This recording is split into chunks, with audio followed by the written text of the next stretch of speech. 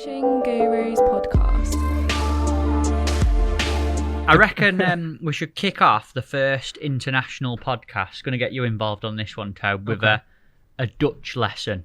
So I reckon you, Jan, should teach me and Toby a bit of Dutch to kick off the podcast, because the guests find it hard enough listening to me being from Sheffield. So what can we learn, Tobe? What should we learn to say in Dutch? What about, have you caught anything, mate? Yeah, that's quite a good one. Caught anything? How's the fishing today? Something like that. Go on. Heb je al wat gevangen? Heb je al wat te vangen? Habbo ja. Oh, you're a board. Say it again, slow. Heb je al wat gevangen? Heb je Heb je wat? al wat te vangen? Your talent. Heb je al wat te And vangen? listen, why would you want to speak another language when everybody's speaking yours? It's true, but I always feel like as a nation we're very rude and arrogant with language. Do you know No. what? When I go abroad, I try and make the effort. I do, wherever, even if it's just you get the Google Translate out and have a go. Yeah, always yeah. try. It's funny that, but why would you feel embarrassed? I mean, I can't see the need for that. I mean, it's a fact of life. Everybody speaks English. When we listen to our radio, you hear English all the time. When we look at the TV, we hear English all the time, although there will be a subtitling. But you've got no need. Everybody understands English. Where did you learn it, Jan? Where did you learn your English? I should say at school, because I got it taught for 7 years. But I really started learning the language. I remember after 7 years at school, I couldn't point out the road directions to a couple of English that asked me. And then my fishing got me into Ireland, and I got a girlfriend there, spent about 6 weeks with her family, and couldn't speak a word of Dutch. I can tell you one thing, you learn more in these 6 weeks. I was going to say that'll do it, definitely. Especially if she's angry at you or a bit of an argument. Imagine. Sorry, I don't understand. Yeah. Can you imagine that? Wow. Great to have you on the show, Jan. You are our first international guest. That's a big turning point for the podcast, Massive, Tobe, isn't it? mate. Yeah, pleasure to have you here. Well, mate. I feel Thank honoured. you. Thank you for coming, honestly. Well, thanks for having me. Fantastic. What you been up to in your own fishing in Holland, Jan, at the moment, or sort of coming out of winter into spring? What you been on Not with? enough. That's my best answer. Since the 7th of March, I've only fished a couple of times. No matches. One match, actually. That is best forgotten. Right. So, not so much fishing, but plenty to do. I've been traveling all over the place since then for championships, for business things. And it's all got to do with my life in fishing, and I've enjoyed it, don't get me wrong. My fishing comes second now. When I started at one stage as a coach, we come back about that, I know. And since then, the coaching has to come first. And I fish whenever I can, which is out of the season. Now, it's difficult enough to find proper matches in our season, let alone outside of it. So the matches I fish don't mean such a lot, although there's always a lot of good anglers involved. So interesting to fish. But it's not qualifying for international fishing or something like that. So it's not at the same level. And I knew that when I started the coach fishing.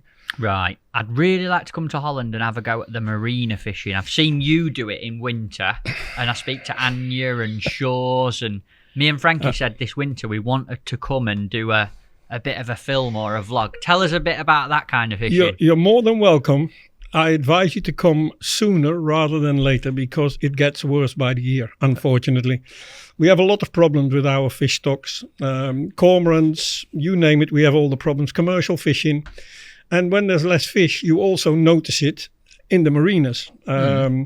We now have very often that a marina is full of fish one winter, and the next winter there is nothing. But I mean nothing. And why? Because they're getting eaten? They're getting eaten, they're getting caught. Not only eaten, I would say, but they get frightened, especially from these birds. If there's a big cloud of these birds falling in the water, well, it obviously frightens them to death. And it's a problem that we see far too many times these days. What's the long-term implications for fishing in Holland going to be with that, Jan? You can never kill a water stone dead, if you know what I mean. Especially our vast, big water systems we have. There will always be fish left, obviously. And everybody is amazed sometimes about some explosions after a good year's weather or something like that of new young fish. You can never empty our waters, but it would be very good if, especially the commercial fishing, would be regulated even more than it already is. And it would be very good if, in some way, shape or form, the cormorant would be regulated a little bit more. I don't necessarily mean killing them. I'm a nature lover, like most proper fishermen are. But shaking the eggs or something like this. Try and control it a little bit better. Try and control it a little bit, because they're lovely birds, very intelligent birds, and I love to watch them even. But it's got out of hand, and it's got out of hand too much, and people can't see underwater, but there's not a lot left underneath the surface. When you say commercial fishing, you obviously mean what we class in England, what they do in the sea, netting fish. Yes, netting fish, literally. And that happens in coarse fresh water in Holland? It happens everywhere in Holland, but it's in most parts of the country. You know, the fishing has to be organized between the organizations of the sports anglers and the commercial anglers. Right. And in most parts of the country, this happens. But especially in the area where I live, which is an inland sea, you could call it, where like there's 2 or 3 rivers coming together there before they actually go into the sea. And it's like an area where for fish breeding, it's unbelievable. And especially there is the 2 biggest commercial anglers, I think, in Europe. They are massive companies, and there's so many purposes for the fish. A lot are used as stockfish to go into Belgian ponds, and fish meal, you name it. There are so many ways of selling them, if you know what I mean. And that's roach and bream. That's roach and bream. Mainly bream. Wow. But roach as well. That's crazy, isn't it, Tobe? To think that, like, they literally just go up a big fresh waterway, net roach and bream out, and either turn them into fish meal, into pellets and things like that. Yes. Mad. Crazy. Because that doesn't happen in England. That's like a boat going up the River Trent and netting all the bream out. I know. It's terrible. A couple of years ago, one night I went out with a commercial angler who did a survey on this massive big inland sea. And it was a survey done over several months. But this one night when we went out, they only fished in a very shallow area. This is in January with -5 as a temperature. And so not exactly the timing when you expect the fish to be in shallow water. Well, that night we fished not deeper than 6 foot, 7 foot. And most of the netting we did, they put out the net and they draw it in and see what's in the net, basically. The net from this guy was only small, 350 meters. And the first netting we did, we had about, I don't know how many tons of fish, but it shows you that we don't know nothing about our fish either. When you fish anywhere in this system as an angler, you will catch maybe bream. Every bream is virtually, like on the Voren Canal, for instance. The people who have been there, they know it. The bream are all just over 2 kilos, 2.5 kilos, and an odd one approaching 3 kilos. In this net, we had one bream 1 kilo 400, one other one 2 kilo 100, and the smallest one after that was 3 kilo 300. The biggest one was 5 kilos.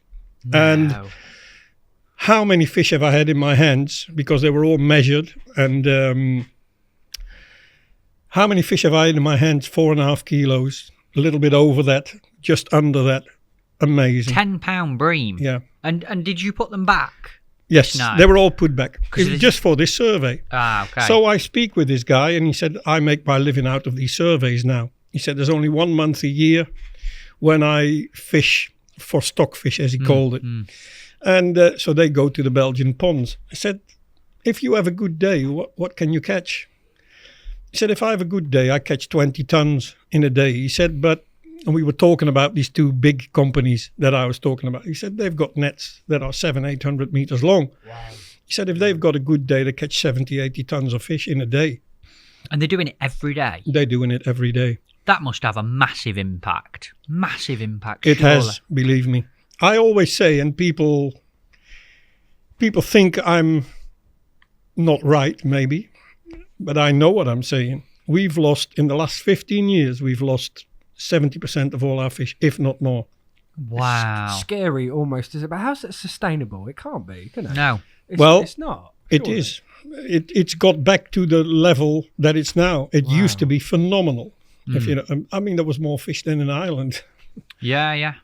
Frightening. Yeah. Frightening. Wow. And very sad at the same time. Yeah, I never knew that was happening on that scale. I really never did know that. When I say this when we speak amongst each other, people don't believe me, this percentage. But I know I'm right.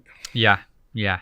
Well, I know it sounds selfish, but thinking that something like that could happen in England would be, it'd devastate the fishing. I don't devastate think it.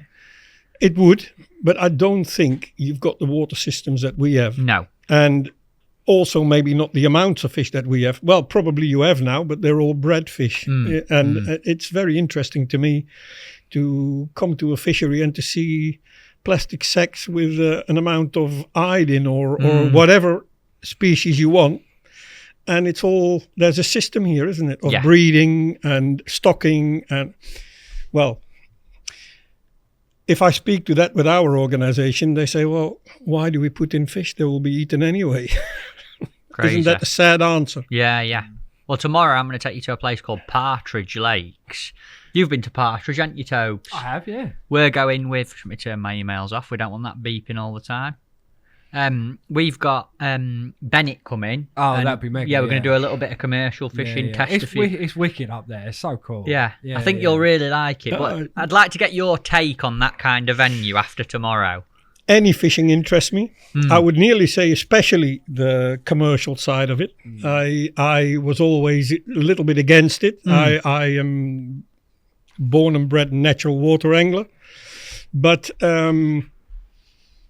I never realized we would have this shortage of fish. And in our natural waters, because the canals, the smaller waters, it all feeds off these big water systems. And when there's less fish there, obviously there's less fish everywhere eventually. And some of our natural waters are very hard to fish. And for that reason, when I now go fishing, especially in the summer months, I like to catch a few fish. And the best option for that is going on a commercial. Right. And I try to stick a little bit to the F1 side of it, mixed with a few carp, obviously. But the real out-and-out carp fishing, I don't know, doesn't interest me in the same way as the F1 fishing. Maybe also because I'm hopeless at it. Well, we've booked you a lesson with Bennett tomorrow. Trust me, he'll sort that'll you be out. a good lesson. Fishing as a whole for you, Jan, where did it start? Where did you very first have a go at fishing? Because you've done so much in it. It must have come from somewhere initially. Yes, it did. I always say I fish as long as I know I'm there. And it's nearly true. I was 4 years old when I went for the first time with my father. My father was a fisherman, but an out-and-out pleasure fisherman. And not a very fanatic one. His job was to look at all the electricity meters in the houses. It was all done, well, not automatically then. And he was driving around in the whole area. He was famous in our own region for that. And obviously, when the weekend came about, he was very pleased, especially when the weather was bad, to not go for a certain day. And... but then there was me nagging just as long as he came out of bed and he took me then. Yeah. So as soon as I could stand on my own feet, he gave it up more or less. I always said he was my biggest supporter probably. And he always enabled it for me to go fishing. Once I started competition fishing, I mean, I couldn't have done without my parents. I didn't have the money. And but he never watched one competition in all his life that I fished. Yeah. Really? Yeah. Wow, that's interesting. Yeah. Why do you think he never came to watch? It would have made him nervous, I think. I'm sure he wouldn't want to be one of these pushy fathers. And I've also got that myself very strongly, maybe too strongly. But when you've done the coaching I've done, also from youth teams, you see, you see all the good and the bad sides from parents, and they ruin some really good talent's career, if you know what I mean. Definitely. I've witnessed that in the UK as well, Jan, I can say, firsthand. Yeah. Definitely. They just can't help themselves, can they? No. Amazing. Almost feel like they're doing good, but it has a negative effect. To be fair, we got a course once from a very famous coach in judo, and he works for this sports board of all our Olympic sports, and you get certain courses as coaches. And he was talking about it. The topic was that night, parents. You can't do with them and you can't do without them. That was the literal text. So it's not only in fishing that this comes about. Everybody knows about the parents along their son's football field, if you know what I mean, when they're about 5 years old. Yeah. And it happens in every sport. And they don't do it on purpose. They love their kids, but they don't half know how terrible it works. In my experience, the winning formula with a parent is a parent like yourself that you've described that has an interest in fishing but isn't a match angler. So therefore, they understand that the kid wants to go fishing, but when it comes to competition, the parent doesn't have the knowledge to interfere. Exactly. And that, for me, breeds the best kind of I agree 100%. Put it like this. There's another thing to it. All these kids with parents that fish, especially when they're competition anglers, obviously they've all got the equipment at earlier stage than others. And at a young age, they only win. They are used to be better than the others. They've never learned to cope with problems, with the downside of the sport when you're not winning. And they all give up when they're 20. I've got the prime example of that. I work for a fishing magazine, and I used to have a column in that, and I could always write whatever I wanted, which was brilliant. While I was being a coach, I could always write the perfect messages. And I wrote a column about parents. And we're driving to one or another international championships. And I was aiming exactly about one parent. It was about the most terrible one of all. And his son was sitting next to me. My father is angry with you. So I nearly burst out laughing. So I have to keep myself together. And I said, well, why? You wrote this column. But I never mention any names, of course. No. And he says, why? What have I done wrong? He said, well, he thinks that you mean him. So, he was 100% right. Did you read his name then? No, but he is convinced that it's about him. But now the outcome, and that is how sad it is. It was him. And of course, I didn't agree to that at the time. But when did he stop? Before he was 20. And he was such a talent. It's a shame. So sad. And that's exactly what I meant to say. Interesting. So what is it exactly? What's the biggest hindrance from a parent? Is it them trying to enforce what they believe to be right, like you said, the information of do this, do that, or is it more? Let's put it like this: it varies. It varies a bit. Some of them you can't keep away from the kids, right? Okay. And if they can, they they would strike themselves if they get a bite, if you know what I mean, if they could. It's just sad. A bit of they know best kind of Now, attitude. I spoke about this with many people, and one of your coaches told me I always have a talk with the parents. Okay. And I send them away. And as soon as the kid is on the bank, I send them away. But it's all a matter of demand and offer, if you know what I mean. We are happy if we can get enough kids to get a proper national team. Yeah, of course. So we don't want to get too many parents upset, but you have to be straight with them. Now, nowadays, I'm not involved anymore with the youth teams. We've got more coaches. And these coaches, there's other coaches working with the youth teams now, and working a little bit more intensively with the kids, which is perfect. I couldn't do all that at the same time. There's only so many hours in the day, but they think about it exactly in the same way as what I just described, and they keep the parents away. I know that, and it's for the good of the kids. Good. Yeah. I think if you set the standard at the start and let the parents know what the crack is, I think that's the most important thing, a clear message from the start. This is how it's going to work, guys and girls. Have you ever had any pushback on that? Not really, personally. I've seen people disappear because of that. What, out of fishing? Yeah. Wow. Maybe I've not been doing it long Don't enough. forget, when the parent gets angry and when he's a little bit selfish orientated, he might not take the kid anymore to the I bank. suppose sometimes they're the lifts to and from, or Most of the time. Well, that's it. Yeah. Yeah, most of the time.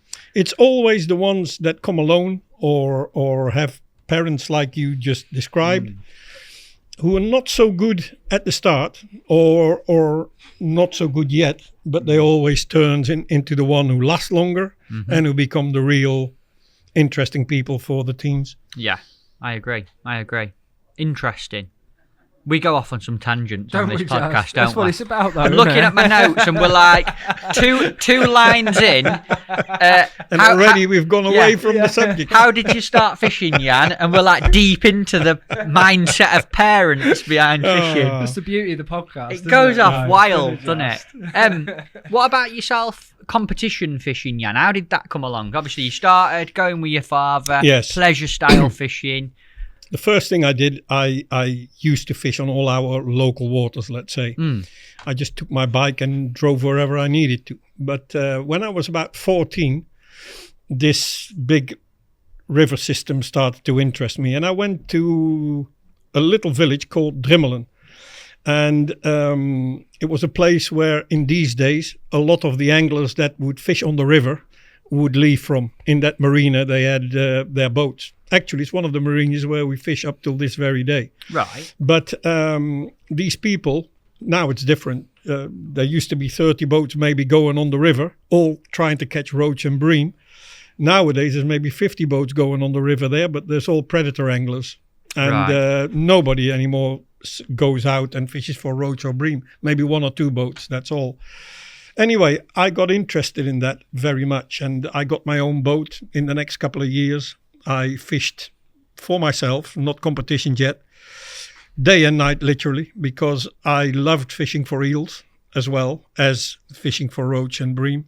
With fishing for eels, I mean not fishing with a rod or anything, well, some kind of a rod, but you thread about 6 meters of worms onto a strong as possible thin wire, and you make a ball of worms. I don't know how it's called in English. And you move it just above the bottom with a piece of lead above the ball of worms. Eels have the teeth standing towards the inside, and they try to eat a worm, but they hook themselves sometimes behind a wire. So you lift them when you get a bite, and you try to lift them into a boat or into a basin or whatever you've put out, a brolly, turned upside down sometimes. So I fished day and night, literally. But I heard there about a competition fished a little bit further upstream in the river that some of these people took part in every year. And they were talking about amounts of fish in 2 hours that if I had a good day, it took me a whole day to get. Wow. And 100 fish in 2 hours to even be amongst the prize winners. And that got my interest. And I decided to go and have a look to a local angler. I only live in a small village, and I'm part of our village is part of a very small community of 2 or 3 other villages. But in these villages put together, there was 5 or 6 fishing clubs. And one of the fishing clubs fished their matches on Saturday evening, would you believe? Right. Saturday evening. So after my fishing hours, I went there to the best one that supposedly was one of the most unapproachable ones. And I sat behind him, didn't dare to say anything, just watch him. And he started talking to me. Well, he was the best one there. Even I could see that at the time. How old were you at this point, Jan? 14, 15. Right. And I think 15 by then. So I saw him in action. Typical for me. Next week, I was a member of a club. And this guy took me under his wings. He took me to the club matches that we fished a little bit out of our own region sometimes. And he was a member of a club in Rotterdam. And I didn't know then, but this fishing club had some very, very good anglers from these days in the club. And one was outstanding. He actually afterwards, it's only proven like this to me. I didn't know at the time, but I saw the results from the year before, and he won 16 of the 20 club matches. Wow. And he was one of the best anglers in the country, looking back at it now, at the time. And I watched him for one day, and I think in the next 20 years, I've been back to Drimmelen for one time to sell my boat. Crazy. And he got me onto the fishing that day. What he did was so much better than what all the other ones were doing. And even I, being a complete novice, could see that. And I wanted that as well. So I started fishing in club matches. Very quickly, I realized the problem in club matches there's always arguments and things like this, and started to fish regional matches. And they were all 100 and 150 peg matches. Big events, yeah. Yeah, but all in a specific way of fishing with tiny floats, very shallow and small venues. What kind of venues, Jan? Rivers, canals, lakes? You could call it canals that were irrigation little canals, but very often only 10 to 12 meters wide, only 2-3 foot deep. And you would be fishing on either amount or length.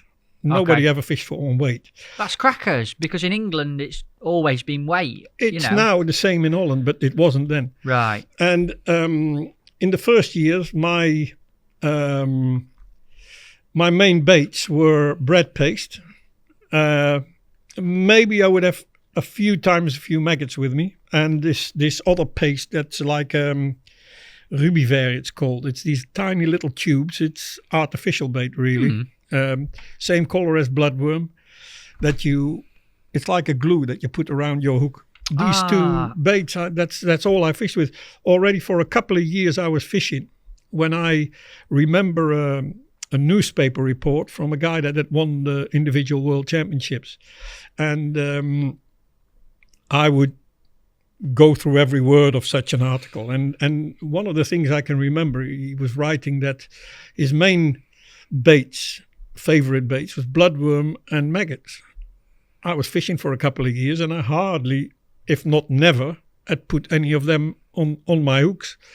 So very quickly I realized that this kind of fishing was not what I wanted, and I wanted more in the open circuit and bigger waters, and this coincided with the club matches in Rotterdam, who were all fished on these kind of waters. And you know what it's like, you have a bit of luck at an early stage, you win something, and then you're totally lost after that because you want more of it, or at least that's what it was for me. And what did you do from there? Where did you first get the grasp of like, right, I'm going to go into really serious fishing and potentially want to fish internationally or on the world stage, which you eventually did? At very early stage, I knew I wanted that, but I wanted international fishing, some form of it, not even knowing at that moment how to achieve it, because I never gone into trials or anything like this. So it's very simple, our system. You had to qualify in regional. Our national federation, there's 7 regional federations. You had to fish their regional trial matches. Could be 1 match, could be 2. And the 10% would qualify, a strict 10%. The top 10%. Yes. Yeah. And On weight. on length. Length. Sorry, how does Mad, isn't it? Yeah. Toby's head's coming off here. Look. yeah, like that's. Can you help me out there with that one? So how do you compete on length? Well, it's very simple. You've got equipment that measures the fish. But what if you catch more than one fish? What are you adding it up or? Yeah. Some matches you could use a That's keep. fried my brain. That Well, sorry. Some matches you could use a keep net. Okay. In most matches, you didn't use a keep net. You had a bucket behind you and you shouted out for a controller when you caught the fish. It's as simple as this. What happens if you were catching loads of fish, Jan? Yeah, Didn't happen very often. Really? Wow. Imagine. I was going to say, imagine if you're catching a roach every chuck in. Well, then obviously the fish have to wait for a while in the bucket, which is Wow, no that- good. No. But that's what happened in these days. Well, a bit later, I fished matches abroad. And if you fished a match in France, you had this little bag behind you, and every fish was put in the bag Wow. and taken away from the venue, and these fish would never see water again. Dead. Yeah, What? It's crazy, isn't it? it's not everywhere like here, mate. No, no.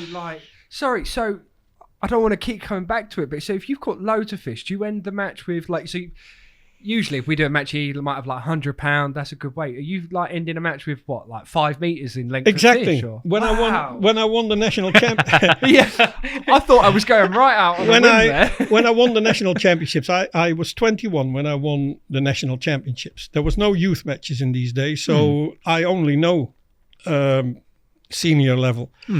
And I think, if I remember right, I won it with 6 meters and 9 centimeters. Wow. Doesn't it sound weird? What did you have, mate? 6 meters, 9 centimeters. Which consisted of 16 bream and a roach. Wow. Yeah. That sounds That's mad, weird. isn't it? Let's Yeah. bring it back. What you had? Imagine that on a commercial. What you had, mate? 47 kilometers of F1s. Imagine if you did an eel match. How long that'd be? Oh But my it was like word. this. Wow. And matches were all 2 hours, maximum 3, but was hardly existing. 2 hours or 90 minutes. Right. And you used to fish several matches a day sometimes. I suppose the only thing that we can liken it to that I have seen in England is the predator side of things. We have lure matches in England, and they work on measurements. I know. But it's all proportional to how many fish you're catching, because they don't catch a fish every cast. So it's all manageable. It's very interesting in the street fishing. Mm. More modern. Yeah. You take a picture of the fish and you take it in such a way that the length is proven automatically. Mm-hmm. And it's actually a brilliant way. I mean, for fish conservation, it is the way forward. Yes. But you translate that into our fishing. It's impossible in match fishing. Exactly. You couldn't do that. Exactly. The only thing I would say is, for someone with less time or to make fishing more accessible, maybe I don't know, my brain's ticking now, but maybe a shorter match that is measured on length could have a place. Do you think in being a bit different? Do you think they'd have any traction? I don't know. Do you think? Put it like this. One of the nicest, because I see fishing as a sport. Now, when you truly love the sport and you don't think only about yourself, it's nice when the best people win. For me, that's when it's a proper sport. It's not like a lottery or a bingo, if you know what I mean. And we can't say it in a different way. There is some luck involved in our sport. A lot sometimes, yeah.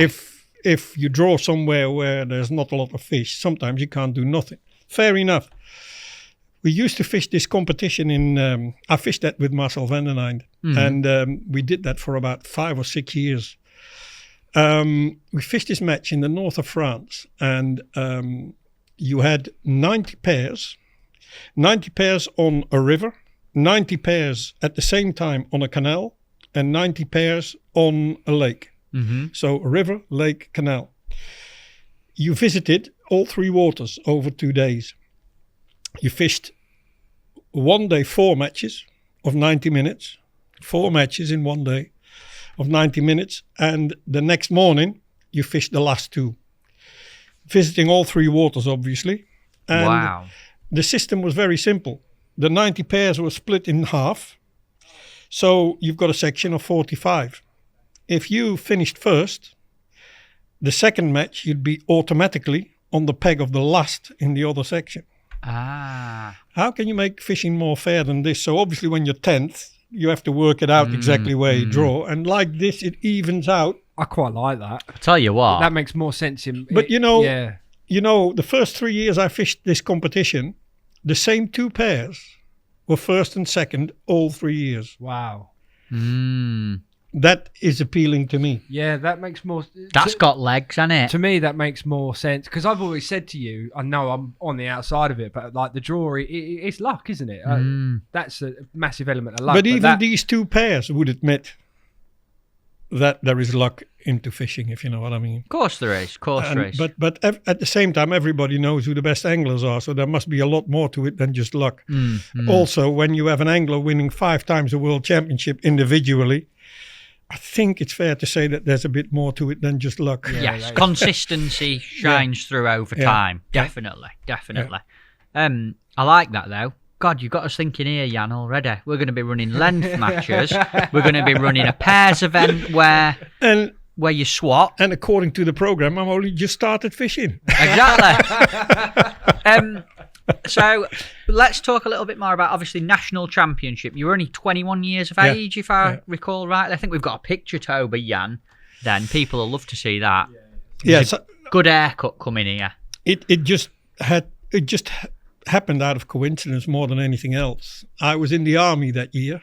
I made 3 floats at the place where I stayed during the week. Right one, mate? Yeah, that's the one. Yeah. Actually, the guy that you see on the left, even nowadays, is a very well-known angler in our country. Yeah? He's one of the better anglers in the country. I would have afterwards many, many fights with him. Yeah? On many different occasions. Not proper fights, you mean no, fishing? No, in the fishing. Oh, nice. He's a very nice guy as well. Obviously, like me. What's he called? Getting on a bit now. It's this name is what is his name? Hans. No, it's the first name. It's come on. You ask me the one thing that I always forget. Hans Kopper. I see it written there. Hans Kopper. Hans Kopper. And in the Rotterdam area, he's one of the best ones in the next 30 years after this, if you know what I mean. Fantastic. Yeah. And that's nice that you sort of won and he was second. He by the caught a looks big of it. Xander that day. Yeah. That helped him a lot, he told me. But there was 380 people in the final, and that's all a strict 10% of the people who start in the regional trial, so who are interested in winning these national championships. Then on the same day, another guy won. This is according to the legal limits of the fish, this championship, and we have another category where everything counts. On the same day, and there was 290 finalists there. So added up the two, there's like 670 people in the final. Wow. Which means that 6,700, 6,800 people started to fish this national championship. And now I think 25% qualifies for the final, and there might be 150 finalists. Shows how numbers have declined. Yeah. Incredible.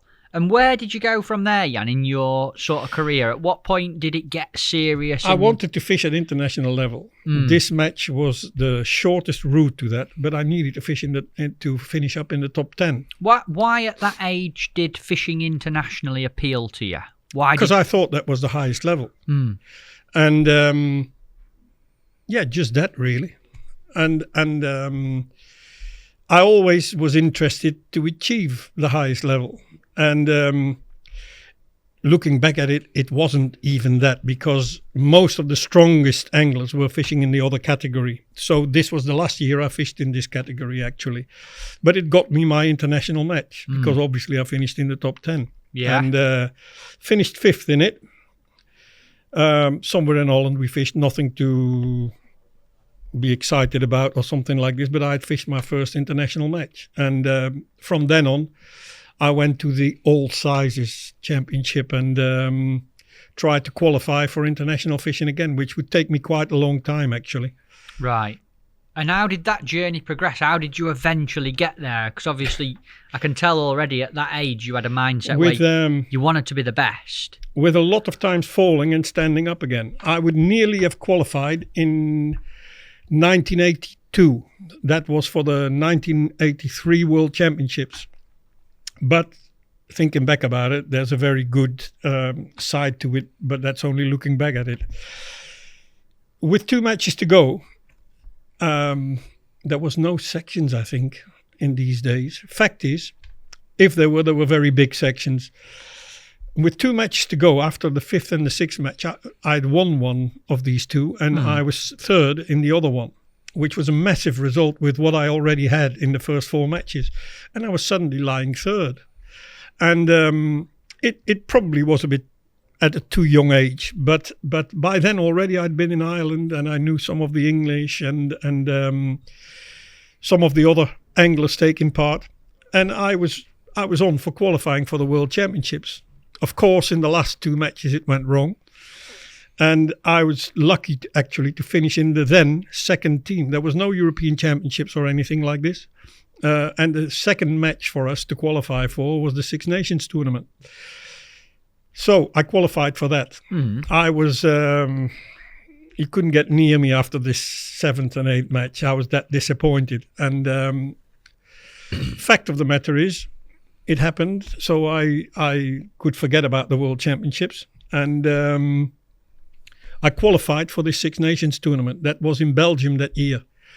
And it would become a match not to forget about. Not only because I won it, and we won it as a team. It was the day that I got to know Marcel van den Eynde. Ah, wow. Yeah. And what happened? What happened on the match? Obviously, you won it. I won it, and I was in the section where Marcel was as well, and he was a living legend. I saw it so many times in these days. He was. If there's 1,000 people watching on such a competition, there would be at least half behind him. Wow. And that's exactly what happened on that day. Well, I was still only very young, and well, I was excited to be so close to him, first of all. That's Marcel on screen there. That's him with a very small part of all his trophies. Wow. That's a good picture, that. I've never seen more trophies than what he's won. But anyway, what touched me especially was, he started very well. We didn't. We couldn't catch the small fish. But we had a plan B, and we all caught, using some red pinkies at the time, when they were still allowed. We all caught some bream at the end. We all won our section. We obviously did very well as a team. And I finished up with the highest weight, so I won. And very quickly, already before actually the weight team came about, he realized that I would win the match. And he came to me to congratulate me. And it was brilliant. And by then, there was an English shopkeeper, Trevor of Trev's of Walthamstow. Yeah. Right in the region here. And he had this shop. We got to know each other. The Vincents were involved in this. I traveled sometimes to England to them, and he helped me onto my first business steps, actually. Is this, with the Trevor thing, is it the team that everyone refers to as Trevs? Absolutely. Because I hear that a lot, and it's been mentioned on the podcast a lot. People go, oh yeah, we fished against Trevs. Or David McVincent. Yeah. I don't know all these names anymore, but there was a lot of good southern anglers that I sometimes even read the names of now. But I'm terrible with names. Yeah.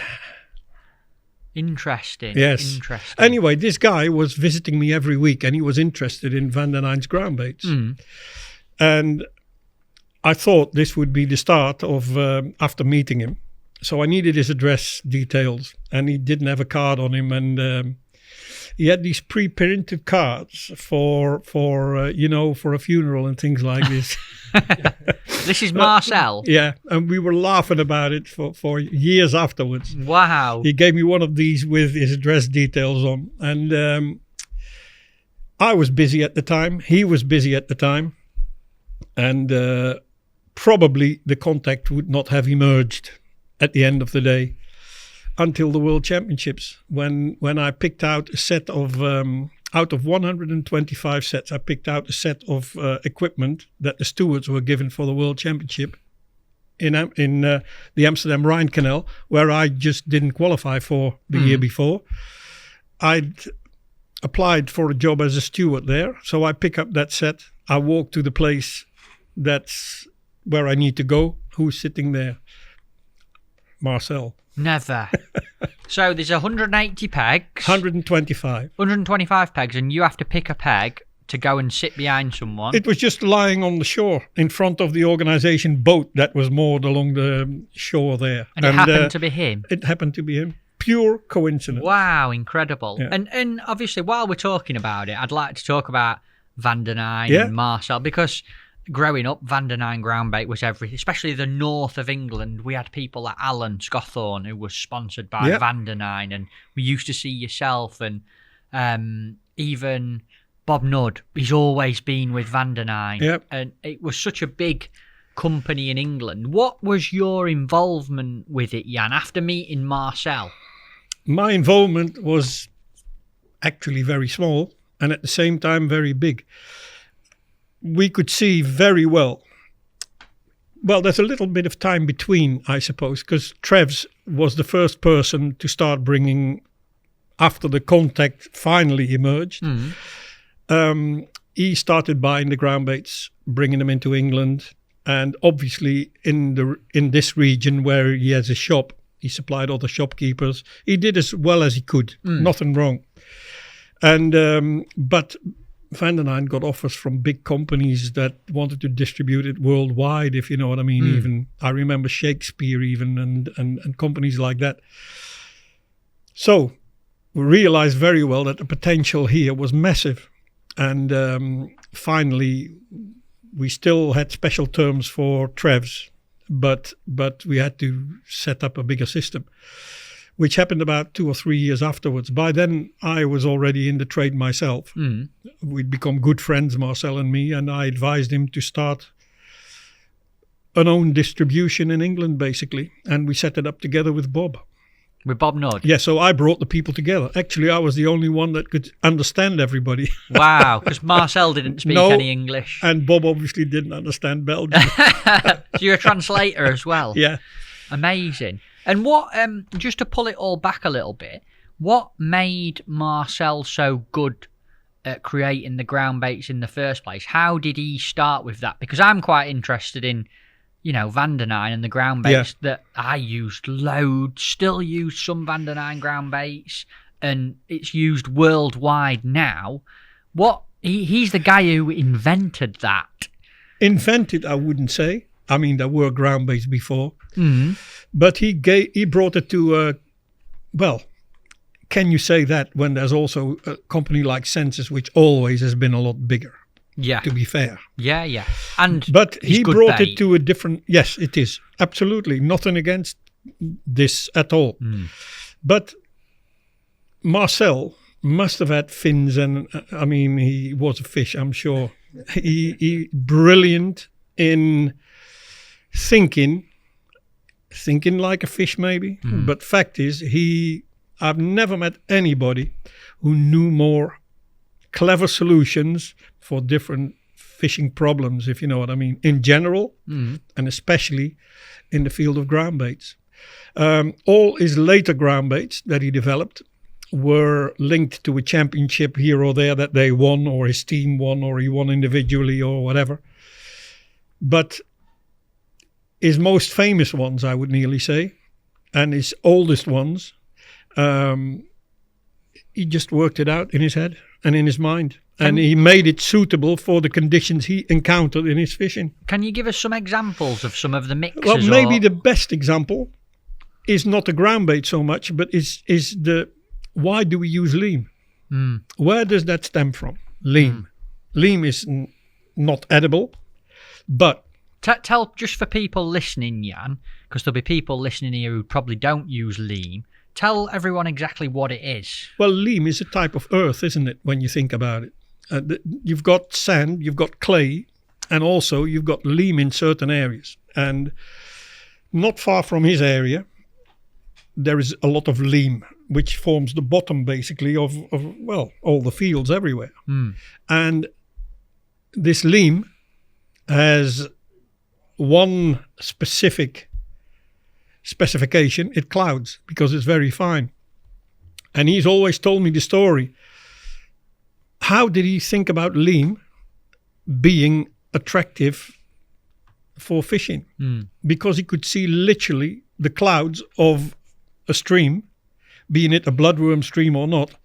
He could simply see the cloud forming itself after some rain, going into bigger river systems, and see fish top in that cloud. And that's what brought him to it. Obviously, his brain then worked out that it's not edible. And sometimes when there's a lot of fish there, it keeps them longer interested in things like this. And it's all easy to understand when you say it just like this. But to work it out yourself, I think is brilliant. And I can't describe Marcel in a better way. He's had hundreds of things like this. Amazing. He's such an honor to have been so close to this guy. While we're talking about Groundbait, Jan, and obviously Marcel and his mixers, how different is Groundbait in Holland and on the continent? Because I feel like we in England, we always say we are so far behind with Groundbait. The continentals know more. They've got more knowledge. They have special mixers and additives and... Yeah, but I would nearly say, isn't it perfect that you haven't got this knowledge? And I mean that in a different way than you probably think now.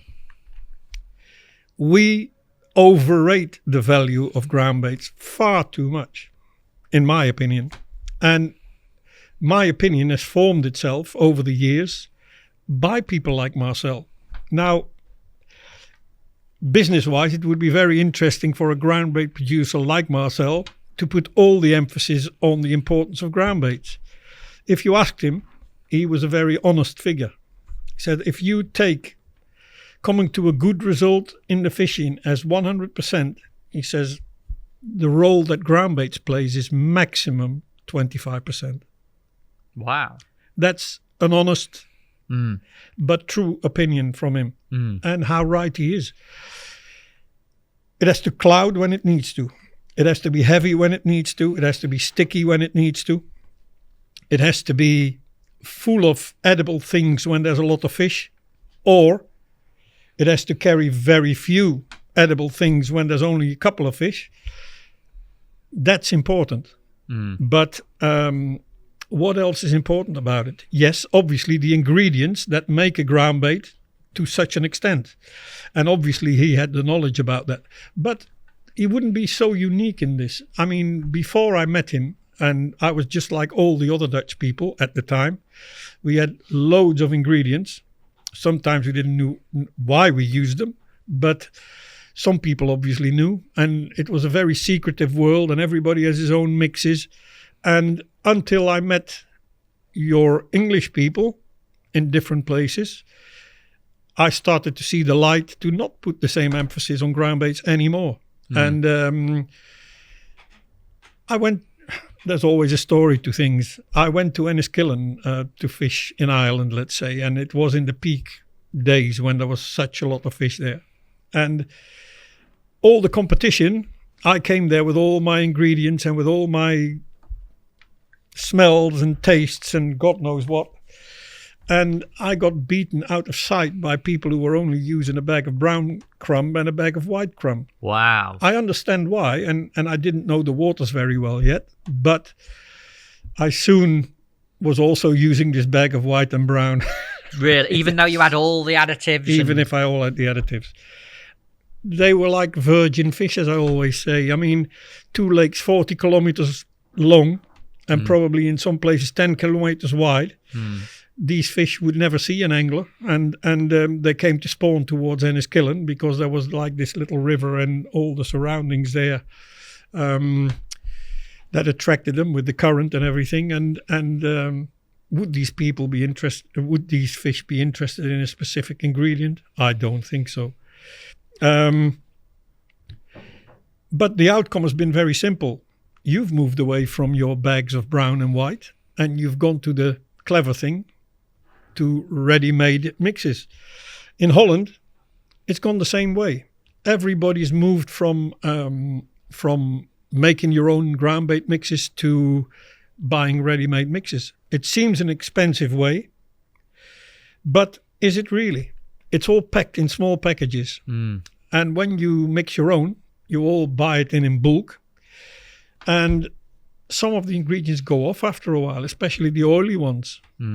So at the end of the day, you have to throw away so much that you've paid the same money. And believe me, as long as it's kept in these plastic packagings that are used nowadays, provided you don't open the bag, they stay fresh for a long, long, long time. Really? How long could you keep a bag of groundbait? Several years, and minimum. And it's still fine? You're not allowed to put more years on the bag these days. But I'm sure if you would open it after 8 years, it's still okay.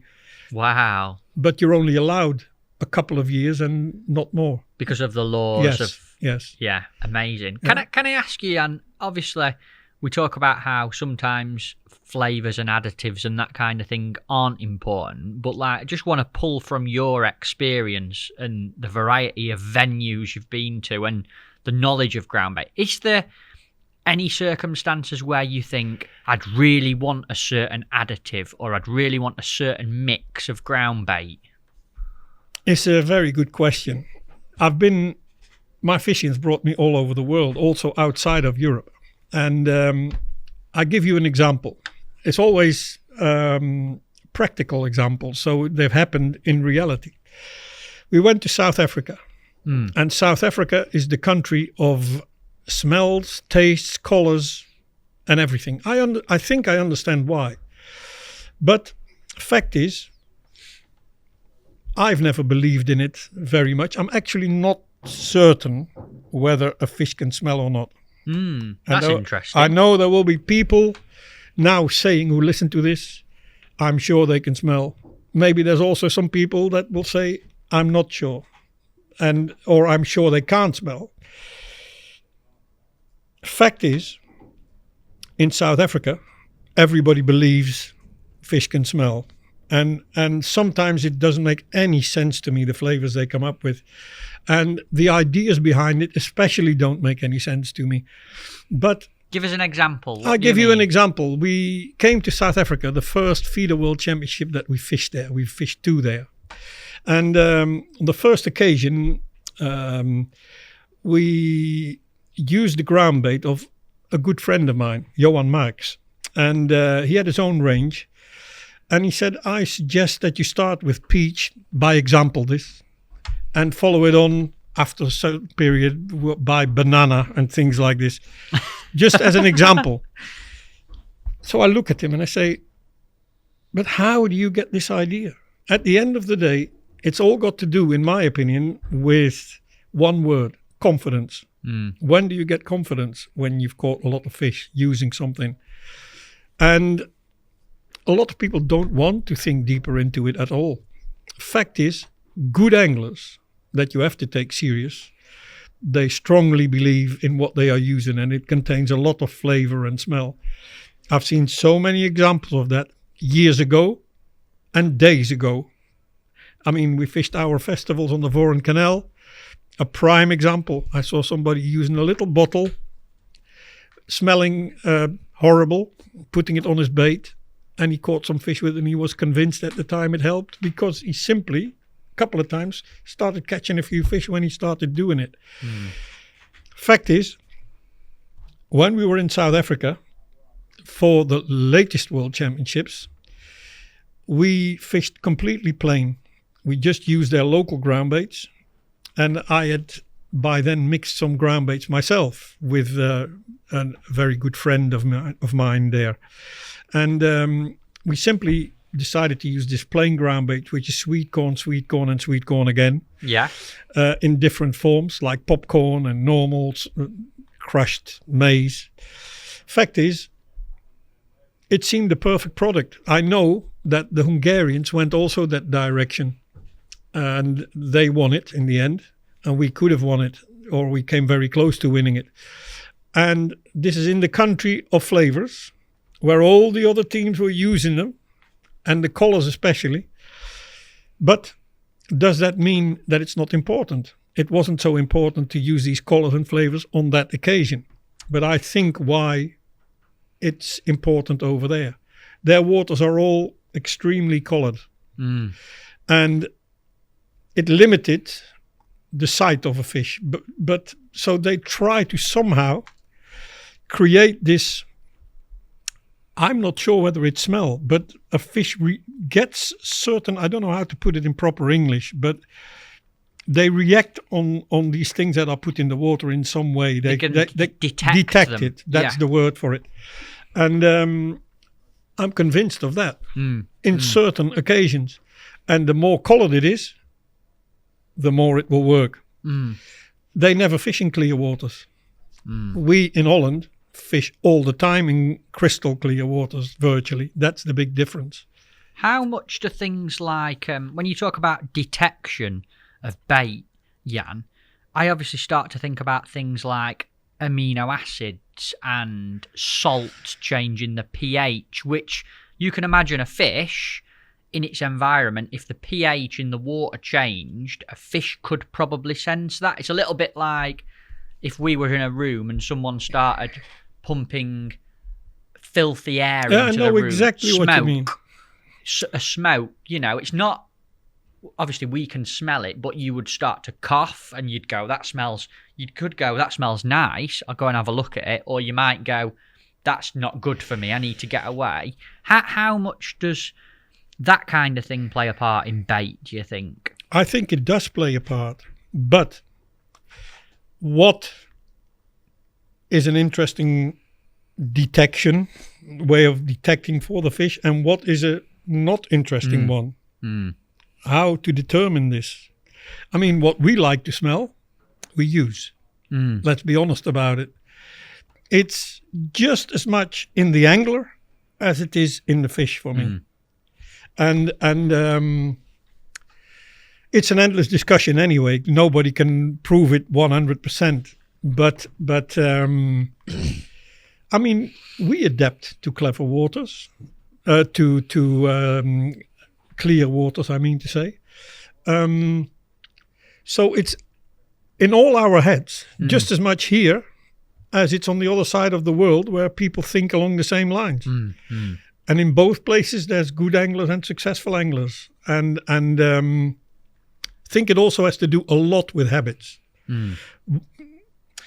We used to be able to fish with collared maggots. And by law, they were banned in our waters. In Holland? In Holland. Why, Jan? Well, let's be fair. Some of the colorings used on maggots, not the most healthy stuff, is it? I mean, rhodamine, which is used to color diesel and things like this to make maggots red. It's not the healthiest stuff about, I'm sure. I'll be honest with you, I've caught bream with red bellies in the past. I've never caught another one with a red belly since the red is banned from our waters. Wow, right. That is a definite. And eels especially with red bellies. And so I understand that point. Without getting into a discussion about it, in the most southern part of our country, there is this canal.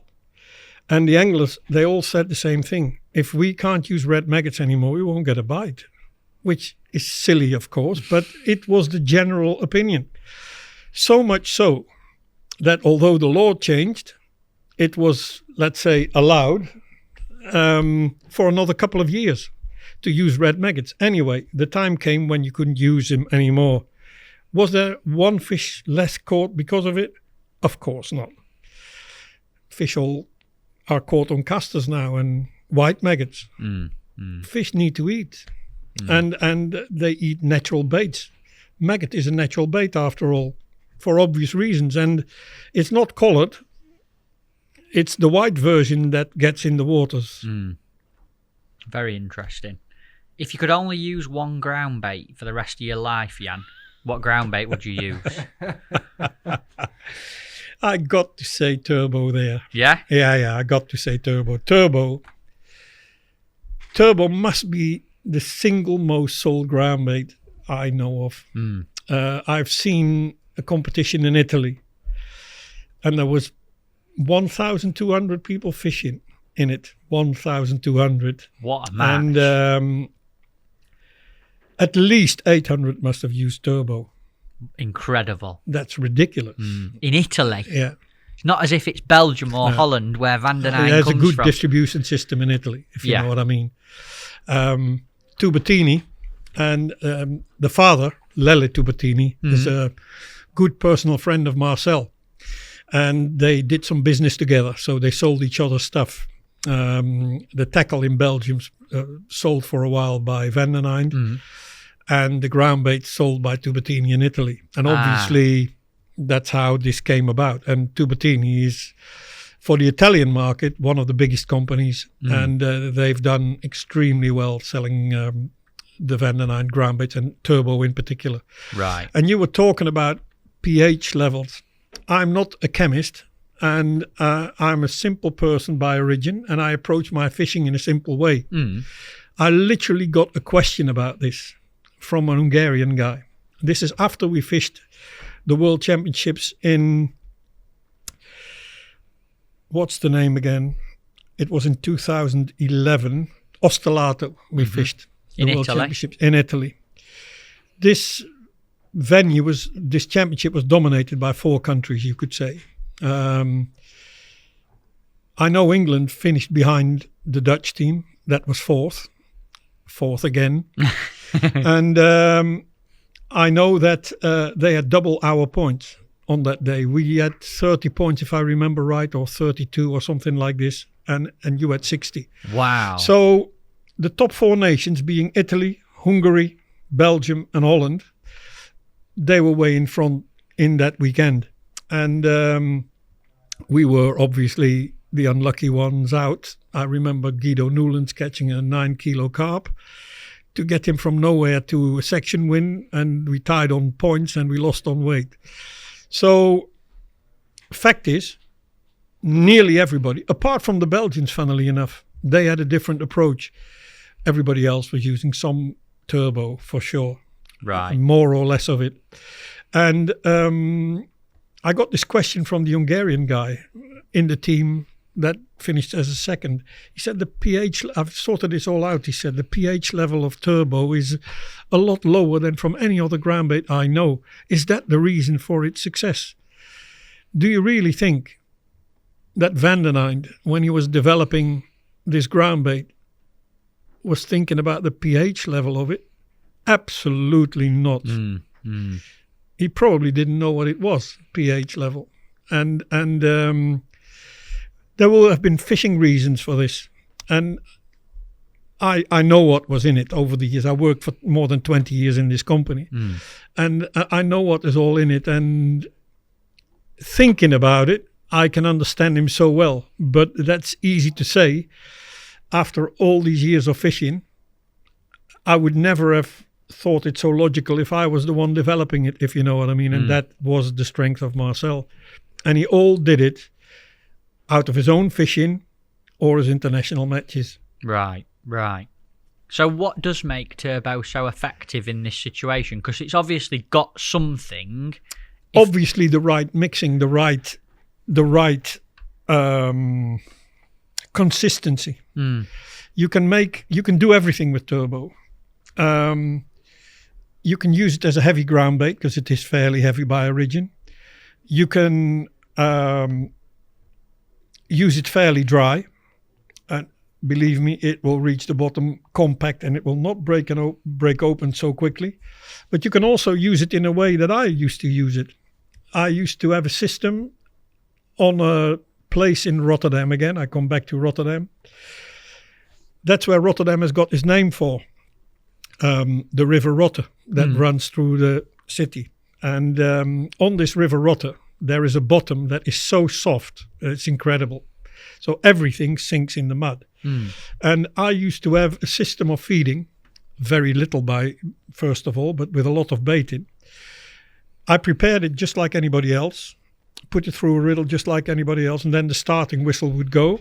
And only then I would add, on a kilo of dry ground bait, I would use nearly an extra liter of water.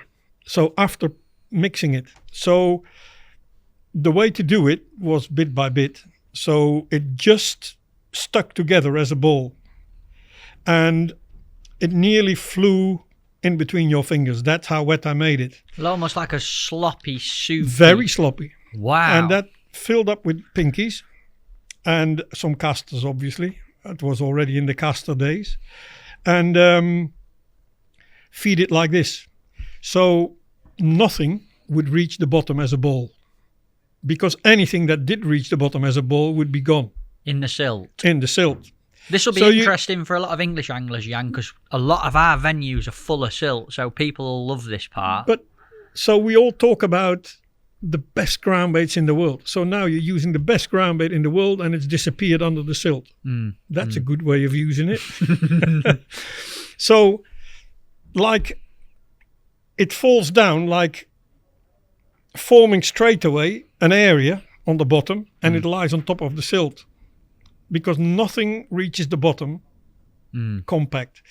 And it was a brilliant way of fishing. You would have a cloud, that's because of certain ingredients in the mix. You would have a cloud that would hang about for 5 minutes. And if there was fish about, the idea was to catch immediately. So everything has just reached the bottom. This cloud's still hanging about. There was a lot of fish in this river. Could be skimmers or it could be roach. Was it not moving? Little bit, but not a lot. And it would go to the left, and just as well it could go to the right, and just varying a bit depending on boats passing somewhere else on a water that was linked with the river. Fact is, immediately if there was fish about, you would catch. The cloud would still be hanging there. You put a couple of pinkies on the hook and straight away you're off. And it worked a treat like this. Now, did Marcel ever think about this way of using it? But I was lucky. I knew a little bit about the recipe. And realizing which ingredients were in it, I realized that I could do exactly this with it. All I want to point out is there is so many. Give to 10 anglers the same ground bait, and you will see a difference in the way it will come out, and more than one. Interesting. It's almost down to them to work out how to use it. And... But isn't it like this with everything in fishing? The better people are working on this part of it all the time. It's with their tackle, it's with their ground bait, and they adapt it to their own way of fishing. And I'm sure whether you talk about the commercial anglers, whether you talk about the natural anglers, I'm sure it's the same everywhere. And you in England must be the best about it, because obviously you're very good anglers. We in England, Jan, fish meal plays such a massive part in our ground bait now. Obviously, the commercial scene and the carp scene have played a massive part in that. But even now on places like the River Trent or big canals, fish meal is so important, especially in the warmer months. If you go on the River Trent in the summer and don't use fish meal, it's a disadvantage, because the fish get fed pellets by the barbel anglers, and even roach and skimmers and dace love a little bit of fish meal. Is it the same on the continent? We think that for smaller fish, skimmers and roach, unless you talk about a water that's fished heavily by people like you just described, is the kiss of death for them. Fish meal for roach. But if you ask my opinion about it, I hate bans of any kind. But the first thing I would ban is the use of fish meal. Is it really? How can we? I mean, you're not aware of this, and maybe it has to do with what I described before. I mean, there's a shortage of fish worldwide, not only for us anglers, but especially also for the food of people. And there are we taking the fish out that already there's a big shortage of. I've been told, I don't know whether it's true, but I've been told that for 1 kilo of good quality fish meal, you need 10 kilos of fish or something like this. Crazy. So how can we justify this? Sometimes we're our own worst enemies. But will I change it? Not in a million years. No, but you're probably the first person that's talked about it to an English audience that are involved in fishing ever by just saying what you just said. So I've got it here. I've just had a quick Google. You're not far off, actually. It says 4 or 5 tons of fish are needed to manufacture but 1 ton of dry fish meal. Crazy. Obviously, it depends also, I think, which species of fish, which kind of fish meal you talk about. It's a bit different when you talk about anchovy that come from Peru or something like this. Yeah, stronger smelling or you're fish talking about a roach or a bream.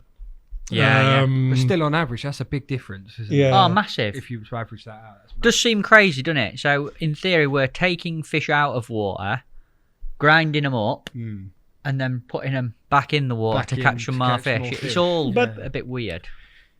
I would be lying if I know a lot about pellet fabrication, but I was lucky enough to see the setup from one of the biggest manufacturers in this field, maybe already 20 years ago, because simply Van den Eynde was working with them, and we used their waste in some of the ground baits, especially the English orientated ones, as you can imagine, because this coincided with your rise of the commercial fishing.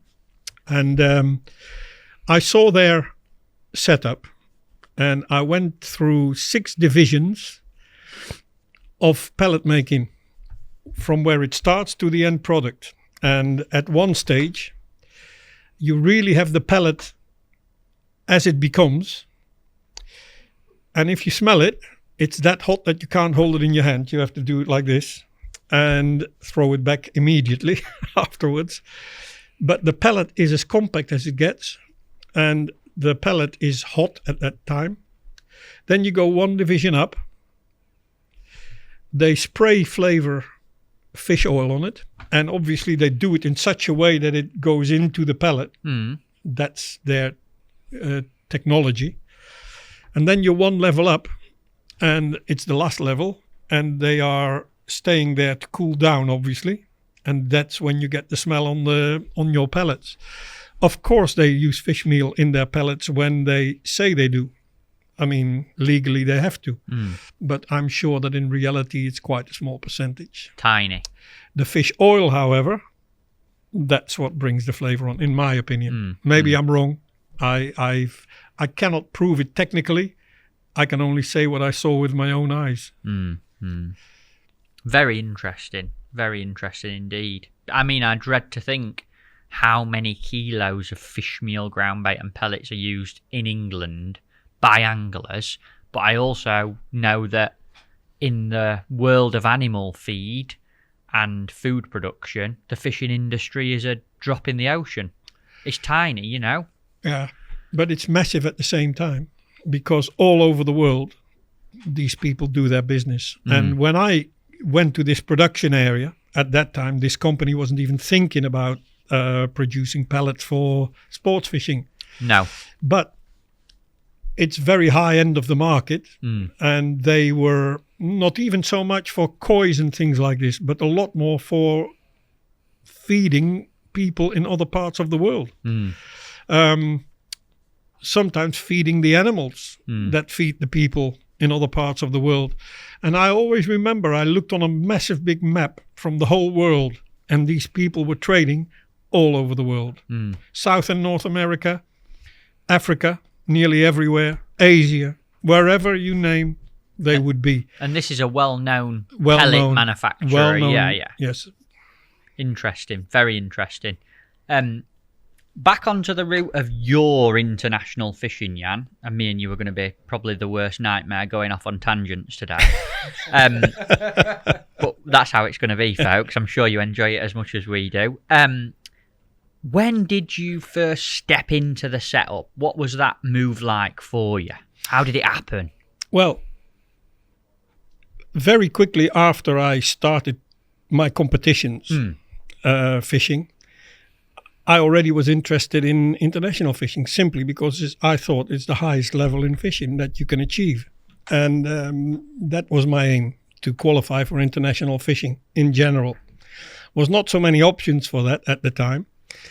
And after winning this national championships, automatically I was in an international team.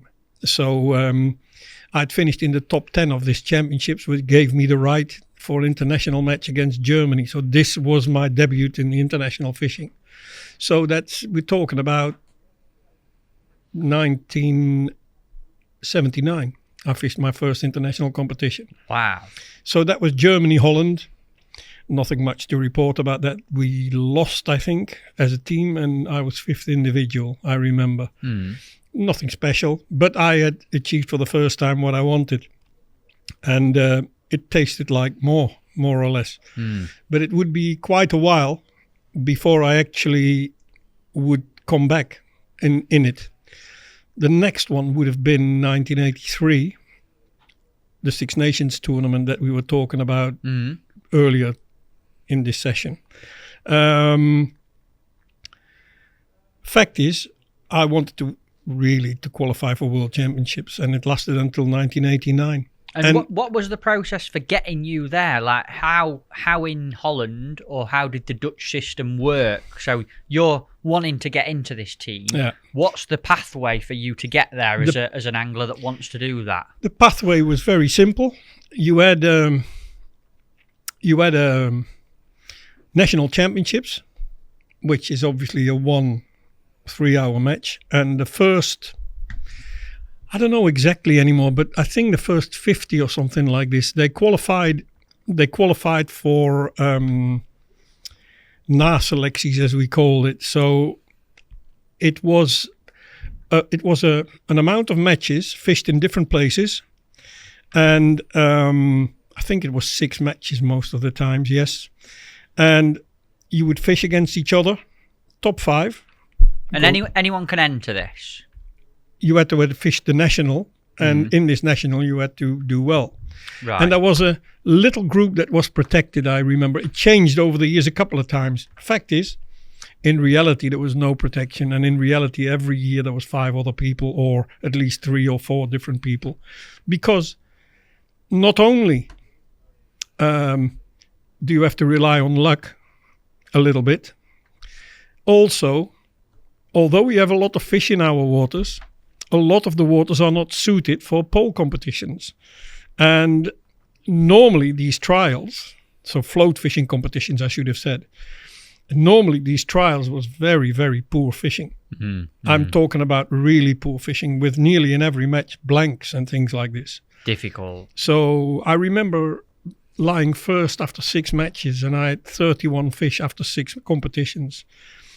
And it was run on amount, and it also was run on weight. But these 31 fish I could hold in like this in my hands.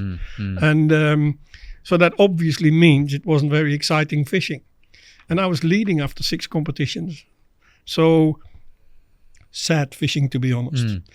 But what I tried to do for it, I tried to fish not only in Holland.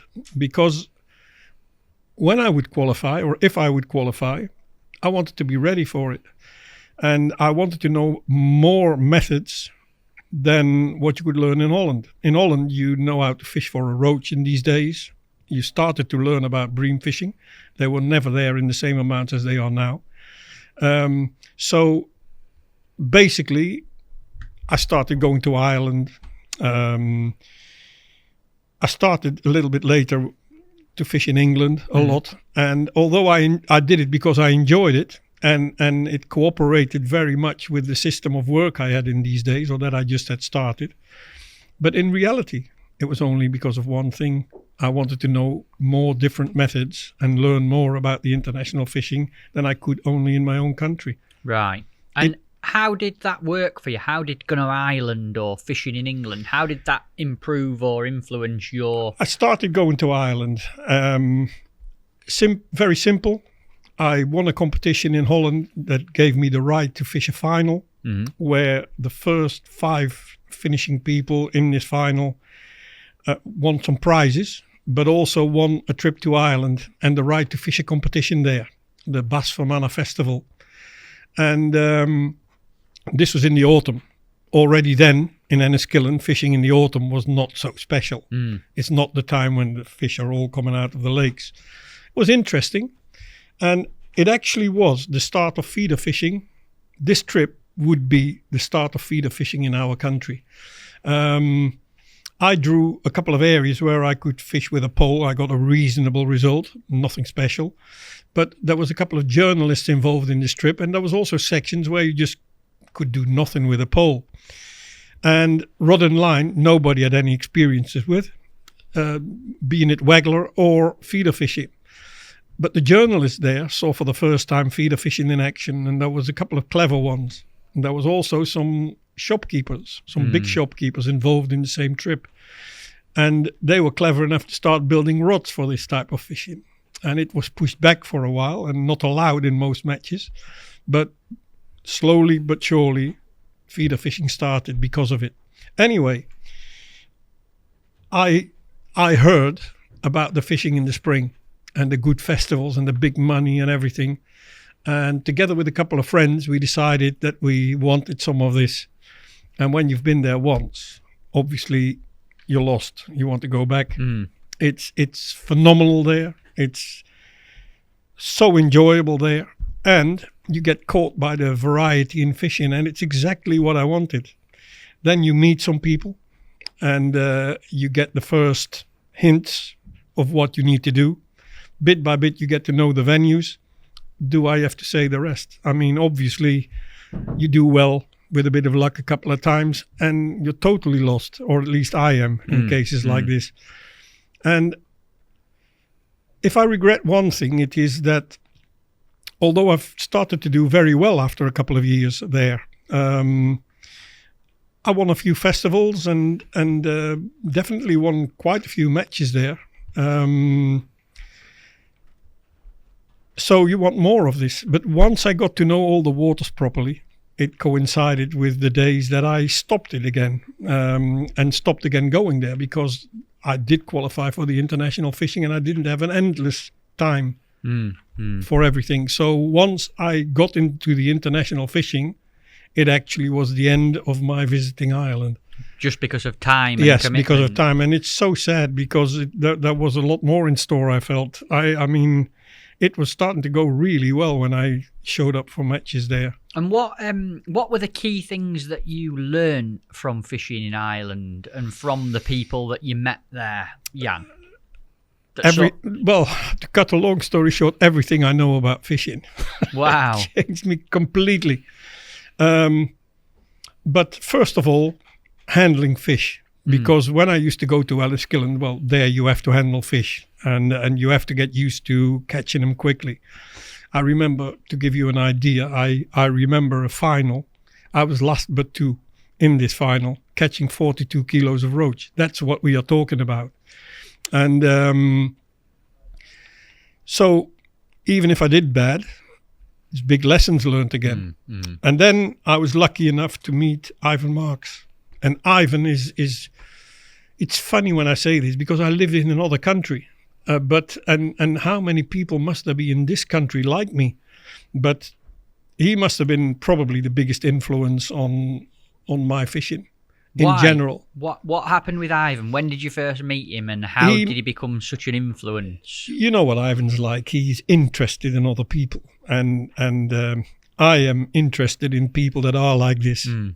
And I already had books at home from Ivan before I ever saw him.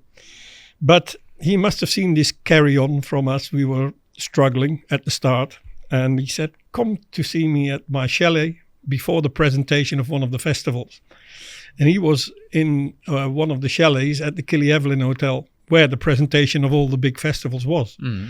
And I always remember when we got to him, he had this cola can, and he has this bomb rod, and he put the lead under his foot and aiming at the can, hitting it about 6 out of 10 times from a distance of 15 to 20 yards. So he was impressive.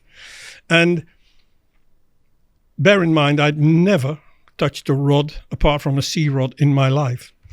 And so I needed to learn all the basic right from the start. And down his chalet, there was a landing stage. And about 65 or 70 yards out, there was this little bay in between some reeds. And laughingly, he told me all the basics and casting out and all the time hitting this spot exactly. So for me, it was like unbelievable. And in a nice way, he could make a fool out of you. But at the same time, within half an hour, I had learned basics to such an extent that within this half an hour, I was hitting that right spot a couple of times already. And I could see what he had done for me. And so I realized also that at home, if this method would become allowed, there was good times in front of me, because you'd be one of the first ones to know about this method. And well, to cut a long story short, just about 1 year afterwards, for the first time, I won a feeder competition in Enniskillen, and he was there, and he was as happy for me as he would have been winning himself. I'm absolutely sure. Oh, wow. That's Ivan for you. Incredible. Yeah. And again, it's coincidence. It's horrible to talk about, but I don't mind. I've never minded when you fail, if you know what I mean. I always know a lot of people who talk about their successes. I don't mind to talk about when I fail as well, and believe me, I've had some disasters. Most people have, yeah. And yes, you're right. Just when I got to know him, just after I got to know him, how is it possible? There's big competition in Enniskillen, one of the festivals after the biggest one, let's put it like this. I draw next to him in a competition on a bad day on the ring, and Dolan's ring. And I'm downstream of him. I put up a Wegler rod. I had one float with me. That's to show you how much I was specialized in all this kind of fishing. And it carried his name. Big name, Ivan Marks. It was a midi float, if I remember right, all made out of balsa. And needless to say, with downstream wind, it was awkward fishing. It's the day when I learned about your English rule of your peg starting just upstream of you and finishing just upstream of your downstream neighbor. Yeah. So I saw all day this float coming towards me. A couple of yards away from me, used to go on up, and he caught another one. Only small fish. Actually, he finished up second in the section, catching between 4 and 5 kilos, if I remember right. Well, I didn't get that far. I broke my float during the process that day. Your only float? My only float. Threw in desperation the rod up the bank and finished fishing pole, getting absolutely nowhere. I at less than a kilo, I think. And the interesting part only comes now. They weigh him in. They weigh in me afterwards, and the weighing team goes further downstream, and he comes to me laughingly. He says, "It didn't go very well, did you?" No, obviously not. He said, "Give us that rod." So he starts biting off some shot. Do I have to tell the rest? Within 10 minutes, he was catching more fish in my swim with my broken float than he did all day himself in his own peg. Now, if I could have done, I would have crawled into the ground. There's a couple of people behind you and everything. But you feel like a fool, but he doesn't make you feel like a fool. And when I left that bank, I'd learned lessons that I have never forgotten anymore. They're like a film in my mind, if you know what I mean. And without it, I would never have had the skills in this kind of fishing. Can I ask what it was, Jan? Like from a technical point of view, He just explained me all the basics.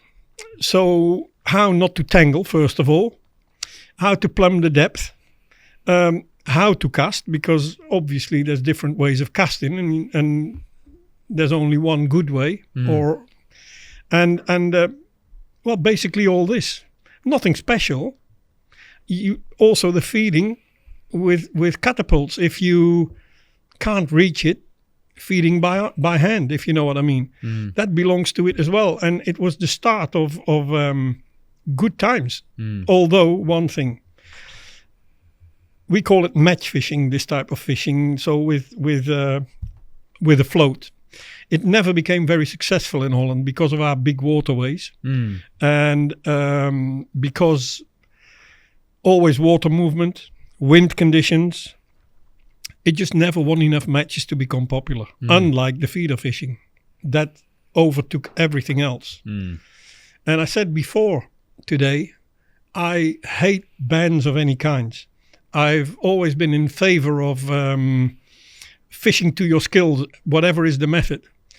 And as a result, I think there were more people thinking along the same lines, and we got open competitions, which in fact ruined part of our competition fishing. Feeder fishing became so important that it won virtually every match. It's logical. I mean, I can take you to loads of places where with a float you won't get a bite. If you let a feeder go down all the time, you catch 40 kilos. Especially in these days. It's just an effective way of fishing, just isn't it? an effective way. But because our bream became so dominant, it coincided with this bream explosion we had. And it was the only to use method. So all our top anglers, so-called top anglers, didn't even own a pole anymore. So that's how it went. Let alone a waggler. Let alone a waggler. Yeah. Incredible. And but it's done a lot of bad to our competition fishing because even the successful ones, it's not the most active form of fishing, is it? And to do it then all the time, and also to be next to the fish, not always on the fish with bream. So many people in the end didn't stick to it.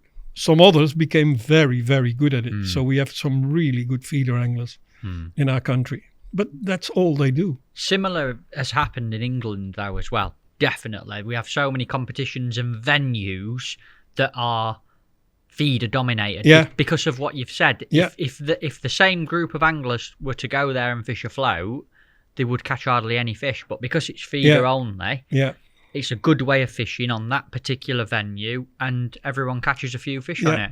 On your natural venues, I suppose, it's not that bad. But especially now the carp fishing's come in on the commercials, I can imagine how successful method feeder fishing will be. And it's very interesting. Yeah.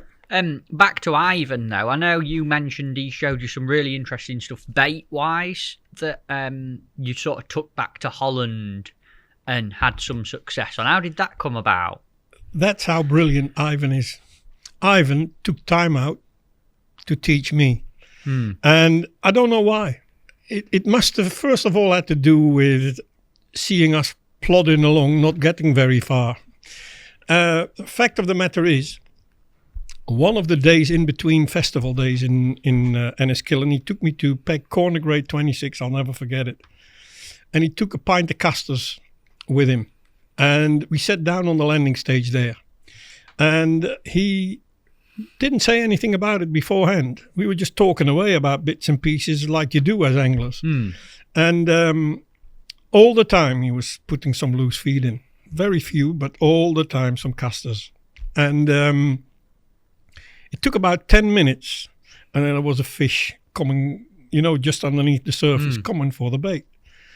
Did you see that fish? He said. I said, yeah, I did. He said, you'll see some more in a minute. He said, and I show you this on purpose. He said, this is his literal words. He said, you'll see fish competing for the food, which is the ideal situation in the fishing. Whatever is the method, but especially fishing and feeding with casters. He said, now, why do I show you all this? I've been in your country, he said. I know how many big fish you have in your country, actually a lot more than we've got in my country. He said, if you take casters into your country, you use them in the right way, and you prepare them in the right way, he said, you will create a revolution in your country. I could hardly believe him at the time until I started using them at home. Wow. And did you do that? It's the number 1, 2 and 3 bait in the country now, apart from when it's allowed bloodworm. And not long after these World Championships that I mentioned before in Holland on the Amsterdam-Rhine Canal, in this competition, the English were using some casters and catching some bonus roach on it, I remember very well. And you're only fishing for a couple of kilos of fish at the time, because it fished quite poorly for normal conditions there on the day. And late in the competition, some of the English caught some big roach on it. Ian Heaps, I remember catching a few. And I kept that in the back of my mind. I already knew about them. And actually on the same venue, I had great success fishing and feeding with casters afterwards, even in bloodworm matches. That's a thing that Kevin Ashurst told me when he said is the best bait in the world to use in combination with bloodworm. And he was right. Casters. Incredible. Sometimes I've had it myself, using bloodworm, but winning a match afterwards, finishing on just caster fishing and feeding. Almost getting the fish there with the bloodworm and joker and picking the bigger ones out with casters. Always picking out the bigger ones. It's incredible. And we had obviously the right venues, certain venues, to suit. There's a couple of places where it worked. It didn't always work. In some venues, I got some ridiculously bad results a couple of times, sitting next to the winner, when you'd think I didn't have a hook on, if you know what I mean, because I simply concentrated on these casters and it didn't work. Fair enough. I've had enough 6th and 7th and especially 4th places in my life. But you won a lot of matches using casters because of what Ivan had showed you. Absolutely. And what a hero. He predicted it. And he lives in another country. Now, that's quite something, in my opinion. Yeah, a revolution, like you said. And it was. It took a while, obviously, but everybody started producing casters. Now, half the bait that gets sold must be casters. Every shopkeeper either makes them himself or he buys them in. Yeah. Let alone the people making them themselves. Same in England. Yeah. Same in England. Even the commercial fishing, casters are so important. And that is so funny. In our commercial, they play this much of a role. Absolutely nothing. But maybe it's something for the future. I don't know if revolution or revelation's the right word. I think revelation is something else. A revelation, I think, is somebody very talented, for example, that's looking very talented on his way up. Revelation, yeah. But maybe you can bring it back for round 2 on the commercials, Jan. We'll get Andy Bennett to give you his lesson tomorrow on casters. I can't wait. So back to obviously your international style fishing. When was your first World Championship? What happened there? My first World Championship was, of all places, on the rowing course in Plovdiv in Bulgaria. And as usual, there's a story to it. I'd qualified. I'd worked long enough for that. So I have always said, even if the competition is in Honolulu, I will always go for a practice. Yeah. And Bulgaria was behind the Iron Curtain.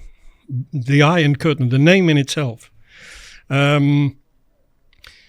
Got no help from the federation. And Marcel van den Eynde had exactly the same problem, and he was in the Belgian team. So what did we do? In the end, we decided to go the 2 of us and organize everything ourselves. The only thing that the federation had to organize was organizing the time of arrival for us. Needless to say that when we arrived, 4 people had been waiting for 12 hours for us to arrive. No. Yeah, it was. And of course, maybe there was a little bit of propaganda involved, I don't know. But fact of the matter is that everything that we thought was so bad was actually brilliant. These people who have nothing, especially in these days, they looked after us 10 times better than if it would have been the other way around. What What was you expecting to be bad in Bulgaria? Very poor, which it was. Mm. But I don't know, just a general opinion about this part of Europe, behind the Iron Curtain. I mean, in the army, we were taught all the uniforms from all the different ranks in their armies and things like this. Mm. I've learned, after my experiences abroad, I have to admit, but I've learned that people everywhere are the same. Mm. And very often the people in the worst conditions are the best people you can come across. And only because of their conditions, because eventually, if things improve, life becomes just as quick as it does anywhere else, and the people will change according to it, in my opinion. But I can safely say some of my best friends now are from that part of Europe. Not only Bulgaria, although I've got many friends there. I also wrote a few articles in their magazines. It's unbelievable how many times I get, to come back about all this. And whenever there's Bulgarians in the international fishing, it doesn't take long for me to find them, obviously. And but also in places like Belarusia, everywhere. And as an angler, I'm especially interested in these people even, because even then, it just makes you see how they get by. They didn't have the right tackle at the time, but boy, could they fish. You could see that very easily. And it always just interested me. That's my character, I suppose. I've been to exactly the place, Plovdiv, Bulgaria, a couple of times now fishing. And strangely, we said the same. We actually did a podcast when we went on the Feeder World Club Champs. You did the opening ceremony, I remember. Yeah. You can remember that one, Tobes. Yeah, I we can got remember that. Ringer and Mick Viles in, didn't we? Yeah, Steve of Ringer, course we Mick did. Viles. Yes, I remember. And and at the end of the show, I actually brought a little bit of Bulgarian money back. And I said something similar to what you've said, whereby I said, brought a bit of their money back because it was definitely, even in this day and age, a slightly poorer part of Europe. But that particular trip just made me realise, like, they get on, even though it's a slightly poorer area. And Well, I could tell you one thing. Whatever you saw, although it may have looked bad, I can tell you is about 200% better than when I got there for the first time. amazing. It was sad more than anything else. I remember I met Rossi there, my wife. Yeah. She was a translator in this practice week that Marcel and me did. The English were there as well. Did you drive there, Jan, or fly? No, fly there. Okay. And I remember my mother-in-law going out at 8:30 in the morning, coming back at 12:30 with one piece of meat for the guest. Tiny bit. Well, you couldn't call it meat. It was fat with a tiny bit of meat in between. I couldn't eat it, hardly. But I did there and then, because normally I wouldn't have eaten it. But there I forced myself to do it, only for the guest. Bulgarians are very proud people. And they're wonderful people, believe me. And especially Rossi's family, I would nearly say. They're both of her parents, like herself, very strong-minded. Yeah. But just, they can't even think about anything bad because they just haven't got that in their system. They're just such good people. Positive thinking, good people. And how did you actually meet Rossi then, Jan? like I said, she was translator in this practice week. The Bulgarians had organized this championship amazingly well. And they had German, Bulgarian translator, French, and also obviously English. And she's told me loads of times afterwards, she was one of the top interpreters in the country at the time. And everything was happening around her, and she was pulled everywhere into all directions. And normally, she was a freelancer in the old communist system, working for herself. And just between two jobs, she had a period where she didn't have anything to do. And she saw this coming up. And she said, I just by chance, there was a chance of 1 in a million that I accepted this job. But she said, I had a couple of spare days, so why not? Well, this is how we met. Coincidence again. But literally just started talking to her. Started talking to her, and one thing led to the other. And then I left after a couple of days, obviously. And there was about a month to go before the championships. And in between, she had a daughter from her first marriage, and she went to the Black Sea for a little holiday, and she had to do another job. And you know what things are like. Sometimes they just don't happen in the end. But when I returned, there was already a message awaiting me when I arrived at the hotel. Never. Yeah. And one thing led to the other. 2 years later, we were married. That's crazy. It's like that. How did your first World Championships go, Jan? Yeah, I ended up meeting my wife. You don't get many of them, do you? Phenomenal. Brilliant. You're right. Brilliant. I hope she's listening. I hope she'll have a listen to the podcast. She will listen, believe me. Good. Yeah, Good. Amazing. She will listen. And the actual fishing on that practice week and your first World Championship. Tell me a little bit about that. I caught 23 different species. Amazing. Yeah, it's a rowing course, which is the ideal venue for any international competition. There's a couple of them in Europe. There's one in Ghent in Belgium. Home Pierpoint even, you could mention in the same way. There is one in Hungary, as you know, Szeged. There is one in Czech Republic that probably you've not fished yet. There's one in Poland, in Poznan, where there was a Club World Championship. And obviously you've got Plovdiv.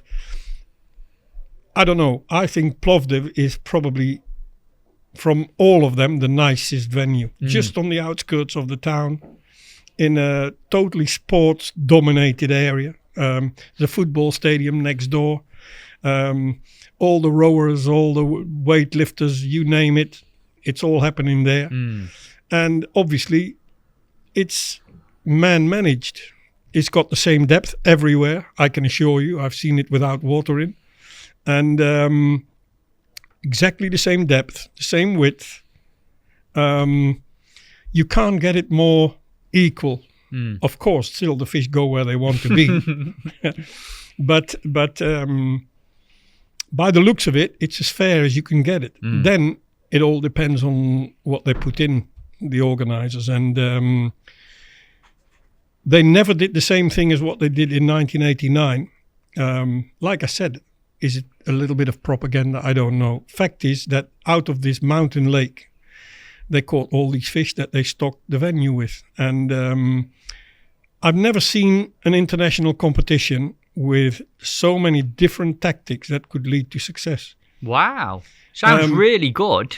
I told you about rod and line fishing and the lack of knowledge about it. We're a couple of years further down the line. Our tactics was fishing rod and line for vimba, which is a river fish. But obviously they must have been in this mountain lake. And that was our main line of attack, fishing with both sticky mac and some ground baits, orientated on fishing near the bottom and on the bottom. The chances were that you would hook some carp at the same time and also some bream. And when you're lucky enough, or at least that's what our practice proved, once you caught a bream, you were virtually certain to catch more.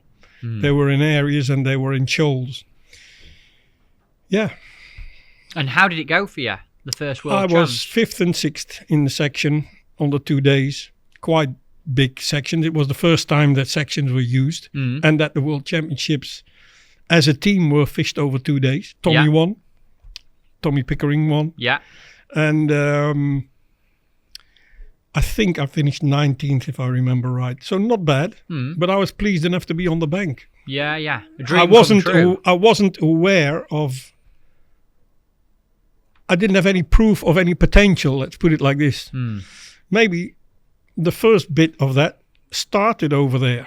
Because it's, for me, I have to prove things to myself, if you know what I mean. If I've not done it, or if I'm not sure about it, it's a different approach than when I'm convinced that I can do something. Right. Confidence is also for me a very important thing. So maybe that's where it started. And I was in the team the next year, which was 1990 now, in Maribor, which is now Slovenia, but then it was still Yugoslavia days. And it was just before the outbreak of the war there. And we fished on the River Drava, which was nothing short of disastrous. Difficult fishing. Very difficult. Bob at the highest weight. I think over the 2 days, 2 kilo 100. Crazy. Yeah. He talked about it on his podcast, actually, yeah. Yeah. And on the first day, I caught, if I remember right, 4 cigars. I called them cigars. They were, in our language, they're called vindels. I've never seen that fish again. A little bit the body of a chub. And looking a bit like a perch, but stronger color differences. The light is more light and the dark stripes are more dark. Okay. And the mouth is like the mouth of an eel. It's like once the hook has set itself, it's impossible to hardly to get it out. It's like scrubbing paper, if you know what I mean. Yeah. It's tough. What did I manage to do?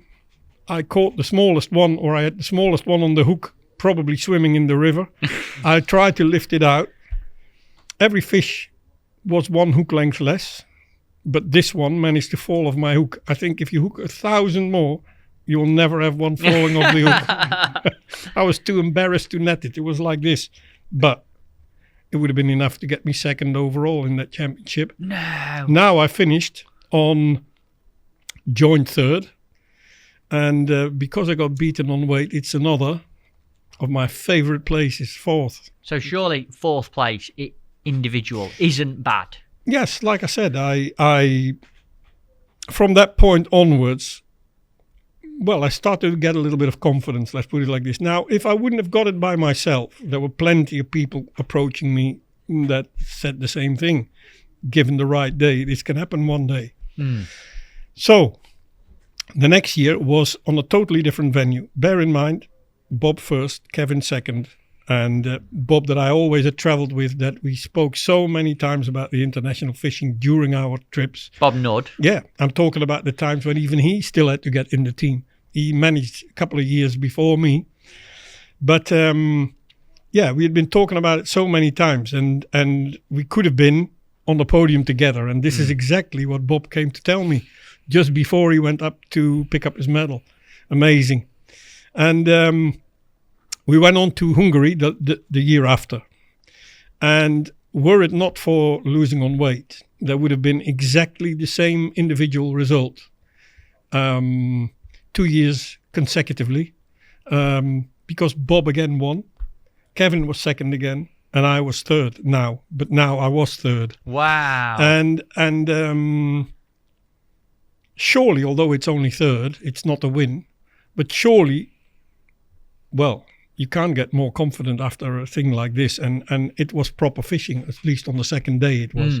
The first day was terrible, and I was in the worst section. I got beaten by a sturgeon, would you believe? Never. By Jack Tisdall. A sturgeon. Yeah, Jack Tisdall, the Irish guy. We met each other loads of times still, and for me, he's still Jack the Sturgeon. He caught a sturgeon at He caught the Zeged. He caught the sturgeon. I bet there's only one in there. No, there is more in there. Ah, right. But anyway, 15 grams. And but even if I would have won the section, I won the section on the second day with just under 6 kilos of roach. It's a bit different than now, isn't it? Yeah, totally different. And I won the section then. So 3 points. I remember Tommy winning with 5 points. And Bob won. Bob had 2 section wins in Maribor. So I knew it could be done with 2 points. But I was leading up to finishing up with that weight during this competition. I was just set where the stand is, where the people arrive on the venue. You would not believe how many people were watching in these days. You've got the road coming out of the town, and it was just one big queue of people coming on that rowing course. And of course, they didn't go to the far end, or most of them, they stayed where you enter the match length, or a lot of them did. I remember looking behind me, and it just was amazing amount of people. And, I felt lovely because things were going perfect. And that is probably giving you more confidence than anything else. If you can cope with a situation like that, you think you can cope with everything afterwards, can't you? And I kept my calm, and it actually went very well. And I won the section quite easily on the second day. 3 points. And I thought, even at the end, that I might win with this. But obviously, Bob and Kevin both caught some carp. And they won their section both days. Even if I would have won my section both days, wouldn't have changed the result. So fair enough. Because they'd have had more weight. They would have had more weight. Got you. You must have been really happy with that, though. That's like the first international medal in a World Champs for you.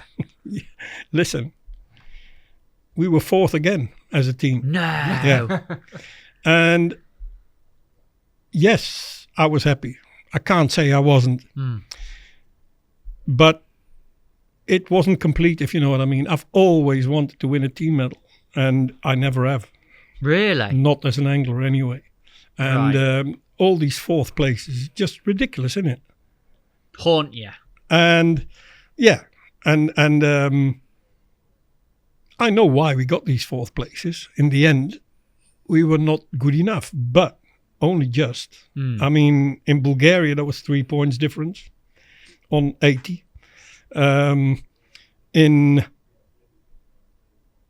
I found out this weekend, actually, because I didn't remember anymore. But in Yugoslavia, we were 2 points short of second. And then in Hungary, we came very close as well, but I don't know the exact point score there. But 3 times fourth on the trot and not winning a team medal is ridiculous. And how long were you involved in that setup for, Jan? Obviously, you've had them 3 years fishing. What I had a happened fourth next? year to come. Yeah. I had a fourth year to come, and that was Balik in Ireland, which was a horrible championships. Why we went there, I don't know. But fact is, there was loads of blanks. Every team had blanks. Italy won, I can remember, with their Bolognese rods. Was that the year Dave Wesson won the individual? That's the one. Yeah. He was in my section both days. Really? Yeah. And there was a little area in the section. I think Mickey Thill was on there as well. And he won. Fair to him. Congratulations. But it was sad, the fishing. I mean, to my left there was fish caught. To my right, on the first day, you could see the bream coming nearer and nearer, or the other fish as well. Anyway, I caught 2 bream in the last 5 minutes on the first day. And on the second day, I caught a roach. Somehow caught a roach in the middle of the match. And I caught a bream again in the last 2 minutes. And to my right, there was 14 consecutive blanks. No. Yeah, that's where we talk about. That must be one of the worst ever. And then there was a guy, traveled at the time with the Welsh team. And Simeon Bond, you might know him. Yes. From Free Spirit. Exactly. I know him. Then he was working for Shimano, and Shimano sponsored the Welsh team. And on the boat back from Ireland to England, he came to me and he said, well, I was obviously disappointed after such a championships. And although I caught fish both days and I finished up reasonably high, he said, well, your day will come sooner or later. He said, I'm not so sure, because I knew the system was going to be changed again, our system from qualifying. And we went back from, for our standards, not a bad system, where there was a certain way of picking after the trials out of the top 20. We went back to the old situation. And we went back to simply fishing an amount of matches, the first 5 will qualify. To make matters worse, they realized they need some sort of a protection for the people that were already there. But instead of starting like this, they said, whoever will be in the World Championship squad, there's only 2 places to be changed. So the last 2 in the World Championship team, in the trials, they fished in little groups amongst themselves. The last 2 would fish against, as they called it, the B group people, the top 3. they would fish another 2 matches for the last 2 places in the World Championship squad. Well, because I blanked in one of the matches, missing 1 bite, it's ridiculous, but I missed 1 bite in a match with rod and line that I'd never scored more than 3rd in the section before. And I missed a bite. It was 24 people catching out of 61, if I remember right. So that's what we talk about. All the rest blanked. And after this blank, I finished up in the 4th division. And I realized straight away that not only was I out of the international fishing, but I realized that I would not get back into it on the normal conditions as long as the system lasted. And, well, I was. So I was, you couldn't speak to me for a while. And the one that came back about it, I would have forgotten all this, but was Simeon. By then, he was working for Fox. And in the business, my company was distributing Fox in Holland and Belgium for 2 years. So obviously, him being responsible for the sales, he came to our office just to remind me of all these things I said to him on the way back after this League Championships. He said, "You predicted it all." Wow. It's ridiculous. So they changed the system that made it virtually impossible for you to get back into the team. And how did you... Obviously, that must have been difficult because everything we've spoke about on the show so far from that early age has been you wanting to compete at that highest level. Yeah. Like, that must have been incredibly frustrating for... Yeah, it was. Seeing the Dutch team go out there and it fish. Was. And was there no way of you levering your way back in, Jan? No, there was not. Well, all I could do was fish on in the 4th division, or I could have quit completely. So I started in the 4th division, and it took me 12 years to get back in the team. 12 years? And this was not only my best years as an angler, but it was a period in which for 1 year I did the coaching. It was sad when you think about it. I thought, look, if I think I'm right, I'm outspoken. I don't think I'm impolite, but I say things as they are.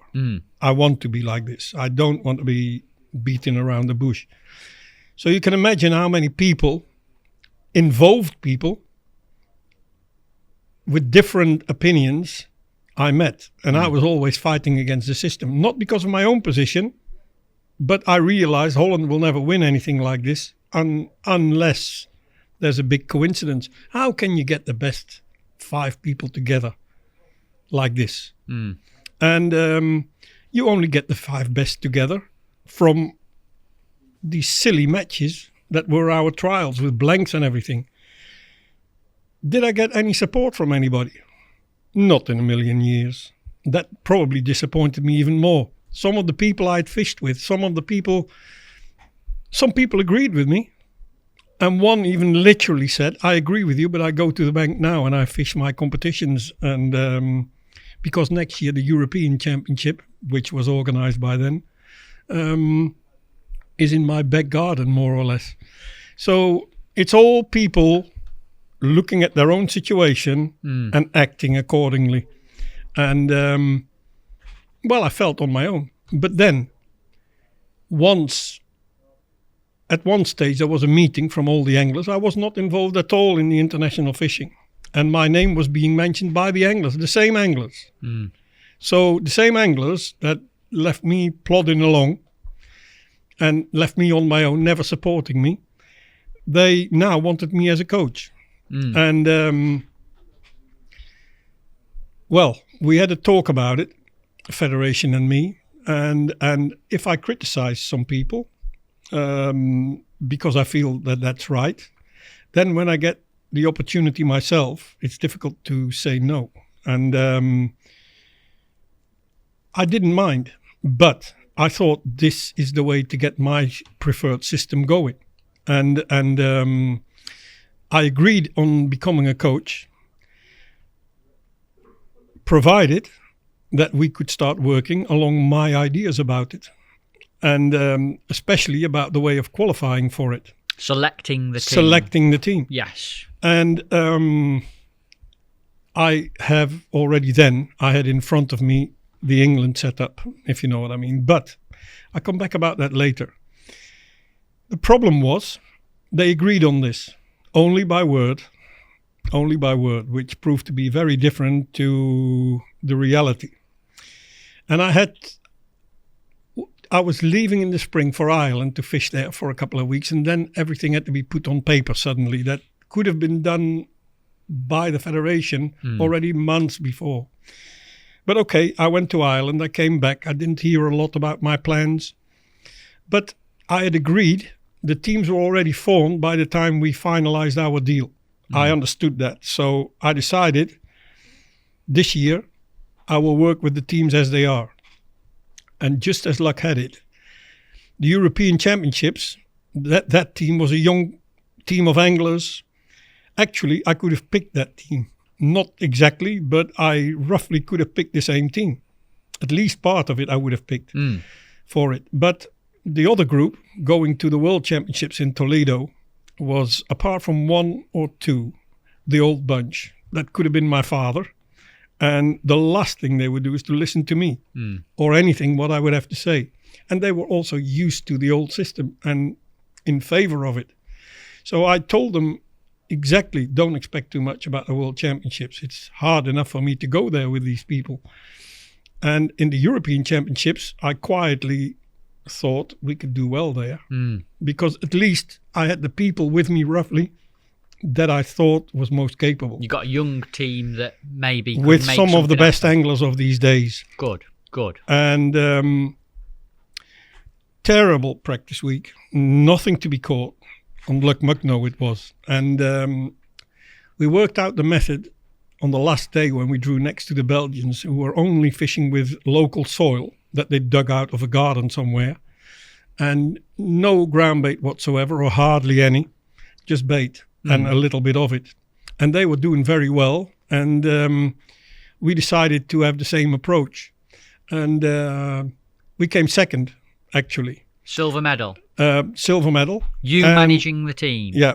And one of our anglers winning the European Championships. It must have been one of the first ones.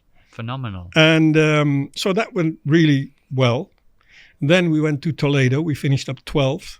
And it was the most frustrating championships ever. Bob won again in Toledo. And it was such a good venue. Such a lot of carp. The one in Spain. Yeah, in Toledo on this canal.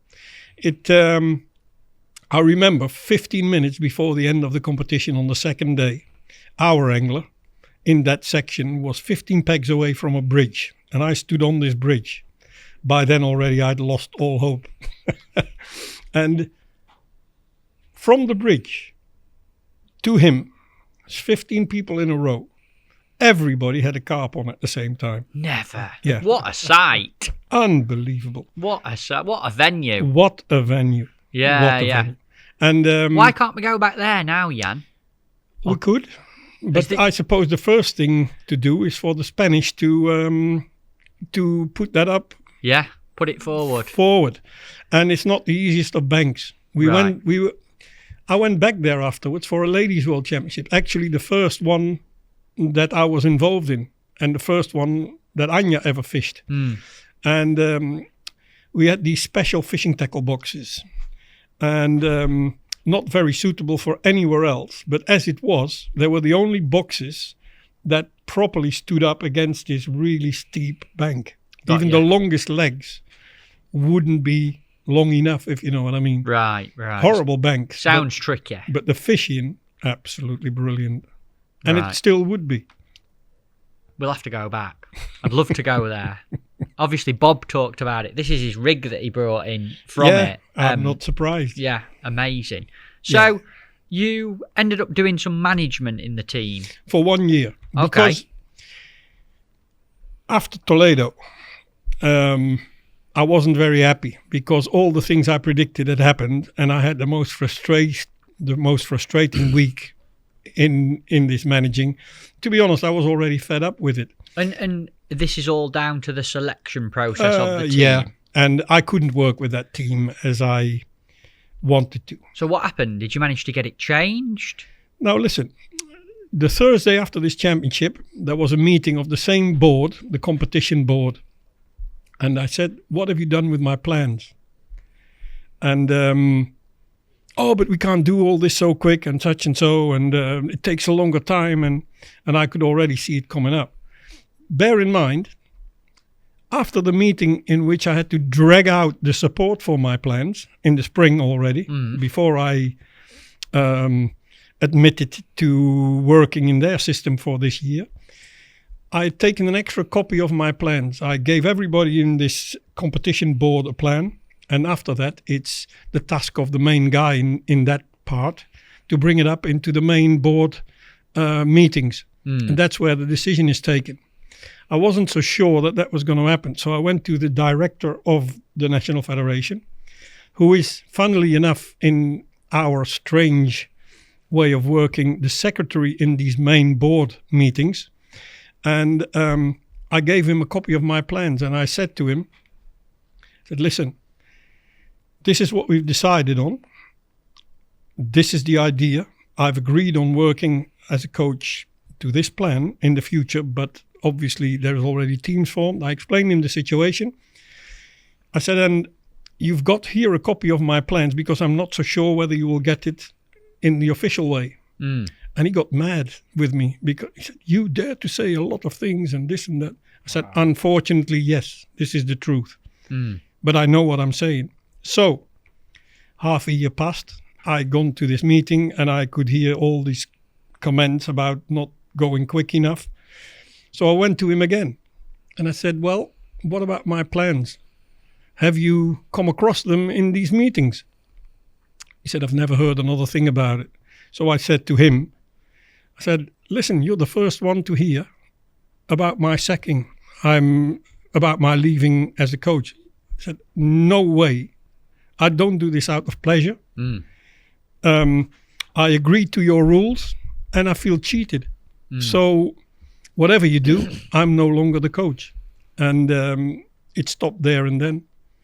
And actually, not a lot longer, the guy who was leading that competition board left as well. I don't know what all happened afterwards, but I was no coach any longer. And actually, a couple of years later, I came back myself as an angler. And fished in the team again. Was reserve in the European Championships in our own country. In Vries it was. The first championship where we got to see the pole cups. Wow. It was. I think England won or were second. I can't remember. And in the days, you were only allowed one international competition per year. So I was the one to get the reserve position in one. I think I won the trials that year. And I was going to fish the World Championships in Madunice in Slovakia. And I went there twice before. The first time in a different time of the year, but what did I know? The water was coloured. And together with a teammate, believe me, that year we were prepared to go and do the work. We had on paper a brilliant team and as good as you could get it in our country. And I was thinking ahead. I was thinking about the years after that because there was a couple of good World Championships coming up. But Madunice looked perfect the first time we went there. Then we went back with the whole team. Was already a lot worse, but still quite good. Then when we returned, the watercolor had all changed. Well, there was no color left. It was crystal clear. For the actual championship. And the fishing was disastrous.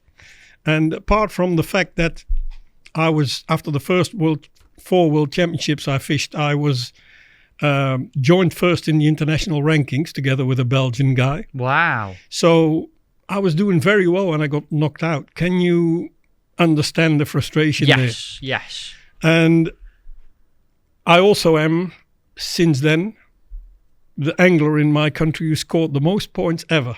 Really? What, from Madunice? What happened then? How did it go? The first day, it didn't go too bad. I was 28th. Out of how many in a section? 42. Oh, biggest World Championship ever fished. Wow. And on amount of people. Even China was taking part that year. Incredible. Yeah. And would you believe, on the second day, I managed a very honourable 39th position in the section. Out of 41. You've racked up some points there, Jan. Probably this will never be better anymore. It's the least number of points that win now. Yeah, it's sad, isn't it? Wow. Did Alan win that year? I think he did. Was it when it was all big flat float fishing? Yeah. For big fish, he caught some bream and Yeah. barbel. You were miles in front of anybody else, together with the Hungarians. No, I think the Hungarians won. Yeah. And Alan won the It individual. was the birth of flat floats. Yes. Will talked about So it quite a particular year. Pole cups in the Mm. European Championship for the first time, and flat floats. in the world. Yeah. And did you fish after that again internationally? No. After that, I realized that my chances had gone. I still was going to enter the trials. You don't know what all happened behind the scenes there. And I've never sat comfortably on my box in any international competition. There's always been quarrels between anglers or with the leadership or both. And what happened there, I'm not going to bother you with all it, but believe me, it comes from somewhere, bad results. Yeah. I'm responsible for my own results, don't get me wrong. And I take the responsibility. So nobody to blame. What I'd like to ask you about while we are talking about it, Jan, because obviously people talk about this in England a lot, is the selection processes for international teams and your experience in international fishing as a coach, as an angler, throughout this process that we've just talked about. What, in your opinion, would be a very sensible or a good and correct way of selecting an international team? I would have a question first. Fire away. What do you want to achieve? Winning medals. That is a very good answer. Now, if you are, if you have that, surely that's the aim. Of Surely course. that's the aim. In my opinion, it's the only one that you can have. I don't know whether it's the same in every nation. There's different approaches. But if you want the best people together to achieve that, which is just as logical, and it's accepted in most sports, then why is it so difficult to accept the same situation in our sport? In my opinion, there's only one way. You make somebody, whoever it may be, you make him responsible for this.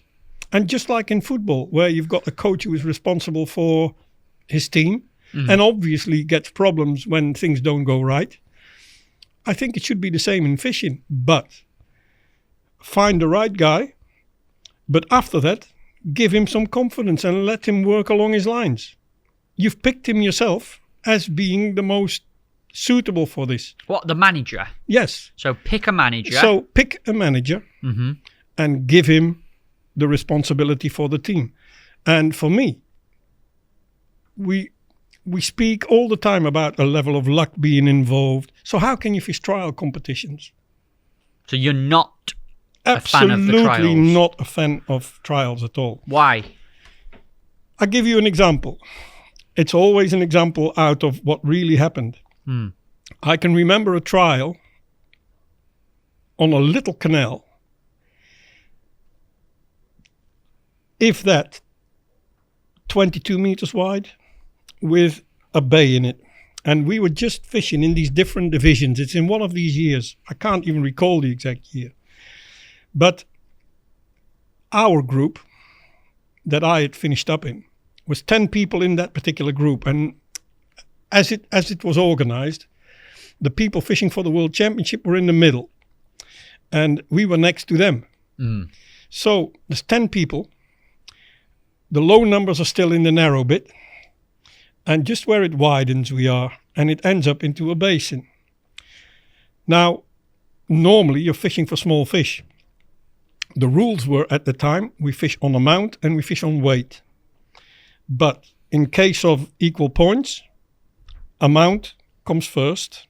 So the points that you've got in that part, they count in case of a tie. They come first. I drew the end peg in our group. Not an end peg because the next group is next to you, if you know what I mean. Yeah. And I finished up in that bay, just the area where all the bream are. And needless to say, I was last on the mount, and not a little bit last. I had 18 fish where the low numbers caught 120, 130, but I caught some bream.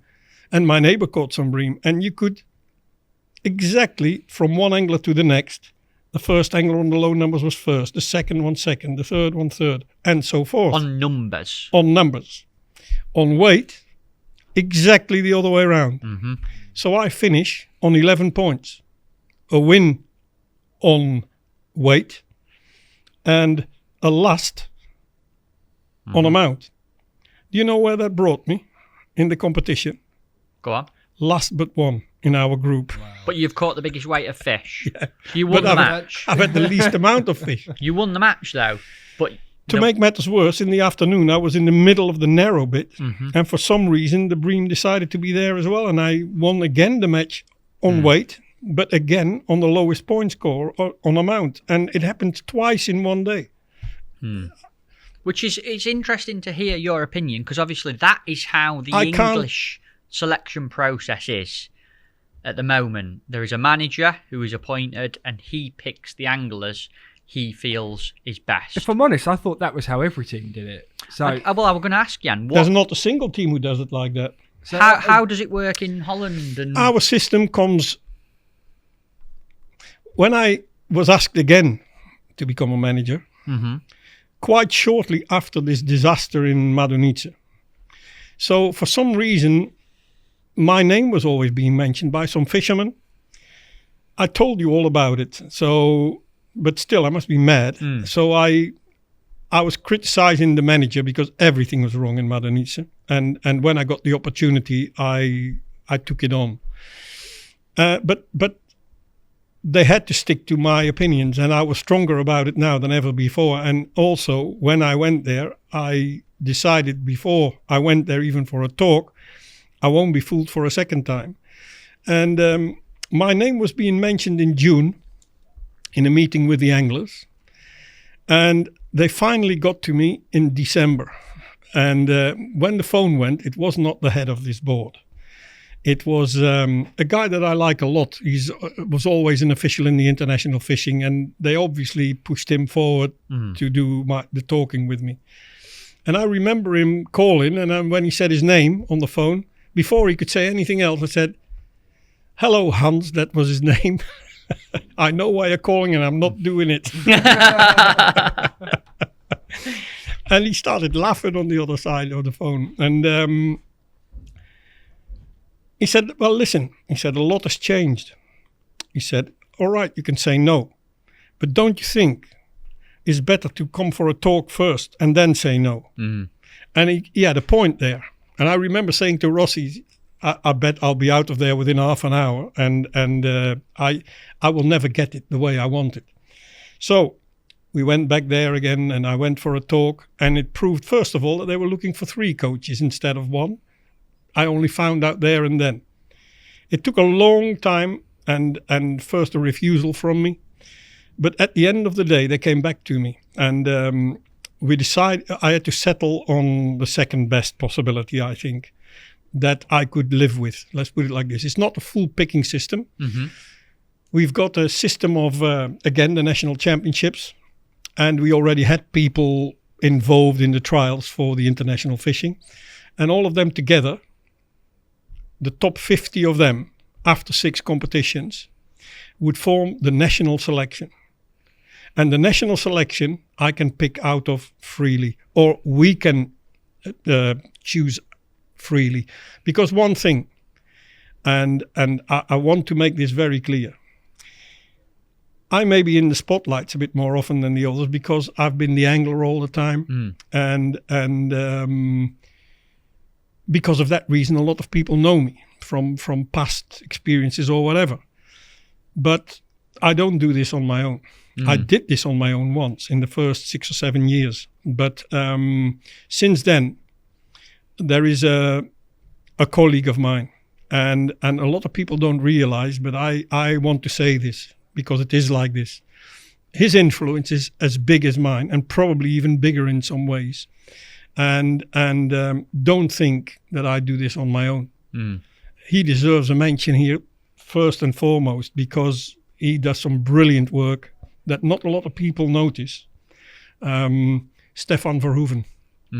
I had him as an angler in one of my teams, and we drove back together because we live in the same area.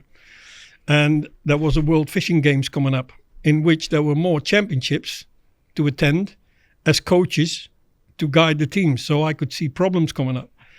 And there and then I asked him, would he be interested, because I knew him quite well, and he would be the perfect person, I thought. And I said, so I did this with this year in mind and nothing else. He said, give me time to think, he said. And then he came back to me, he said, listen, I think I know that I will never achieve world championship level because of my situation. He's got a very responsible job and not maybe enough time for the highest level. But he was a very good angler, and he's a people's manager, professional as well as in the fishing. I knew exactly who I was dealing with, so I let him the time to think. He said, and he came back after a week. He said, listen, he said, I want to do this, but I want to get properly involved, which means for all the championships. And I want to have my role in this. And it was the start of, even if I say it like this, a brilliant partnership. Fantastic. Yes, we do have our discussions sometimes, and we don't agree even on certain things sometimes. But we always have one voice after our meetings. And we support each other in many different ways, also in the difficult times.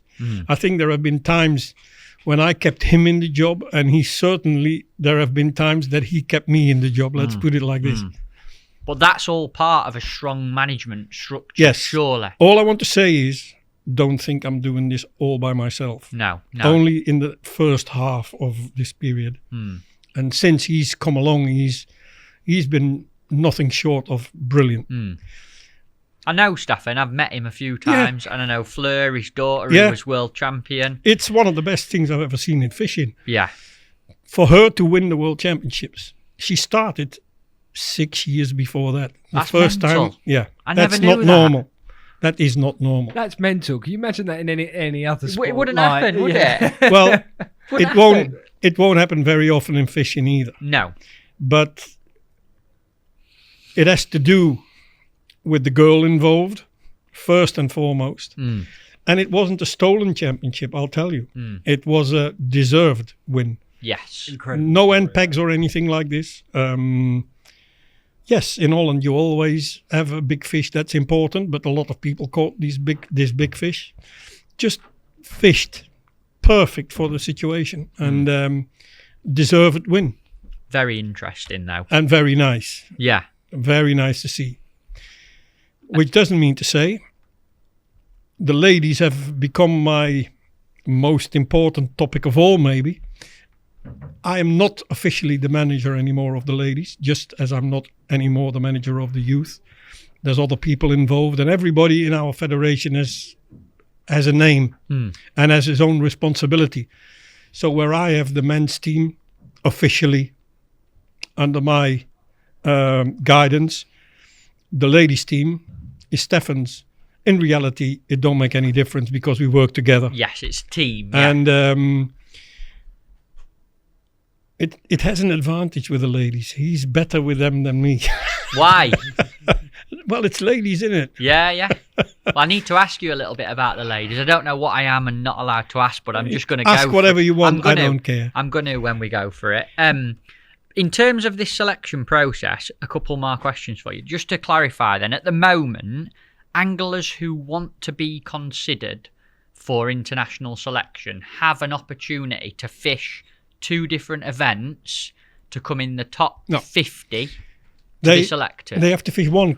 They have to fish one match. They have to, like before, I explained to you about the national championships. Yeah. We now have a national championship, which is the winner of these matches that I described about the national selection, fishing all them. Yeah. It's done in team form, unlike before. So you can only take part as a team. Yeah. to make it more team orientated, to make people work better together than in my era. Era. Always problems, and I was so fed up with all this.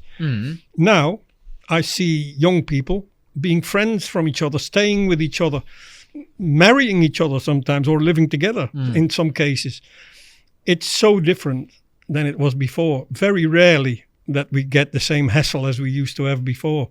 It's a lot more team orientated, and now we start getting the anglers, even at senior level, we get the anglers coming through that have been born and bred in this team system of fishing. Yeah.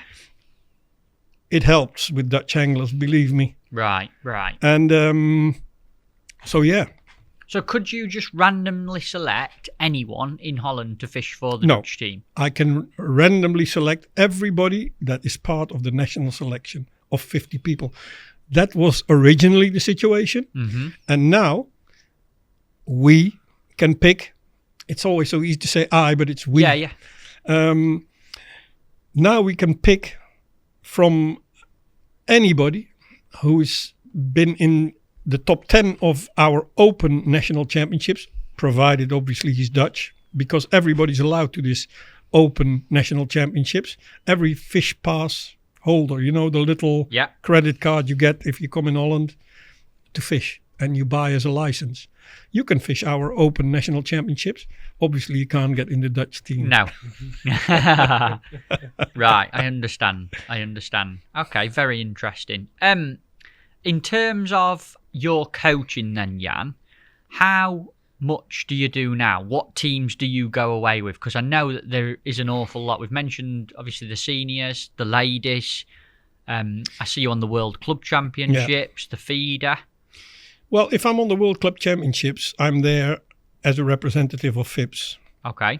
I was attending so many championships at one stage that I thought that in the technical committee of FIPS-CD, being involved for such a long time in this and having seen so many championships, I thought I could play a role on the technical side of things. I love this sport, and I'm prepared to invest some time in it if it can improve things.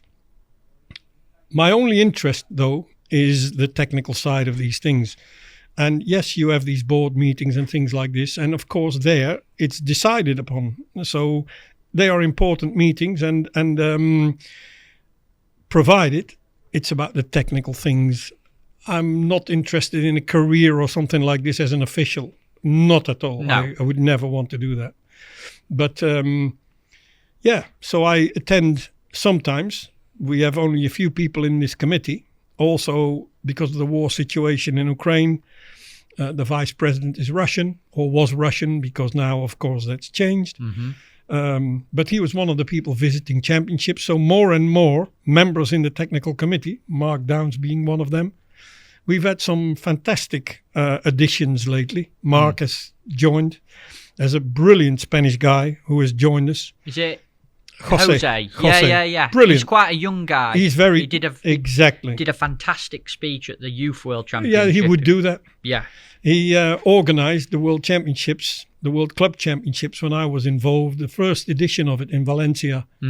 He did such a good job. Absolutely brilliant. And he made an impression on everybody in FIPS. So once he showed his interest in becoming a member of this technical committee, he got voted in. And it's good for the sport, this. I can foresee a better situation bit by bit. Because I think we're improving bit by bit. But I also think that the international fishing is not 100% up to standards. What a few questions surrounding that side of things I've definitely got for you, and I know people listening would want to ask, is what do you think to the current setup of international fishing FIPS? Because it's gone under a lot of changes recently. There's been a lot more championships categories brought in. Yeah, the calendar's a lot busier than it ever used to be before. Is this a good thing, a bad thing? Well, a lot of people think it's a bad thing. And to all these people, I always say the same thing. It's a question. How would you feel if your discipline was so the thing where you worked for to achieve the highest level, just in the same way as we do in the float fishing or in the feeder fishing for that matter. Mm-hmm. How would you feel if that discipline was just striped off? Mm-hmm.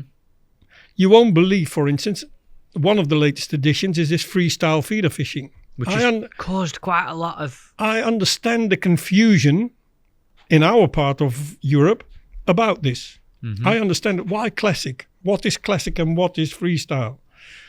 I understand that. There's other parts of Europe and all other parts of the world where freestyle fishing is their way of feeder fishing. Now, who are we to say? Because obviously we wouldn't want to see our type of fishing disappear, Mm-hmm. the float fishing or the classic feeder fishing. So all these people who think along these lines indirectly think about themselves when you think about it. I do agree it is very complicated. I think we have 28 different championships in fishing, and this ranges from big game fishing to our float fishing and everything in between. It's not very logical in a way, but this is our sport. Mm-hmm. You can never have one overall championship. Do you think it's getting to a point now, though, whereby... This is only a question, by the way. I'm quite open-minded. My general take on it is lots of people fishing and lots of high-level competitions is probably a good thing. But I also see the side of it, especially within the feeder, whereby how segregated can it become? So, for example, the float one, could there be a pole one and a rod and line one? Because a lot of people do rod and line fishing. Or Yes, good point. Could there be a flat float fishing world champs? Because there's certain nations that do You an can awful... You can go very far. So, is there an argument to say the feeder world championships should be feeder fishing, as in the classic should include method feeder because it's feeder fishing, and if it's the world championships, it's the pinnacle of that kind of sport. So if you were prepared to be the best in the world at a sport, should you go out of your way to learn method feeder? Because in the float fishing, over the long time that people have been doing it, anglers have had to learn bolognese fishing, flat float fishing, whip fishing, stick float fishing, normal pole fishing, river fishing, canal fishing, lake fishing, bleak fishing, fishing to hand. It would be difficult to, how do you say in proper English? It would be difficult to determine exactly where to draw the line between championships. Massively.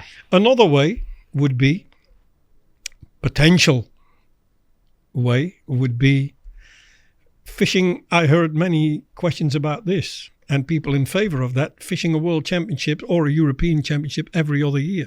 Yeah. Now, which again happens in other sports, the World Cup. Yeah, but not in so many. But there is something to say for it. Has its pros and its cons. But I always take things in such a respect with a piece of salt. I've never heard anybody say up to now, who's come up with whatever opinion, I've never heard anybody say, I think it's time to scrap my part of my discipline, and I think there should be other disciplines that's more important. You understand what I mean? That's the nature of of people. It's normal. But I understand that a world governing body has to look at it worldwide. Although we all realize that our type of fishing is European orientated with addition of some nations. Yeah, definitely. Yeah. And the float fishing, I think, will always be like this. The feeder fishing, however, is a very developing form of fishing in general. And the freestyle feeder fishing, maybe not so much here, but still here as well. But especially the Eastern European way with massive distances and coming very close to specimen carp fishing, really. I've been on both championships so far. Let's put it like this. And I think it's an amazing addition to what we already had. And a respectful addition towards the people from that part of Europe. What's interesting, you say about feeder as well. I bet if you went around the UK, Jan, and looked at everyone who goes feeder fishing, I bet more people use a method hybrid pellet style feeder than they do a traditional I'm one sure as well. that It probably is more popular. I understand that you're taking part from this year on. Yeah. We don't yet, but I'm afraid we won't for the next X amount of years, which is sad and wrong. We have a big organization at home. There is some money there. It's just sad in feeder fishing, where we are supposed to be specialists in, one of the nations that are supposed to be specialists in, and we don't take part in this. I cannot believe it. They tell me what they want to achieve, in that they want to be on the top 5 of this ranking, in the top 5 of that ranking. Well, take part in all the championships first of all then. But, okay, you are going to take part in it. You're one of the favorites, especially already this year in Valencia, where the water is not very wide, wherever you're drawn. Some of your people know the venue better than anybody else. It will be difficult to beat your people. Just as it was, the Hungarians especially, and the Romanians are brilliant at this fishing. But distance plays a big role. And one of the best things in fishing I've ever seen is, you must know him. He's a float angler, he's a feeder angler, he does everything. Peter Bacco. Young angler. Young angler. Very young angler. God knows how many times national and world champion already. In different... he's the standard now, when you think about it. I spoke with him. He's a very nice guy. Lovely guy. Yeah. I spoke with him and he said that last year he had 11 days in his year of not fishing. That's crazy. That is crazy. That's a full-time angler. 11 days out of the 11 whole days. year. That's ridiculous, isn't it? Mental, innit? It is nearly impossible, but he does it. Wow. And do I admire people like him? And I can tell you one thing. I watched him in both the freestyle world championships, and you think about things. What's one of these best things, for instance, that you've ever seen in the sport? From all the things I've seen, I would mention him and his performance in the last 18 minutes of the second day when he won the world championships in the first edition of this championship. It's got to be the best thing I've ever seen. Really? Yes. I already knew how good he was in other disciplines, but he's in a different class altogether. Together with his friend, there's a friend of him, he's just as good, but as it was, Peter has every time beat him when they were in the same section. But he was fishing at the time 115 meters away from the bank. 115. Feeding at 110, fishing, if he's informed me right or if I remember it right. But let's say I might be a couple of yards out, but not more than that. Yeah. And he was feeding and fishing just beyond his feed at that distance. Casting out with a very big weight of feed and feeder put together. A method style feeder, Jan. I saw with my own eyes, otherwise I wouldn't have believed it. I saw him land 3 carp in the last 18 minutes. That whatever way I look at it, their added weight was between 57 and 58 kilos. That's ridiculous. It is ridiculous. In 18 minutes? In 18 minutes. I'm out. That is phenomenal. 17 kilos, 18 kilos, 22 kilos, and a few grams every time. And wow. How does he get them in so fast? Well, as quick as he can. And he knows how to handle these fish, obviously. He winds them in like he's got a bream on, or less than a bream.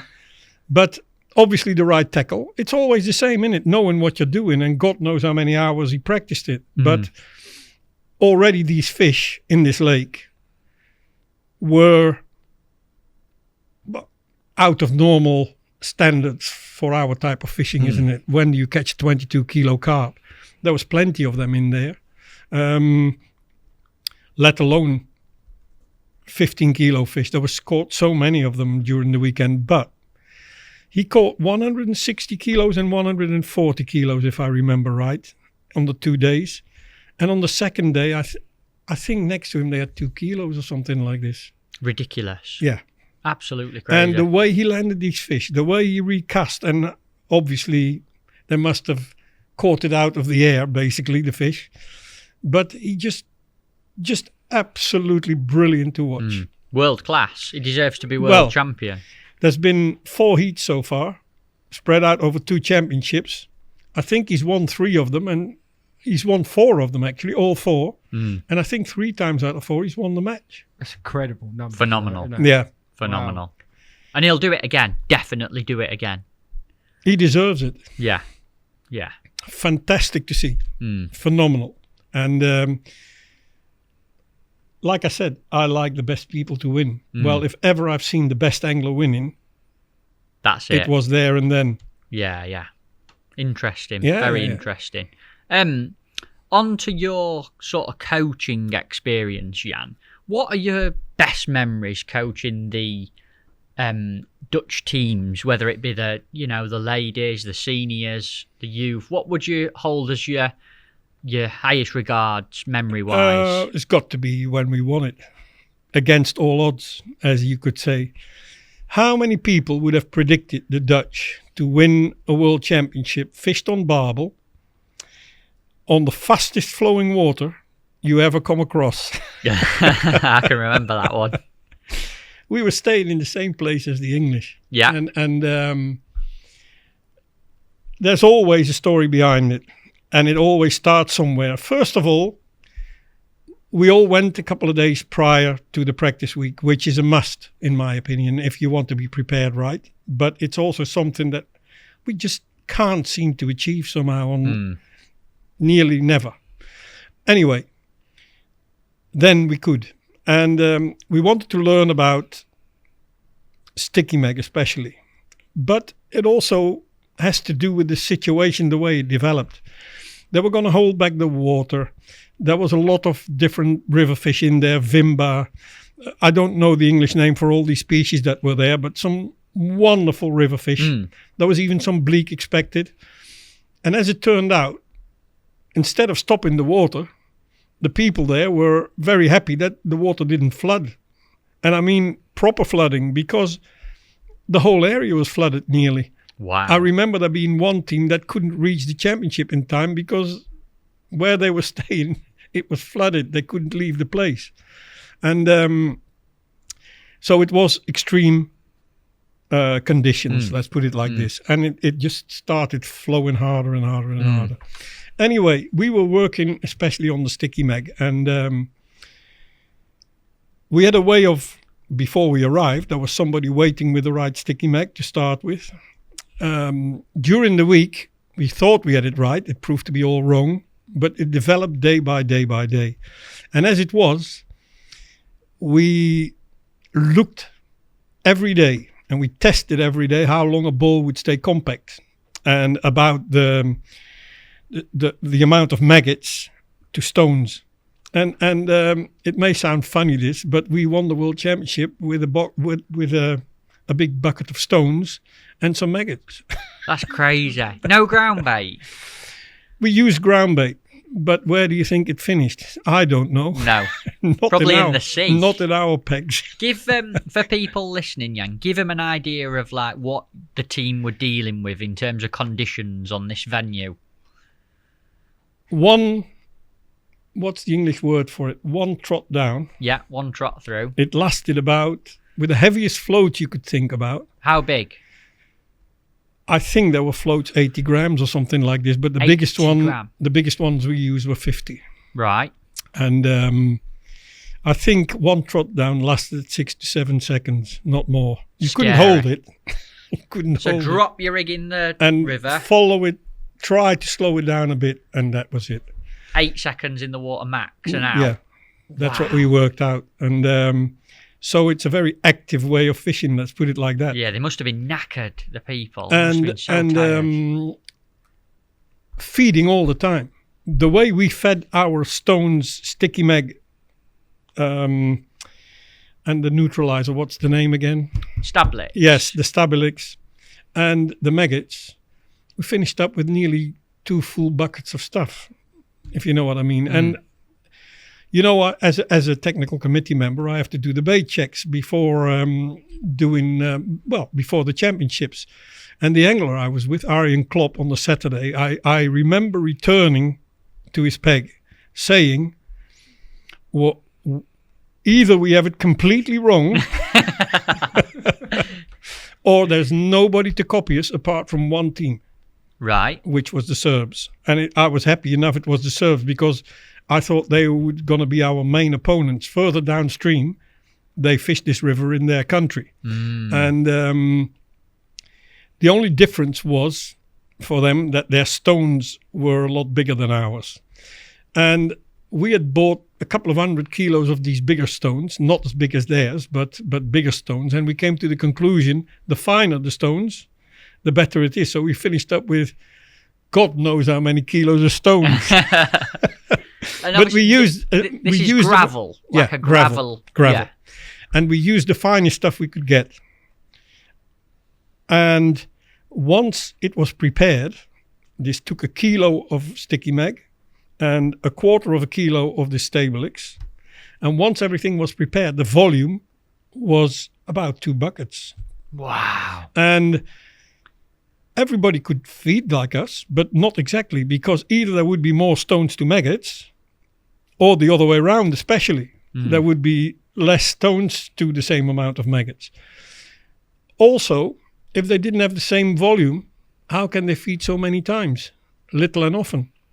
So when a ball went in, it's like you throw a stone in. That's how hard it was. But it took 45 seconds we had worked out to open up, which was enough time to get to the bottom. Now, I remember very well these Barbel. They had wounded mouths because of the feeding in these conditions, in between the rocks and the shells and whatever was lying on the bottom. And nobody could do exactly what we were doing, in my opinion, apart from the Serbs. And the Serbs finished up third. I don't remember who was second. Was it the Czech people? And it was the one time that I've experienced in World Championships that all the top teams blew out. I think England 18th, Italy 26th. Frightening. But it just never comes about just like that, does it? In the final training, we were hooking so many Barbel during the week. Not like every 5 minutes, but every day we hooked Barbel. And every time we managed to lose them. And I found a back fin on the back from a Barbel. And it's like a razor. I mean, you can use 0.50. It cuts off as quick as 0.20 would. The back fin is in the dorsal fin of a Barbel. The back fin, yeah. Yeah. It's like looks a little bit like one from a perch, but it's just like sharp. You can wound your fingers with it. And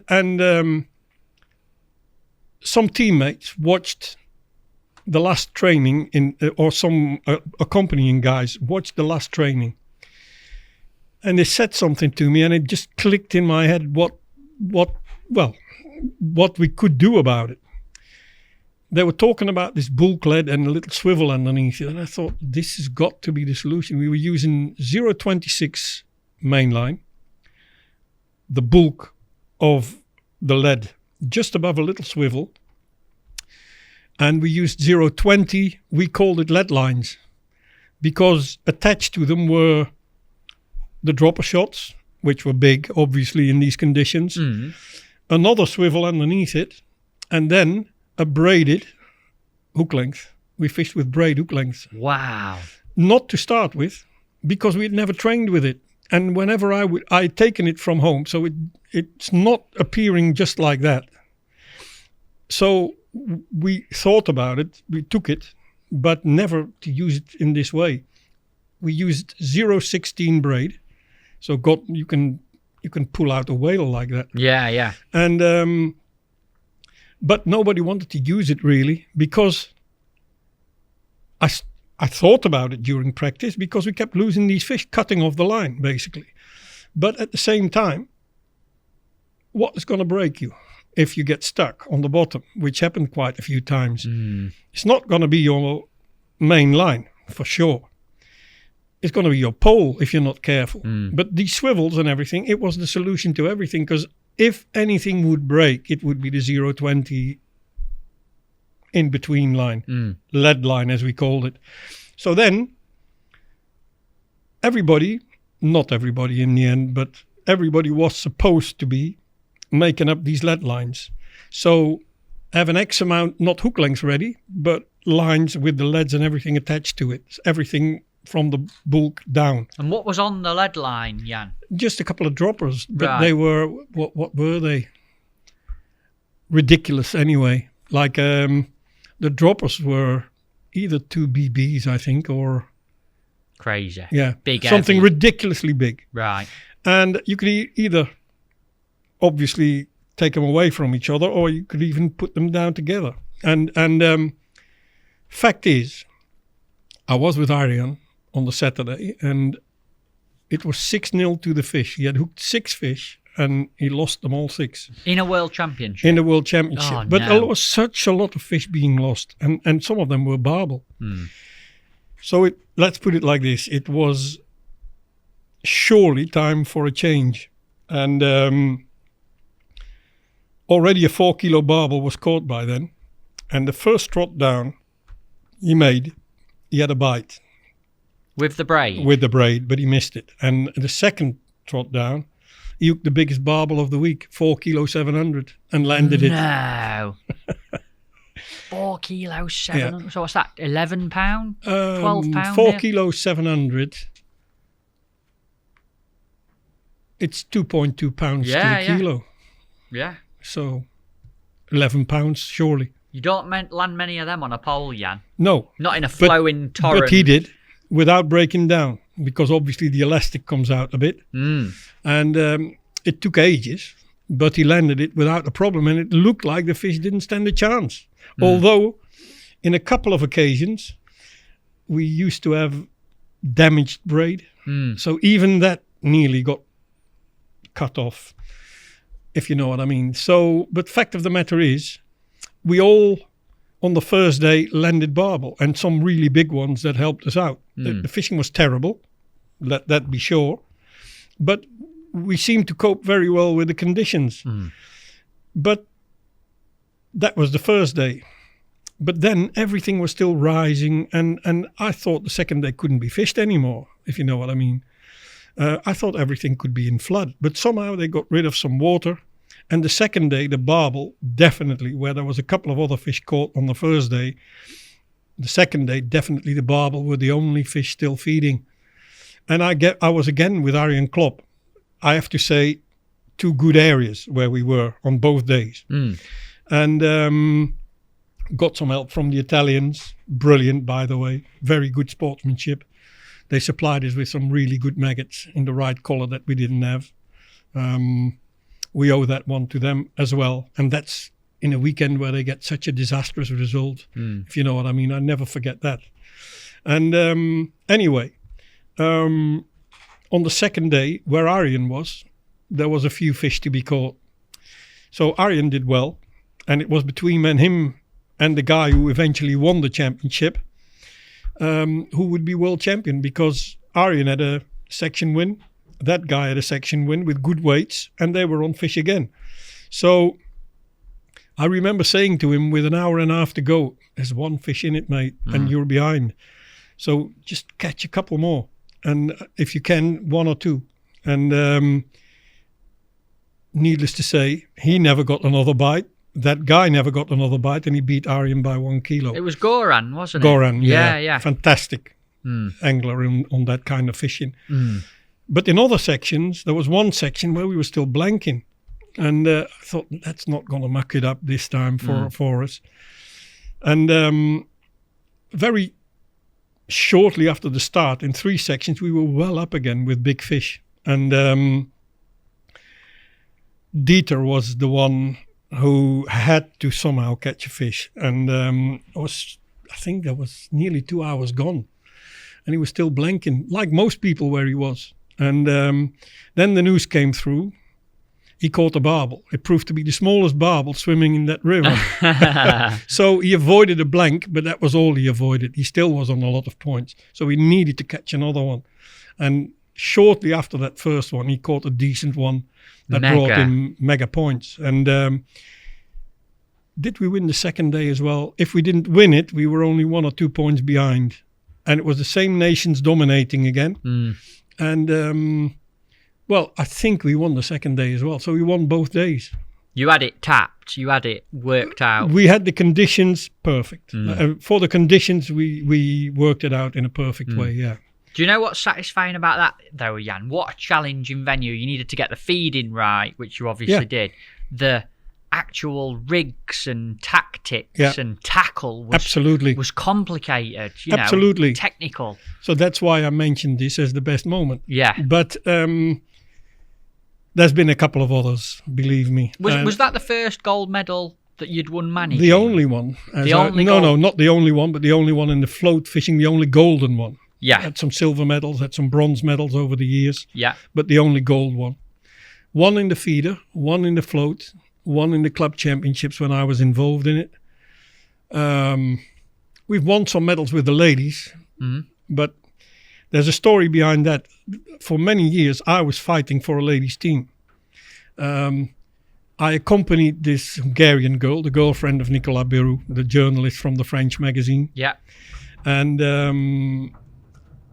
we're very good friends, actually, still. And his girlfriend was in the Hungarian team, and he asked me to help her, which I did a couple of years. And it gave me the chance to see what ladies' international fishing is. It's not so big as the men, so they can go to venues, the most beautiful venues you ever will come across. And especially in this modern world of emancipation and all these kind of things, I think it's fair that girls, women, are also. It's fair enough for them to form a team for international fishing. Why we and not them?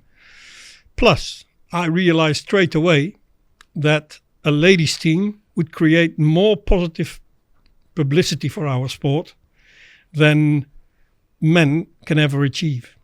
It's a men's world, but it's especially because of that, in my opinion. It's as simple as this. I can't explain it in any better way, but I proved to be right. Anja on her own got more positive publicity in the last 20 years for our sport than all the men put together. Yeah. And it's maybe even not fair, but it is like this. It's as simple as this. And it's one of the reasons why our fishing federation puts out teams in international competition to get positive promotion for the sport. Now, I fought for years before it was that far. And, well, I started my coaching in the year, in 2006 it was, when a ladies team was formed. I think the first time we took part in the championship was... What, the first ever ladies world championship? No. I was going to say. But for that Holland took part in. Yeah. I think it was 2007. I always thought it was 2006, but I saw the proof on a picture this weekend. Right. That it's 2007 in Spain, in Toledo again. And by then, I already was accompanying Anja quite a bit. And, well, we needed a team, and I could see her potential, if you know what I mean. Yeah. And... there she is on screen. Yes. Well, that's after one of her wins. Yeah. But that's a couple of years later, I can assure you. Anyway, her first competition was Toledo, as it was for us. Where did we finish? If I remember right, we were fourth. Never. But it's not so important. She finished up fifth, I think, or sixth or something like this. She won a section on the second day. I remember that, in a really tough section with the Hungarian girl in it. That was one of the top anglers. With a French top girl who had won a section on the first day. It was like the strongest section on the bank. And we had a good result for the first time, that's for sure. Was it 4th or 5th? It doesn't come back to me so You were quick. happy with that on the first On the ladies first day, I one, was yeah. happy enough with that. But of course, when you start a thing like this, there's only one outcome for me possible. We have to win it one day. You will not believe what's all happened since all these years. We've had court cases, we've had quarrels, we've had people sent away, we had lovely experiences. But at the end of the day, as you say in England, no cigar. We never won it. And still today, Still today. We've had 6 individual world champions, but we've never that's won as a team. crazy. We've been second, a couple of times third. What do you think the reason for not winning one is, Jan? There only is one reason with the ladies. We're not strong enough in width. Is that the right word to say it? Across the whole team. Obviously, when you have 3 different world champions, some are good enough to fish a world championships, unless they've been very lucky. But to get a full team is not easy. And actually, when you look at even the last championship, it's not improved a lot. Sometimes it's improved and then we fall back down. But we've had a couple of opportunities that really we shouldn't have missed. And there's always been some problems around it. We are Dutch after all, so we quarrel. We get fights, we get problems. Yeah. From a managing point of view, Jan, obviously, what's it like being a bloke in a ladies' team of fishing? Because there must be it must be different to managing a team of guys for you, surely. It is very different. And Good fun? oh, it's wonderful fun. No, it's nice sometimes. Yeah. Don't get me wrong. But it's tiring sometimes. And there, it's very good that we have the present situation. I think if I would have to manage that on my own, I don't know whether I could last. Amazing. I mean, we just has meetings that you speak about everything. Food, stay, driving, everything. Apart from one word that doesn't get mentioned in these meetings, fishing. It's amazing. Yeah. But What do you see the biggest difference? Obviously, you've got some real deep experience in a adult team that's dominated by males in the Dutch senior team, which females can fish in, no problem at all if they want to. and they do these days. Exactly. And then the same experience managing a full ladies team. What's the difference? In general, there's a difference in the level of competition fishing by the ladies and the men. Let's be honest about it. There is some ladies good enough to fish in the world men's championships. It's not men's championships, it's senior championships. Yes. Whether you're a woman or a man. In the top nations, this probably wouldn't be possible.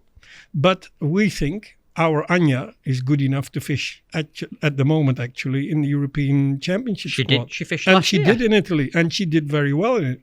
In Portugal last year. Yes. She had a 6th and a 3rd in the section, and if on the second day 10 minutes more, 15 minutes more, and she would have won it, I think. So, yeah, the level varies between the two. And when you're used to the men's level, obviously you have to act in a different way because you have to go down further with basic things for the men and not so basic for the ladies, especially not our young and experienced ones. I spent a lot of time with different girls, especially the inexperienced ones. And we've done that in different ways, trying to teach a little bit, but it's not always possible because I managed all these teams. Fact is, I put as much time and effort in as was possible. And it's still difficult. Because we have to start from scratch by the looks of it. And it's always the 4th and the 5th one that we fall short, if you know what I mean. But it's all right. as long as we see a way forward, which we see. But for me, there's only a couple of moments that you think to yourself, well, I better give up. When we had the World Championships in our own country, up north, in the middle of the practice week, we had a court case, would you believe, by between the federation and one of the girls that thought she needed to be in the team and wasn't in the team. And I'm not going to bother you with the whole story behind it, because that will take another podcast. But fact of the matter is that as a coach, after predicting it first of all as well, you get to, in the middle of the practice week, you have to put somebody out of the team and accept somebody in the team that wasn't in on the Wednesday morning. Do you know what that is in the middle of a practice week? Just imagine. Nightmare. And then, typical. We fish the competition. We don't fall just short of a medal. No, we throw the golden medal away in the water ourselves. That's the only way to put it. And after all these problems, a court case, this woman accepted in the team, so obviously there was some comments about each other in open newspapers to be read by everybody. To cut the long story short, the atmosphere wasn't brilliant that week. And then, after the championships, our federation, because we win a bronze medal, and everybody's happy. And everybody's laughing and everybody's happy. The girls are happy that they've won a medal. Well, I was absolutely fuming. And I needed a week to recover from that championship. And after that championship, I thought to myself, after this, we are never going to actually win. It's impossible, because we had such a good opportunity for it there and then. But since then, we've managed to do the same thing a second time. Really? Yes. Again. Oh, no. On home ground. In the Corona days, there was still a ladies' championship fished. Didn't mean so much. I think there was 9 or 10 countries only. But what was the result? 36 points for Italy, 37 for Belgium, 37 for, was it Poland, I think? 38 for us. Floor being the world champion, couple of section wins. And out of all times, this time, Anja was about the top point scorer. Wow. Yeah. Crazy. Yeah. But it shows you that even her, it can happen. And it's fair enough. Anja was obviously, you've had a lot of influence on Anja's fishing, and she's 4 times ladies world champion. 4 times. What sets Anja apart from the rest of the ladies, Jan? Because to win 4 world championships, and she's only what? Mid-30s? 33, if I'm right. 33? Yeah. To win 4 already, she's obviously got the knack of something. Anja was 15 or 16 when I met her for the first time. And I was going to be a coach. And there was this day for the men's team and the ladies' team. Actually, it was in the days that the team was being formed, finally. But I had to do with the men's team on the day. And I was actually opposite where the ladies were. So I had my eyes set on that side. And I walked behind them a couple of times. And she made a comment, actually, as it was, while she was fishing. And she's such a lively girl. And aggressive in her fishing. And that aggressiveness is what you need in the international fishing. In Holland, you can sit on your pole and wait until a bream drags the pole away, if you know what I mean. And if you catch that, very often you do well, even if it's only 1 bream or 2. Abroad, it's a bit different, especially after the ladies' championships I had watched. That is, you need aggressive anglers there. Well, there was too much of it to start with. She was amazing in that respect. But I saw the talent in, I can't explain to you. I say in 5 minutes, that's when I walked past her and I saw her feeding. on her own, she was more aggressive than all the rest put together at the time. And I watched her from the other side. I couldn't keep my eyes away from that, if you know what I mean, because of what I'd seen. And I always said she could be sister of the Hungarian girl I accompanied, Livia Haidu. And the same build, the same aggressiveness, same kind of character, let's put it like this. And no patience whatsoever. That's another thing they both have in common. So anyway, I started working with her because she's a lovely girl, temperament-wise and everything. And started working with her, and I've had so many laughs with her. It's brilliant. I've seen catapults flying in the air. I've seen everything flying in the air. No patience.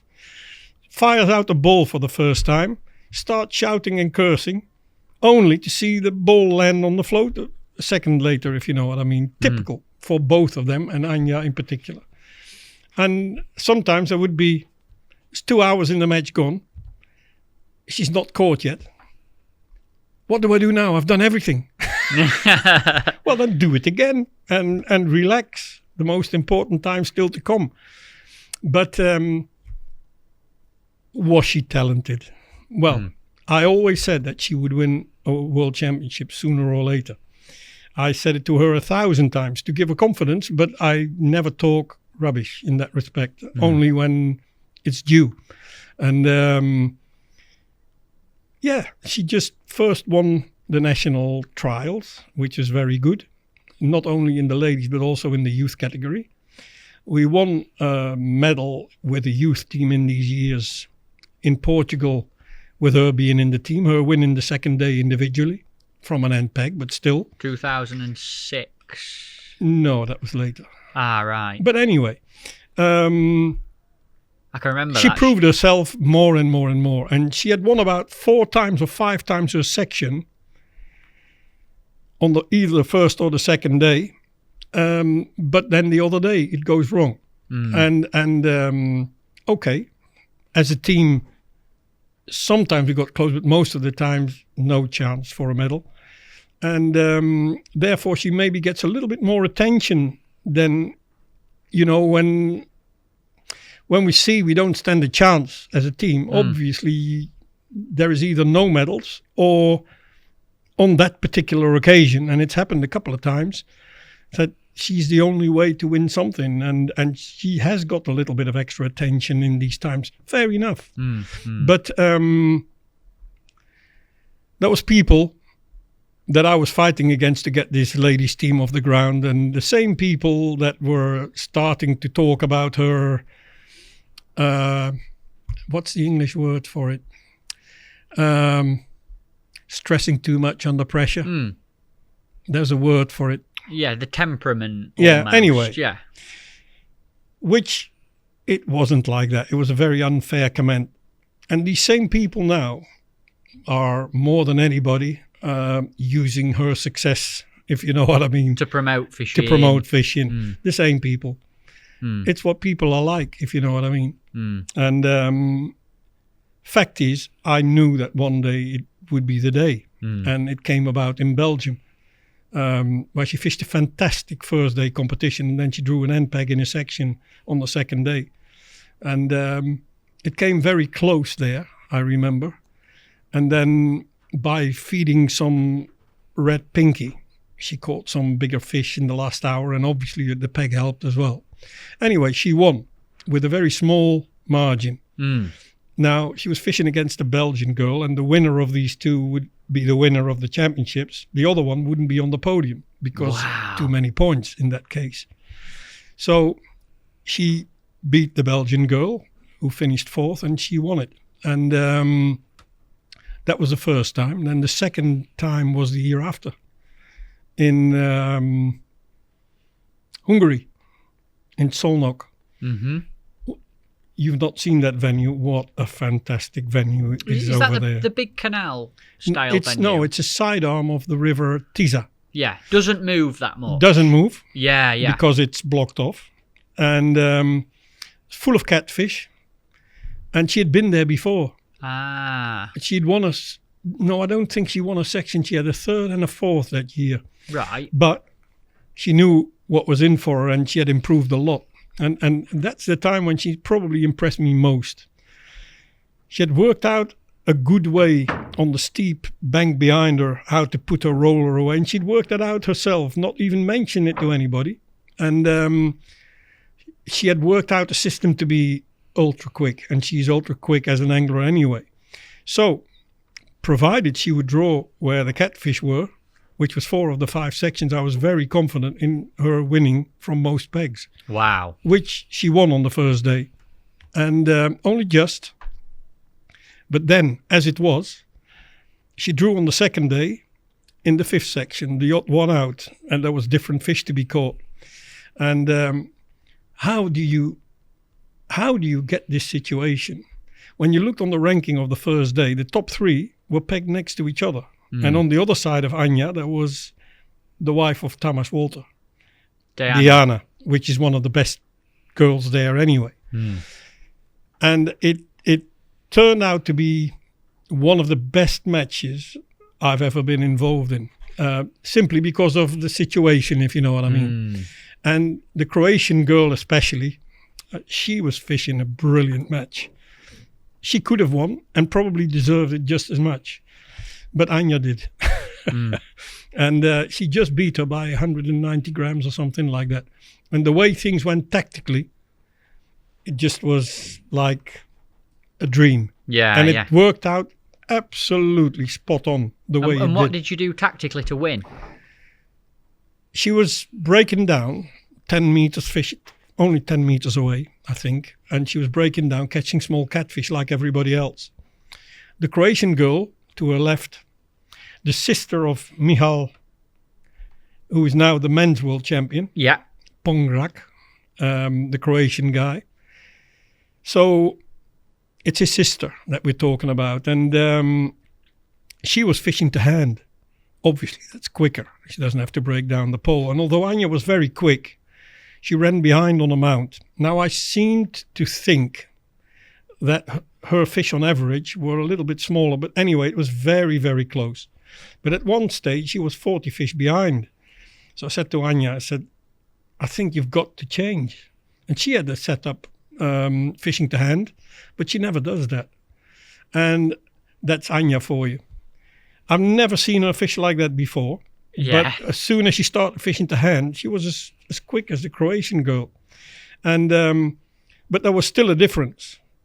Then, in the last hour, suddenly out of the blue, she was way behind on catfish, but Diana starts catching Carasio. Well, she fed for them, and we fed for them as well, or Anja did. And as it went, she caught 6 or 7 catfish, Carasio, in a very quick space of time. Diana. And then she caught a couple more, and I said to Anja, you got to change. You got to start fishing close. When everything went perfect in itself, because she's coming very close, and it is very close as it is anyway. Anyway, she tried that, got bleaked out, too soft. And I said to her, there's 17 minutes to go. I remember it like it happened now. 17? 17, not 70. Right. And I remember saying to her, you have to feed 2 little rock-hard balls. That's the only thing you can do. You never know, and try again in the last 10 minutes. And in the meantime, go out and catch whatever fish you can to hand. Exactly what she did, was in her rhythm again. But with 10 minutes to go, she tried again. Caught a Carasio straight away. The difference at the end, I think, with the Croatian girl was 190 grams. Well, if that Carasio wasn't 190 grams, it came very close to it. Wow. And after that, I think she caught about 10 catfish that nearly all were that slightly bit bigger than the other ones. And the first one to be weighed in was a Spanish girl who was third in the end. And she was lying third, and she finished third or fourth in her section in the end. And her weight, when I compared it with what Anja caught on the first day, which was just over 7 kilos of catfish, I thought, she's got more than yesterday. she's got to beat this. So I was quite convinced that, but the Croatian girl still to come. And she weighed, if I remember right, 7 kilos, 200 and something. And that's when I thought to myself, well, Anja's got to have that, because I'm sure she has more than she caught yesterday. She finished up with 7 kilos, 421 grams or something like this. Oh, my Lord. And world champion. Yeah. Phenomenal. And that's, I know you've collected that picture somewhere of just after that. Yeah. That's been brilliant moment. Yeah, you can tell. You can tell. We've got that one, haven't we, Tobe? Yeah. That's the one there, isn't it? Yeah. Yeah. Great That's the moment you found out she definitely won. Yeah. Phenomenal. Yeah. Absolutely fantastic. Poor Paula, the Croatian girl. She stopped fishing after that. Why? I've never spoke to her herself. I spoke with her brother many times because we're friends since that day. We've always kept in touch with each other. And he says he's just trying as hard as... to get her back in? Yeah. That'd be nice to see. Yeah. It'd be nice to see. She's also quite a clever girl and had an education in France and things in between. So things like that happen also. And but it's such a waste of talent. Yeah, it is. She is very good, this Paula. Yeah. Could have another Anja on our hands if I she don't came know. back. But I don't know. Fact is that Anja, when she's on fish, obviously is very, very good. Listen, I don't want to be anywhere near her. I'll tell you what else she'd do if she beat you. She'd let you know about it. I bet she would. In Hungary, she were on to me every night. On I could tell. I was like, I'm not telling you too much here.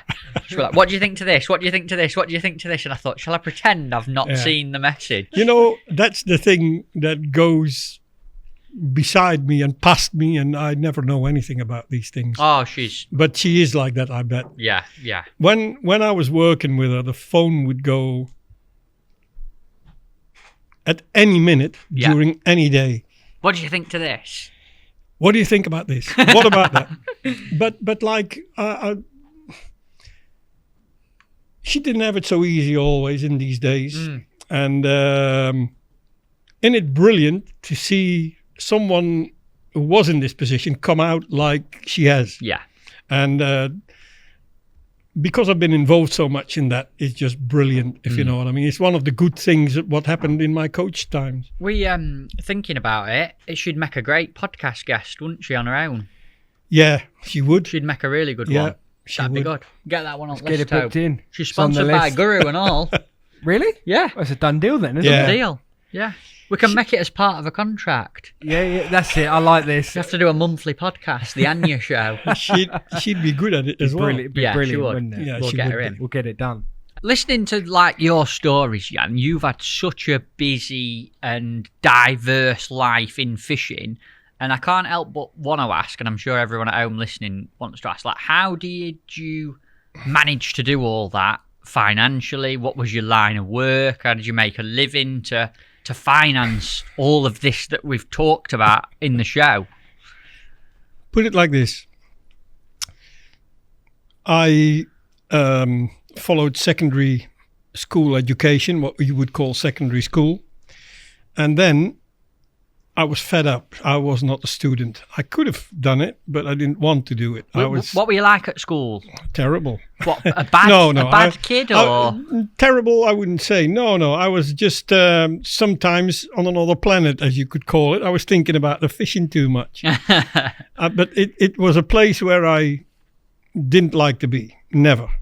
Put it like this. When I used to go on my bike to school, and I would return on a Friday afternoon, and on Monday morning, my bag with all the books in was still on the back of my bike. Really?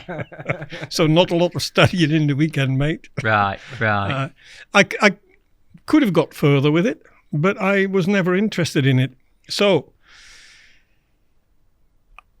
I started at a certain level. There was more in it.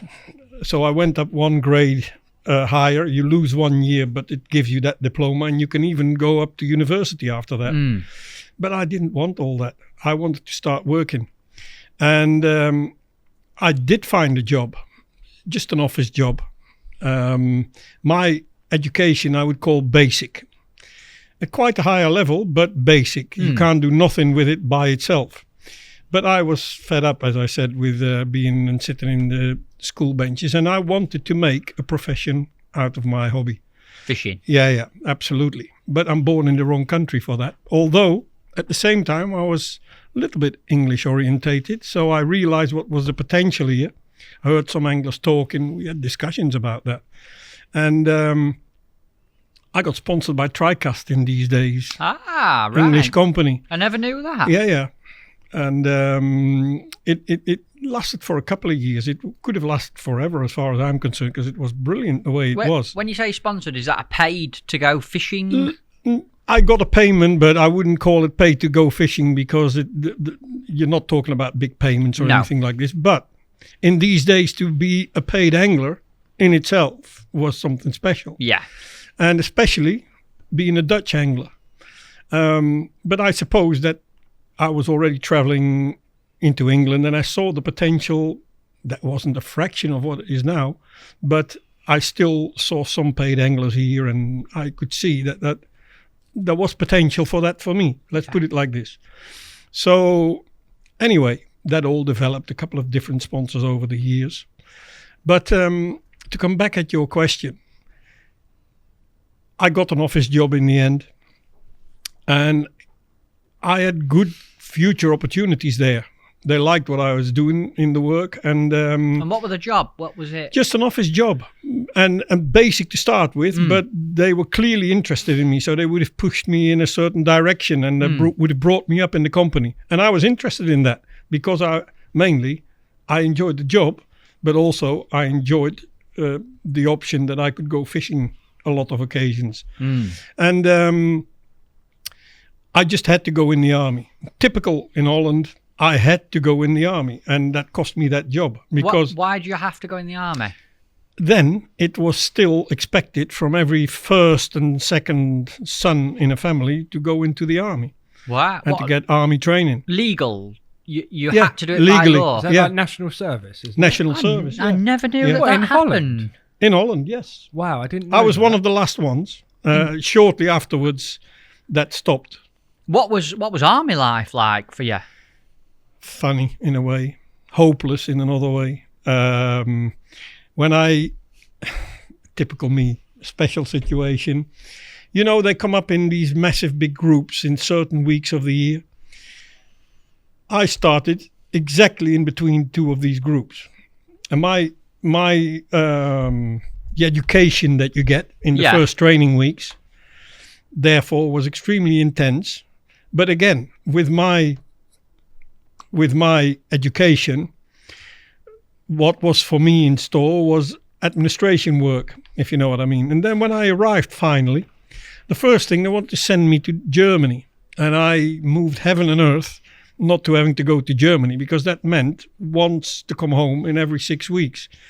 Didn't do very well with my fishing ambitions. So I got out of that, and you won't believe what I all did to achieve that. Go on, tell us. I went to, this was a good tactics actually. I went even from another religion to the priest. In this case, I'm Catholic by origin, but this was the Protestant leader of it. And I told him about my problems. And, you only get to know when you are on your last day there in the afternoon, and they just tell you where you finish up. And I said, there's no way I'm finishing up in Germany because of all this and all that. He said, well, go there first, and then we get you out of it somehow. Anyway, I'm expecting to be sent to Germany. And as it was, I suddenly, must have been a last second decision, I was sent to a place up north in my country, right close to the River Isel, actually, which was good. And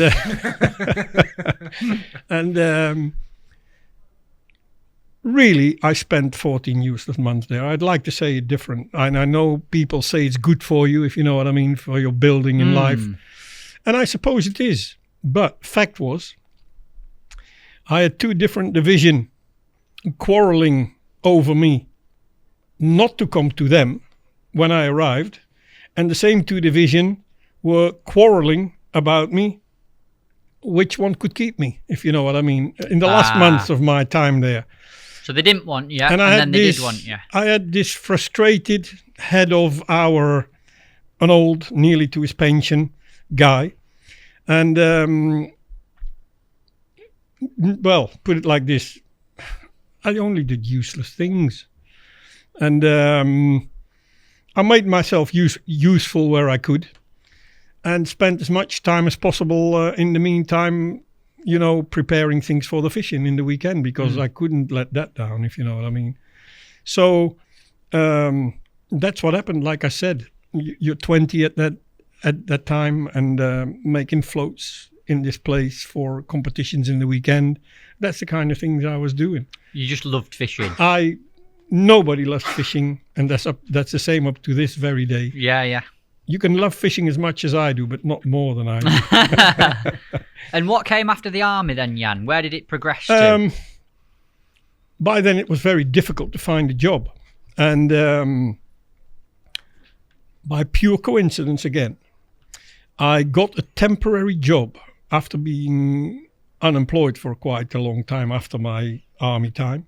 And I could have had this job, if you know what I mean, just when going in the army. All they had to say, go in the army later, or fact is, they couldn't.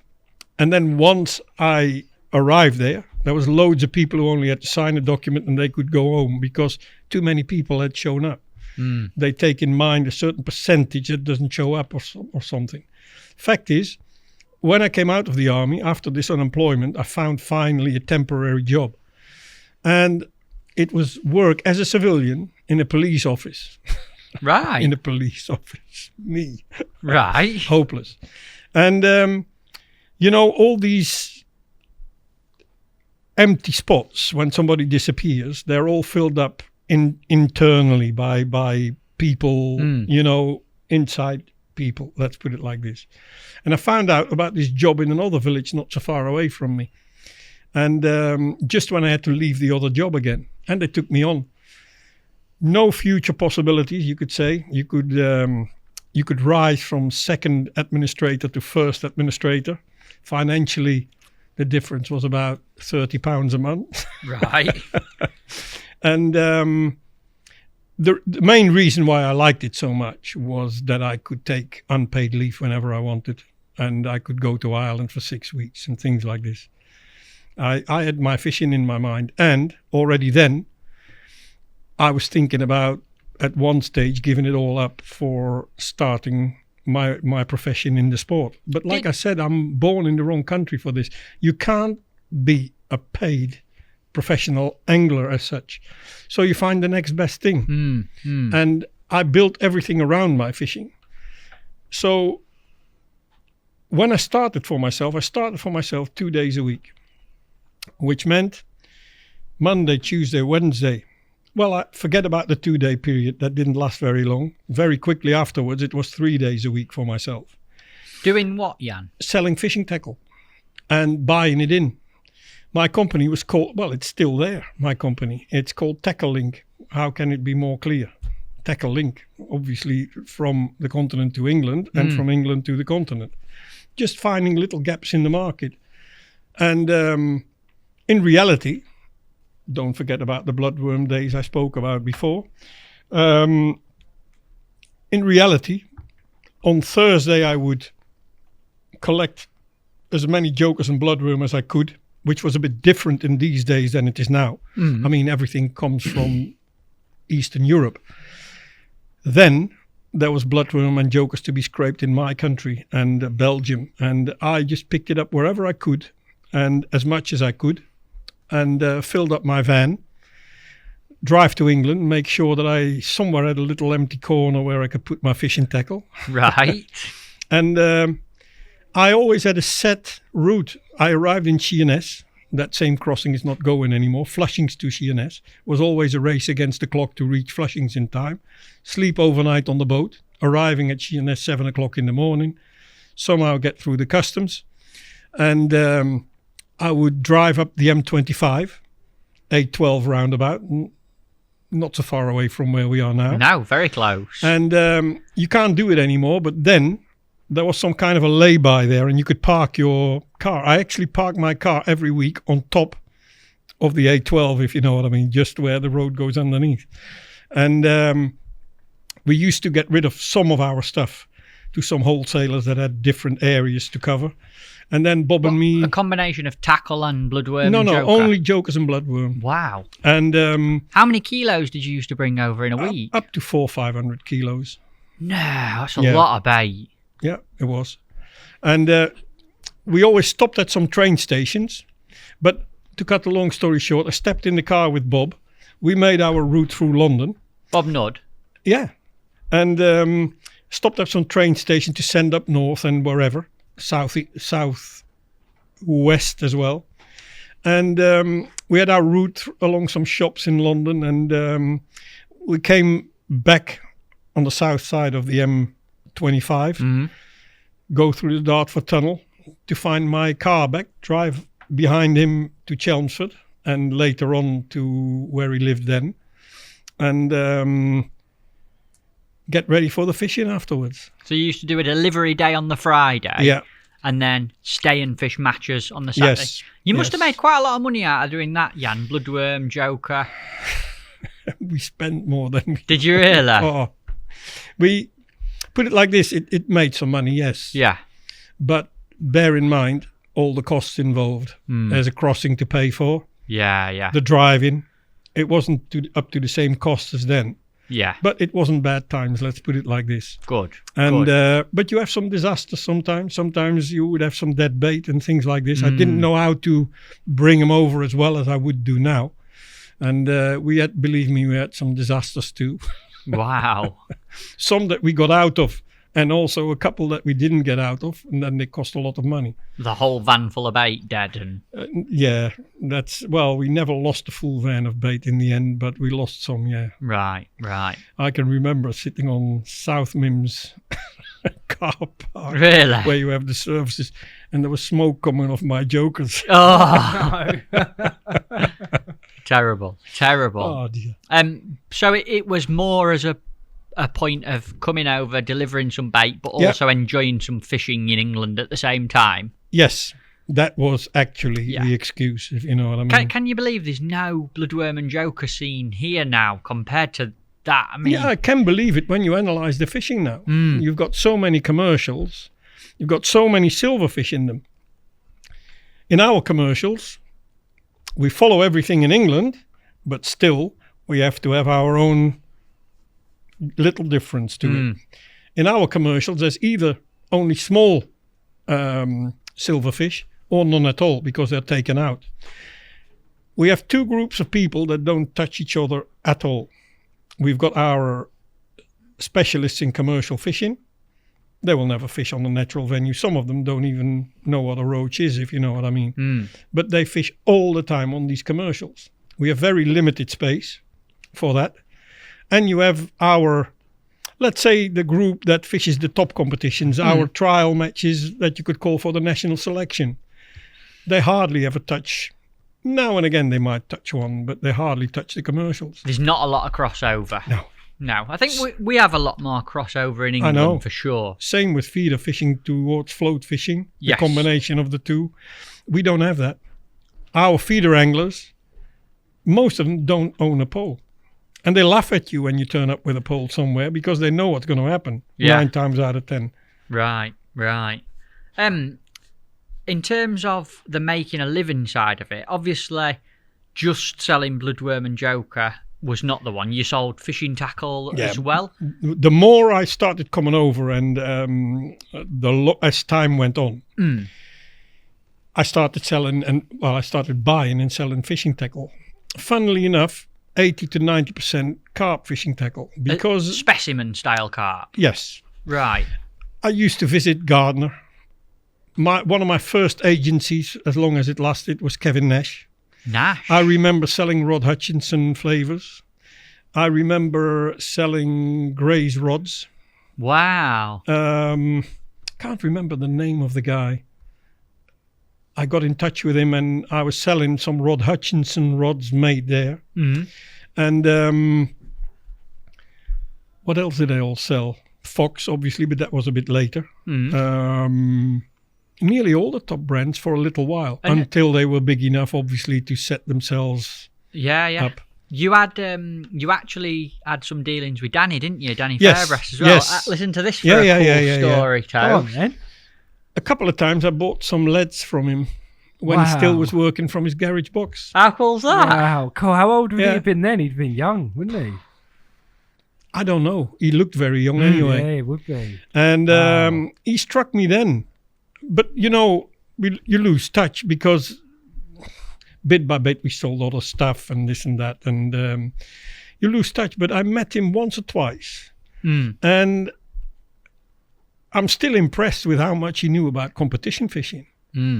And I have to say, when I look at what he set up, not literally, because you can't do that on your own, but what has come off him being the founder, or more or less, and what he's all done in a business way, I have to take my hat off. I have to say that. Wow, he'll appreciate that, Dan. Yeah, no, I do. Yeah, he will. There's quite a few people I meant like this that are now famous. Well, Kevin Nash, first of all. He was working from a couple of garage boxes at the time in Rayleigh, also here in the area. Yeah. And look at what he's now.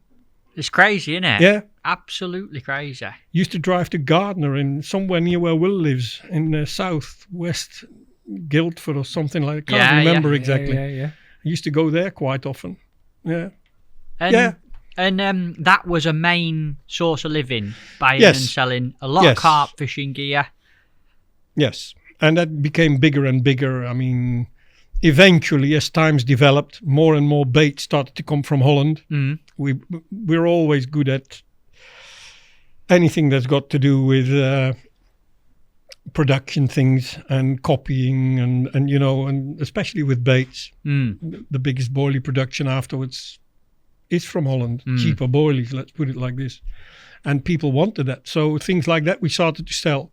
And what I never realized, I wanted to make a hobby of my profession, but probably the biggest achievement, if there is one, if you can call it like that, has been not losing my hobby because of the profession I got into.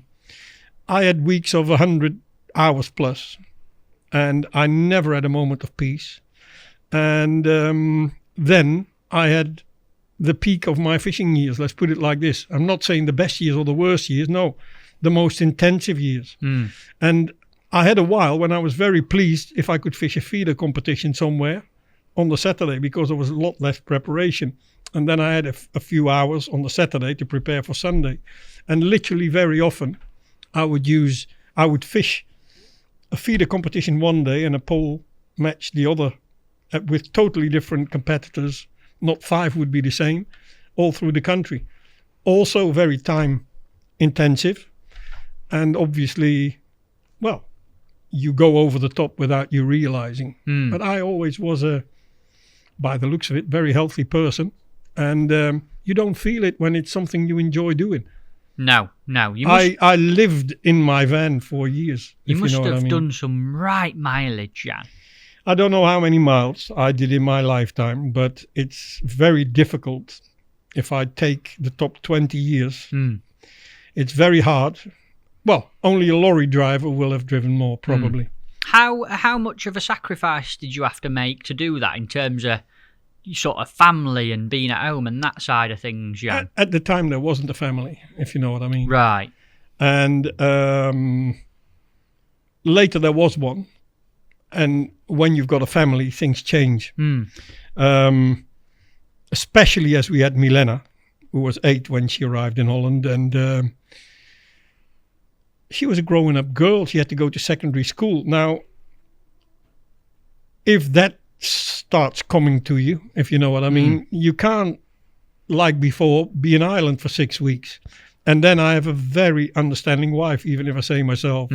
But times changed. So when that happened, when I got a family, obviously going to Ireland became less. Still spent as much time to get into the international fishing. And actually it was the time when I was involved for a while. I had all the possibilities for that, but I just felt that it was a bit different. And well, it is, isn't it? Did you ever get stressed with it, Jan? Like being so intense? Did it ever get you? I never felt any stress. That's all I can say. But I had already when I was younger something in my body that I didn't know I had. I went into an investigation once into the local hospital after being to see the home doctor, as we call it. And he sent me on. And I always remember what this guy told me. He said, I was quite worried at the time. How old are you at this point? 17, 18. And, I've seen what's the problem. I prescribe you this course of pills and I never see you again. That's what he said, literally. So I was happy there and then. I took these pills and he never did see me again. I'd never had a complaint after that. So I started working part-time for myself, only to be kept insured by the company I was working for, the police people basically. And first 2 days a week, then 3 days a week. And then obviously after a short while, I had to start full-time for myself. And I had to insure myself and nobody wanted to take me on. Now, as a young child, I had a car accident once. And I thought it had to do with this, if you know what I mean, because I never put in the forms that you have to sign from any, that they can look at, the insurance companies can look at any medical file you've got. I never thought about filling it in because I couldn't even remember it. And anyway, I couldn't insure myself. And for, let's say, anything between my chin and my ankles. So the guy from the insurance company said, you better go and have a chat with your doctor. So I did. And he still didn't say what I had. But he said, yeah, I can understand them very well that they don't insure you. So I got angry to him and said, can you please tell me finally what's up? And how old are you at this point, Jan? I worked by then about 6 years for myself. So I must have been about 35. And you didn't know that this was... Nobody ever told me. Not a doctor, not the specialist, nobody. But after the visit, when I was 18 or 17, in all my medical files proved to be stated that I was a colitis patient. Nice if you don't know, especially when you know what can be the outcome and you know what can go wrong. And what does that mean? Obviously, I don't know. No. People listening probably don't know. A lot of people won't know what colitis is, but Crohn's disease, they will know what it is. Yes. Most of them. Okay, yeah. And Crohn's disease is a chronic infection on the colon or the part before it. And in my case, it was the colon. Right. And anyway, I was uninsured for 5 years. I couldn't find one company that wanted to insure me. And then after 5 years, I found one company that offered me a recheck. And as I had no problems in these 5 years, they took me on basically. And I think less than 2 years after they took me on, mind you, it was a ridiculous amount of money for a very low insurance. So that is another proof that there must have been something wrong. So it did worry me at the time. But you get into your normal schedule again and there's no pain, there's no problems. And a lot of people told me afterwards, well, you were looking a bit grey. Yeah, in hindsight, that's all easy to say. But I never felt any problems of any kind. And then, exactly the weekend before I had to leave for a King of Clubs final in Ireland, that worried me more than anything else. I thought I had food poisoning. And I went to the doctor because I went straight away on the Monday morning. And I thought I had food poisoning because we had taken the Chinese on the Saturday. I had some fishermen who were staying in my house. We fished a festival, local to me. And I had eaten something different than the rest. And I thought I had food poisoning. Never thought about anything else. And when I arrived at the doctor, without pulling out a sock or anything, if you know what I mean, as I always say, he said, yeah, that's this colitis playing up. So I got angry. He only looked at me. I said, how can you say that? You've not even had a look at me. And I've never had a complaint. He said, well, listen, he said, I'll give you some pills. You take them to Ireland with you, because I told him about my worry. He said, you'll be fine. And we'll see after you come back. No worries. before I returned to him, I had lost 15 kilos in less than 2 weeks. No, that's a lot of that. And Did you go to Ireland? Yeah. Lost And, 15 kilo in 15 Ireland. kilo in 2 weeks. in less than 2 weeks. And Wow. so obviously there was something wrong. That's why I went back straight after I came back home. And well, I still didn't feel any pain as such, but you start feeling horrible because you couldn't keep the food inside and things. And What were you sort of being sick and? not sick, but when you eat and you can't keep your food inside, obviously there's something wrong in there. And I'm not a doctor, but I realized where the problem could be by then. And when I returned to this doctor, I mean, it's not so difficult when you look at somebody and you see that he gets a shock or that he is shocked at what he sees. I'm not daft. I knew there was a problem. And he took the phone and he called the specialist straight away. And then I realized I could go there in 2 days. Normally it takes you 6 weeks to even get close to. And so I realized there was something wrong. And this was the start of about 6 weeks of still working, but getting all kinds of medication, keeping things as much as possible under control. After in Ireland, I had all the pecs to win this King of Clubs final. It's just Murphy's Law. Everything went wrong this week. I smashed up a car. I finished another one that was, there was cows who put their horns next to a friend's car. Only touched my car, no other one. And, well, all things like that happened. Everything came at once. Oh, dear. Talking about the law of Murphy. Anyway, this 6 week period, things slowly but surely deteriorated. And I was getting fever attacks. And he wanted to prescribe me, the specialist, he wanted to prescribe me another course. I said, yeah, but it can't be right, mate. I said, I get fever attacks and things like that. Fever, he said, tomorrow you're in hospital. And on Thursday morning, I arrived there. All sorts of investigations. But because I couldn't put any or keep any food inside, they were talking about this system through my neck, if you know what I mean, to start to put food in artificially. And I was getting really worried. By then, I'd lost more than 23 kilos. You must have gone to... I was like a skeleton with the skin over it by then. I weighed 57 kilos just before I went to hospital. And, of course, a lot of people... It teaches you a lot about your friends and not so good friends. All different reactions in that respect. Some people were very good, some not so good. Fact is, I went to hospital on Thursday morning. 2 days of testing and things like this. And they were talking about this thing about putting food in artificially. And then the weekend came. And in the weekend in a hospital, not a lot happens. So the Saturday passed. On Sunday, there was a couple of visitors. And my son was in hospital as well. He had a little problem with his leg. And they brought him up on Sunday afternoon. My wife was there. And they were all on their way home. And then just after the visiting hour, there was something happened like somebody put a knife in my body. A sudden pain, only lasted for a couple of minutes. And another one. And a similar thing had happened on Saturday evening, but I never took any notice of it because it went so quick. And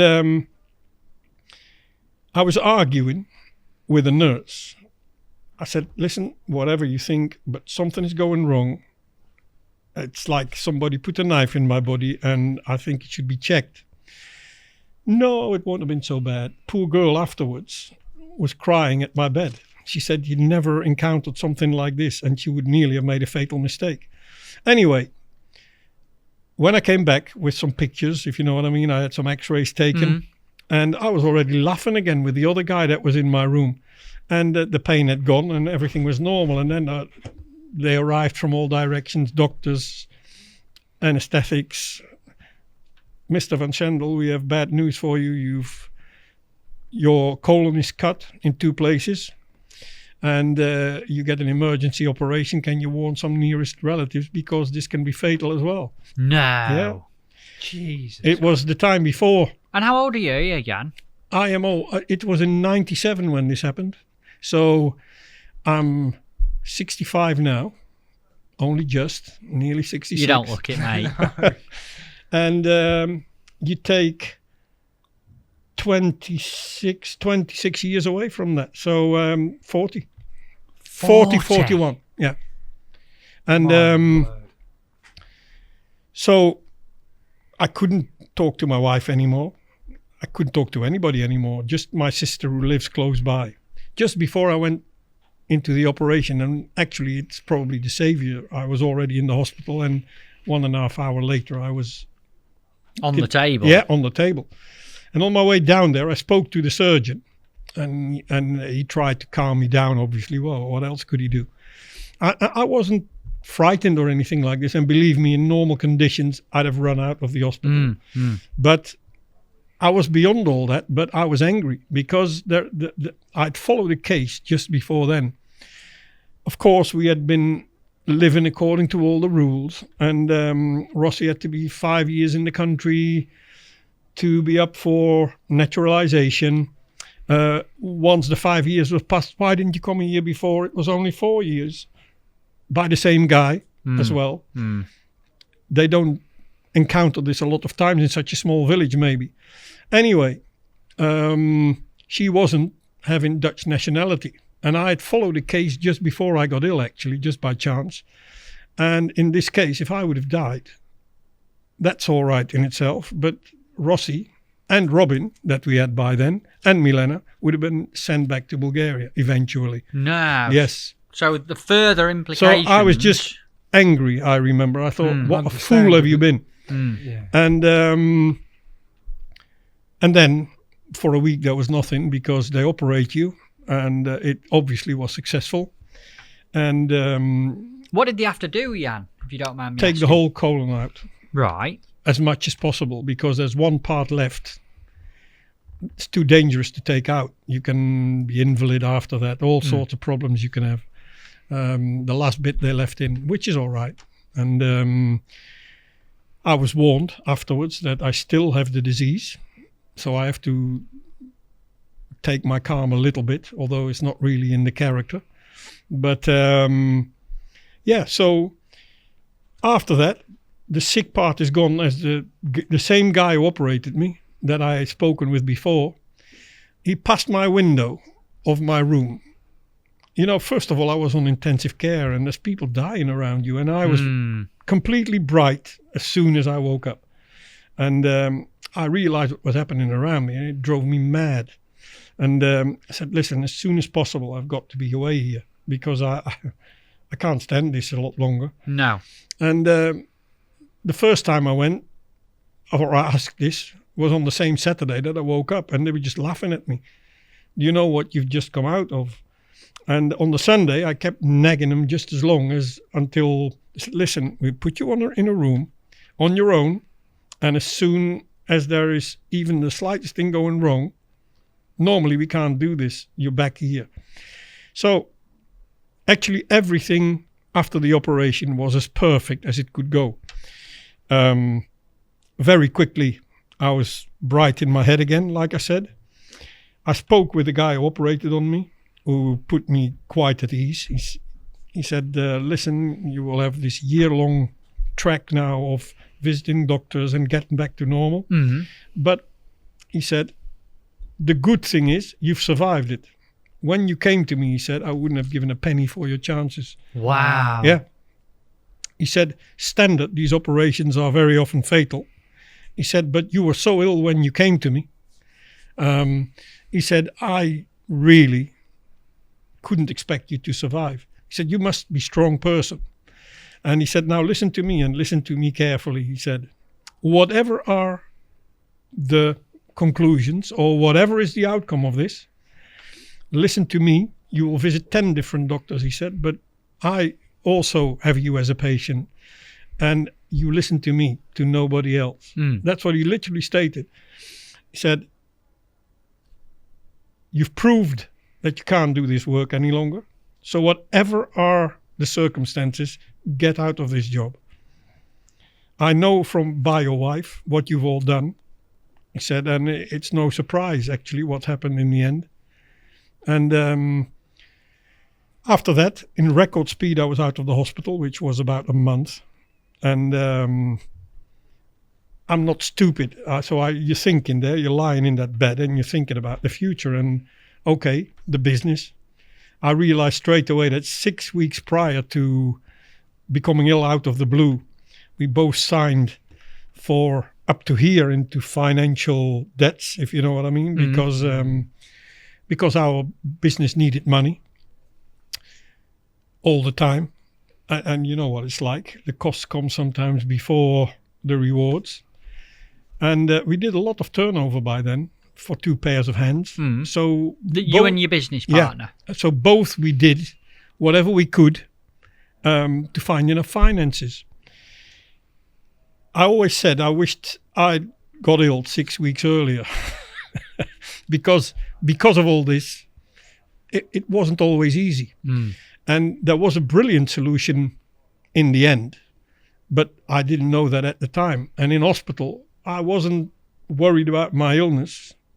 I wasn't worried about anything, but I was worried about the future because I could well foresee that my set costs were about the same as my earning capacity. So how are you going to survive? So I always said, whatever happens, I've got a couple of lines that I don't want to cross. I want to keep my own house. And I want to make sure that the kids can study whatever they want. If I cross that line, I will just start in business again, regardless of what happens. And that's exactly what I did. And somehow I always survived. We had our illness, we had covered perfectly with our insurances. So the first 2 years, I didn't suffer at all. But then, and rightly so, I've got both my legs, I've got my hands and my arms. You have to start doing something again. And I realized by then they'd worked out first an invalidity percentage of 50%. Later on, it was rechecked and it became 55 to 65% invalidity. And then you have to earn the rest of your money like anybody else. And I needed quite a bit of money to pay off all the debts, if you know what I mean. Because it was totally the wrong moment to leave the company, obviously. We didn't reinvest for nothing. And how did you go about doing it, Jan? That's a lot of pressure. With great difficulty. Yeah, that must have been stressful. Off the back of that kind of level of operation and illness. Yeah. Well, the first thing was the medical side. Since then, I've got a colostomy. Not an easy thing to cope with. What does that mean, Jan? Colostomy is, well, I'll put it in the most common words I can put it. It's a bag in front of your belly, basically. Right. That's a colostomy. And so you have to deal with that. And now it's an easy thing to do. Not always, but and that's been since the operation? Since the operation. Did they discuss that with you before they did the operation? So they said, this is going to be the outcome. Was no other option, mate. If you don't have that, but you're not they didn't surviving. discuss it with me beforehand. So you woke up with this, and your waste comes out of that now.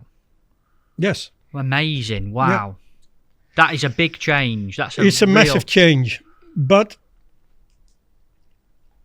there is patient clubs for this. There is a lot of instances where people can go and talk about their misery, and not for me. I'm my worst own enemy by talking about it now. But it's okay. I can stand anything by now. If you know what I mean. But for me, the biggest compliment was if people never even knew that I had it, and a lot of people didn't know. I didn't have a clue. And look, that's the best thing, the best situation I can be in, because it is frustrating sometimes. So if I would have to talk all the time about my problems, I couldn't handle that. No, it would drive me berserk. But and then it becomes a common thing, if you know what I mean. Some people know about it, most people didn't, and you go back to normal life. But I've always managed to keep, let's put it like this, the head above the surface. And thanks to the fishing, because exactly after 2 years when I had to start doing something again, literally in the week that I had to go to this works instancy that helps you finding a job, where you have to perform only for 50%, where you do some office work, the people get nearly sponsored for taking you on, but you are the you're used and misused by everybody like this. You can perform the whole week for 50%, if you know what I mean. But in fact, after a while, you're doing a full-time job. And not that I'm too good for this. Don't get me wrong. Don't get me wrong, please. But I had something else in mind, and I wanted to get back to something with fishing. And everything happened at the same time. The magazine that I was already working with for quite a long period on a freelance basis, they asked me to start working with them on a set basis. And there was a guy in Holland, one of the biggest shops in the country. He says, your name keeps being mentioned in my shop. He was a customer from me at the time. Why didn't he ask any earlier? I would have jumped on the occasion. He said, listen, he said, I want to start a program with some fishing tackle with your name on it, he said. And I've got a very good offer for you. I'll buy in everything. You don't have to invest a penny. I sell it in my shops. You sell it anywhere else. And we share the profit. I didn't have to invest a penny in sharing the profit of that. When I look how big it got after a few years, fantastic opportunity it would have been. But I refused it because I might just as well have stayed in my own job, which I'd left by then. And, my own business. And I just stepped out of that. First helped my partner to work on his own, and then he started working with his kids. I'm still in touch with his daughter now, actually. And the business is still running. But like I said, since then, without me. And so this, putting my name to certain items, that was brilliant for me. And I was paid for that since actually this year, January, because the people that I work with now on the same project, have unfortunately gone bankrupt and out of business. Right. They've restarted, but I don't think their main emphasis is on my type of fishing tackle. I think they're more into the carp world and the predator world now. Got ya. And how are you now in terms of happy doing what you're doing? Because you mentioned that you're 65 now. Yeah. You live a very full-on life and travel an awful lot. And I mean, hearing what you've been through and deal with day to day, like that takes some doing what you do. Yeah, but it's the person I am. And I don't even notice it. In that respect, I've gone back to the old situation. I don't notice it, but it doesn't cause me any problems. It's different now. The business, at one stage, I got into a situation that I thought, what on earth have you done by making your profession out of your hobby? Because the way I was doing it wasn't very pleasurable anymore. I mean, can you imagine something's not in stock? I'm fishing a couple of competitions. Guess what my partner gets to hear? Oh, you're fishing, of course. And I'm waiting for my stuff. And things like this. You don't get left Put alone. it like this. My respect for shopkeepers, not talking about the good ones, has not risen since that. Right. And we did an awful lot in these days. Well, too much for what was possible. And when you analyze it now, it's very easy to say why things got wrong for me. And if I add to this that my partner in the business is already dead for 8 years now. Now, to be fair, not so much because of his business, but it didn't make his situation any easier, if you know what I mean. So we've overdone it a little bit, maybe, when you look back on it. But in hindsight, everything's easy, isn't it? Yeah. And now everything involves the thing I love most in life, fishing. Apart from family things, of course. Which is a nice balance. It sounds like you've got the good balance. If you ask me now, I'm one of the few people, maybe, because there's a lot of people not very satisfied with their lives when you speak to them. Well, I'm one of these people that would do a lot of things exactly in the same way as I've done them. So I got to be a happy person. And I am. Good. Fantastic. Thank you for sharing it all, Jan. I appreciate it. It's a lot. no problem, mate. Really, really appreciate it. No. Especially what you told us about your illness in that last bit. Like, yes. I didn't know that, and a lot of people listening won't, for sure. Honestly, that was an incredible story. And, Yeah. and nothing but commendable for the way that you've. I hope it's an example for some people that they don't overdo things while they're young.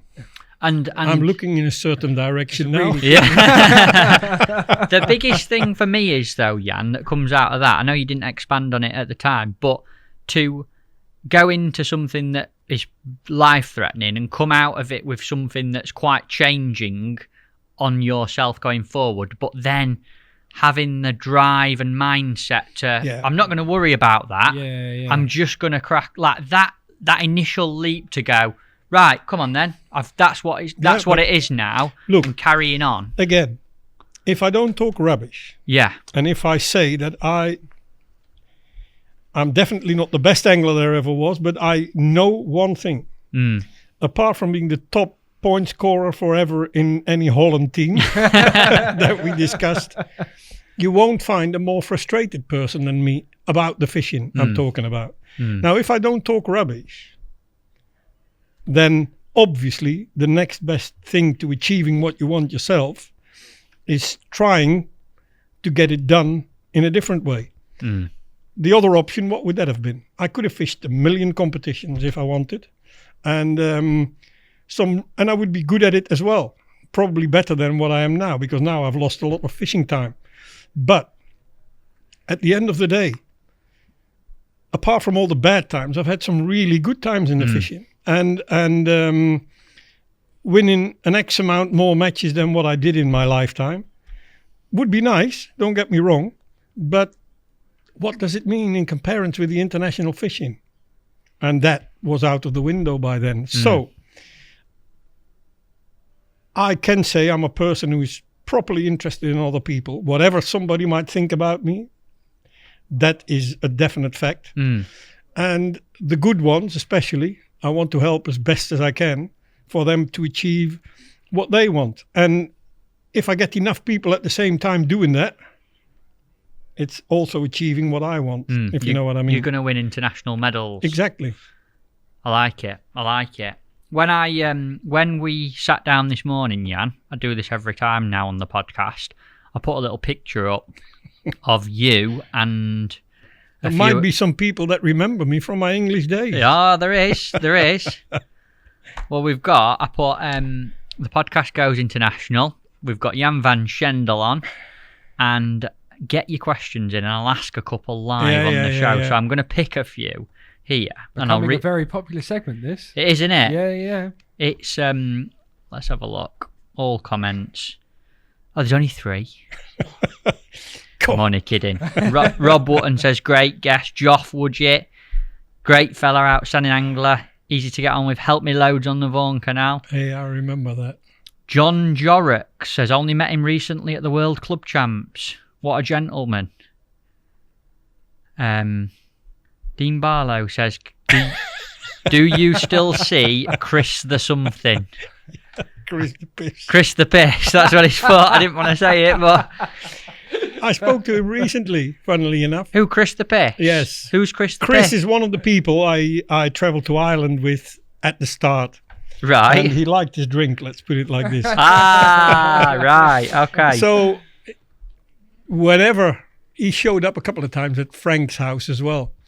And obviously that's how they call him since. Got ya. Let's have a look. Dean. I remember Dean very well. You could always see he was going to be an angler, a proper angler as well. Yeah. Well, he's been on the podcast. Brilliant. Well. Yeah. We would have been every night. We used to come back from the Vosdijk, from the Vosdijk. We used to finish up in Nottingham. That was a set weekend for us. Vosdijk on a Saturday. Vosdijk on a Saturday. Go to Frank's. Yeah. Staying overnight there. Going to... if I remember right, Antonio's on Trent Bridge. Yeah, in Nottingham, next to the river. Yeah. And... that an Italian restaurant? Yes, fantastic. And used to take Frank and Mo there. And after a few drinks, we would return Dean for us to be waiting for us. And he wanted to look in the tackle box and looking at all the rigs. Absolutely brilliant. Isn't it amazing, Tobe, how all the guests are linked? It's brilliant. So We were saying earlier, Yeah. and everyone says everyone's got something nice to say about someone else. Yeah, as well. yeah. It's lovely. And obviously Frank was writing this column already then in the Anglers Mail. And a couple of times he started writing about Bob and me. Bob was making his name, and he obviously was Wow. quite an exceptional situation, I suppose. And well, Bob we all know about, but I started to do really well in England, if you know what I mean. It just started to improve a lot. And if anything, this fishing suited me even better than some of the fishing at home. You And, enjoyed the years I fishing really, in England, well, Jan. I said it to Bob once or a couple of times. I never enjoyed my fishing more than the years when I was fishing in England. And it was so easy to stay at home. I mean, in the marinas, it was very easy to catch 10 kilos in these days, and 20 as well, in a couple of hours' time, where in England, I've had a couple of good catches, but in all these years, you're talking about quite low weights. But it's been such fun with the characters we met. And sometimes the work and the hobby side of things linked in with one another. I remember one of our customers was the shop from Stevie Gardner and Kenny Collins. Yep, Casey Angling. And, well, we all know about Steve, obviously. Brilliant angler, by the way. One of the most natural anglers I've ever seen. Yeah. But Kenny also was quite this character, and I have to tell you this story.